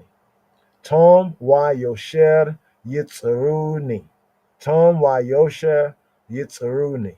Tom wa yosher yitzaruni. May they yitzaruni. May integrity, tone, perfectness, completeness, and uprightness, Yosher, Yitzaru, may they guard Ani.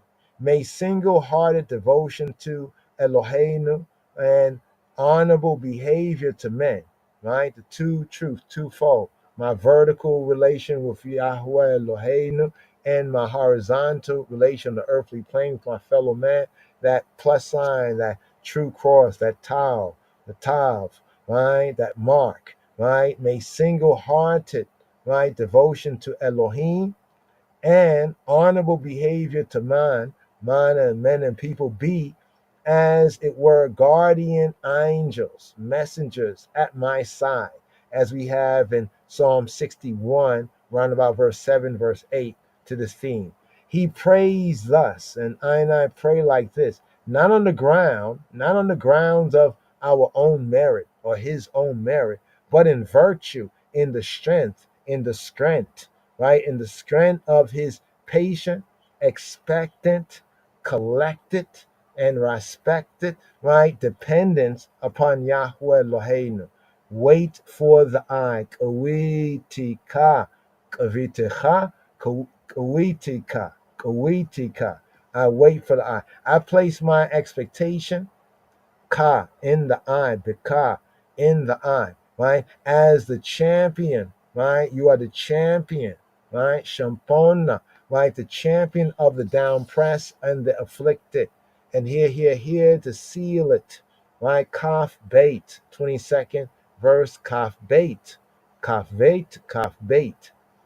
Redeem, it seals up right here, the concluding petition, right? Like, how do you plead? Your final plea, the concluding petition here. Like Psalm 34, the psalm here, Mizmor, right? Kof, right? Kof, right? Kof, hey, right? Kof, hey, right? 25 here, like Psalm 34. It adds to the acrostic, the alphabetical Aleph to Tau, right? The A to T, the Hebrew Alpha Omega of the Hebrew letters, a final verse beginning with the letter Peh. Peh. So here we have redeem Yisrael, O Elohim, creator, judge, out of all his troubles.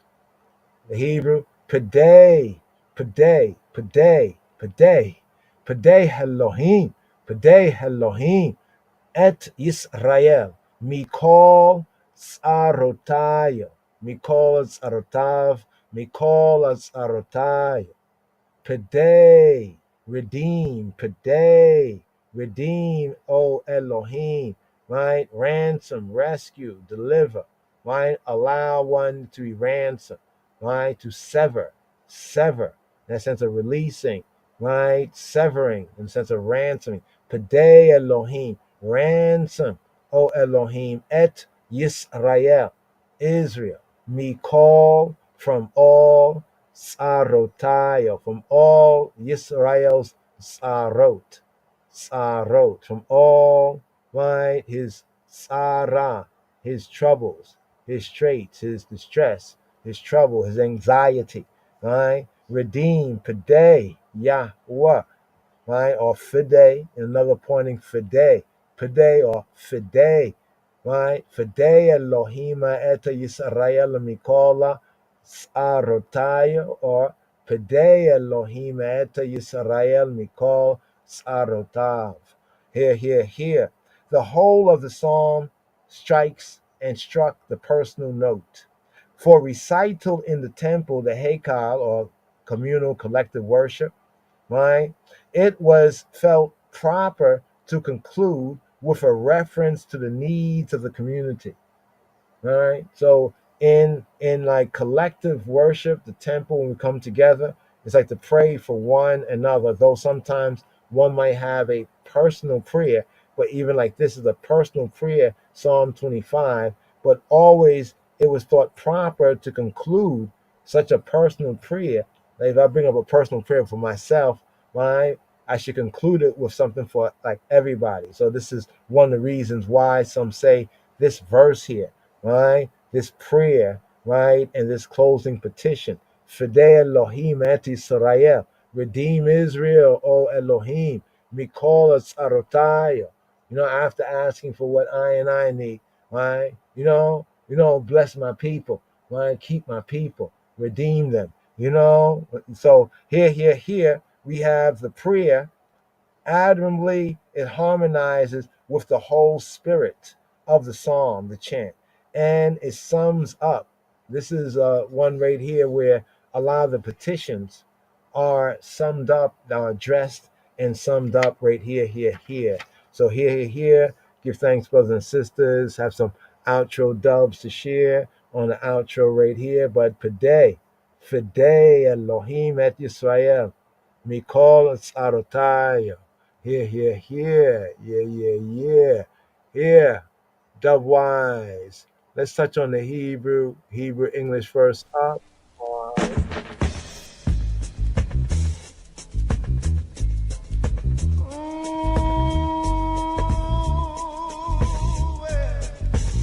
Blessed is the man that walketh not in the counsel of the ungodly.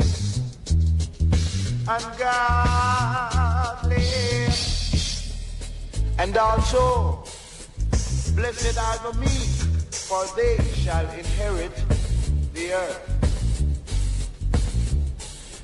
מזמור כ"ה לדוד. אליך אדוני נפשי אשא, אלוהי בך בטחתי, אל אבושה, אל יעלצו אויבי לי. גם כל קובך לא יבושו הבוגדים רקם.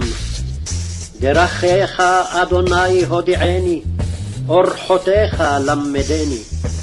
הדריכני ואמיתך ולמדני, כי אתה אלוהי ישעי, אותך קיוויתי כל היום. זכור רחמך אדוני וחסדיך, כי מעולם המה. חטות נעורי ופשעי אל תזכור, כחסדך זכור לי אתה, למען טובך אדוני. טוב וישר אדוני, על כן יורה חטאים בדרך. ידרך ענבים במשפט, וילמד ענבים דרכו. כל אורחות אדוני חסד ואמת, לנוצרי בריתו ועדותיו. למען שמך אדוני, וסלחת לעווני כי רב הוא. מי זה האיש ירא אדוני, יורנו בדרך יבחר. נפשו בטוב תלין, וזרעו יירש ארץ. סוד אדוני לרעיו, ובריתו להודיעם. עיני תמיד אל אדוני, כי הוא יוציא מרשת רגלי. פנה אלי וחונני, כי יחיד ועני אני. צרות לבבי הרחיבו, ממצוקותי הוציאני. ראה עוניי ועמלי, ושא לכל חטאותי. ראה אויבי כי רבו, ושנאת חמאס שנאוני. שמרה נפשי והצילני, אל אבוש כי חסיתי בך. תום ויושר יצרוני, כי כיוויתיך. פדה אלוהים את ישראל מכל צרותיו.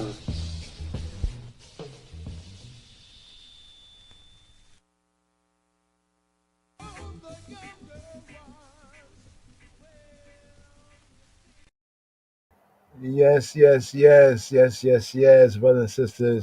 Here, the outro. Give thanks for your time and attention. Hope and pray that, this presentation, prosper, bless, the I, them, and help the I and the truth, to finding the way, the truth. And yeah, man, give thanks. Lila Tov, right here, for the English, the English. Some of the Hebrew highlights right here. Today's daily Psalm 25, a prayer right here.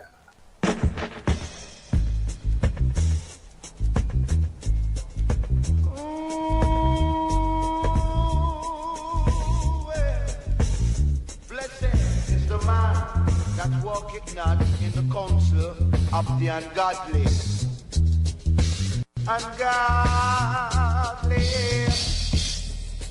And also, blessed are the meek, for they shall inherit the earth. Psalm 25. מזמור כ"ה לדוד. Unto thee, O Lord, do I lift up my soul, my soul, my soul, my soul, my soul. אליך אדוני נפשי אשא. Oh my God, oh my God, oh my God, oh my God. Elohai. I trust in thee. בך בטחתי. Let me not be ashamed. אל אבושה. Let not mine enemies triumph over me. אל יעלצו אויבי לי.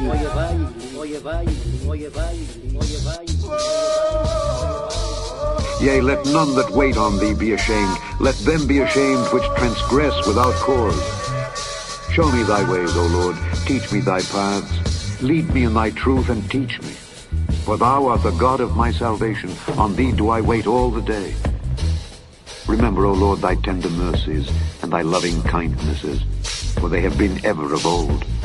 Remember not the sins of my youth, nor my transgressions. According to thy mercy, remember thou me for thy goodness' sake, O Lord. Good and upright is the Lord. Therefore will he teach sinners in the way. The meek will he guide in judgment, and the meek will he teach his way. All the paths of the Lord are mercy and truth unto such as keep his covenant and his testimonies. For thy name's sake, O Lord, pardon mine iniquity, for it is great. What man is he that feareth the Lord? Him shall he teach in the way that he shall choose. His soul shall dwell at ease, and his seed shall inherit the earth. The secret of the Lord is with them that fear him, and he will show them his covenant. Mine eyes are ever toward the Lord, for he shall pluck my feet out of the net. Turn thee unto me, and have mercy upon me, for I am desolate and afflicted. The troubles of my heart are enlarged. O bring thou me out of my distresses. Look upon mine affliction and my pain, and forgive all my sins. Consider mine enemies, for they are many, and they hate me with cruel hatred. O keep my soul and deliver me. Let me not be ashamed, for I put my trust in thee. Let integrity and uprightness preserve me, for I wait on thee. Redeem Israel, O God, out of all his trouble, out of all his trouble, out of all his trouble, out of all his trouble, out of all his trouble, out of all his trouble, out of all his trouble, out of all his trouble, out of all his trouble, out of all his trouble, out of all his trouble, out of all. Laila Tov, Boker Tov, Habarim. Have a good night now. Shabua here. This new Shabua, a Shabua Tov. This Shabua here. You with the eye, and eye. Oh.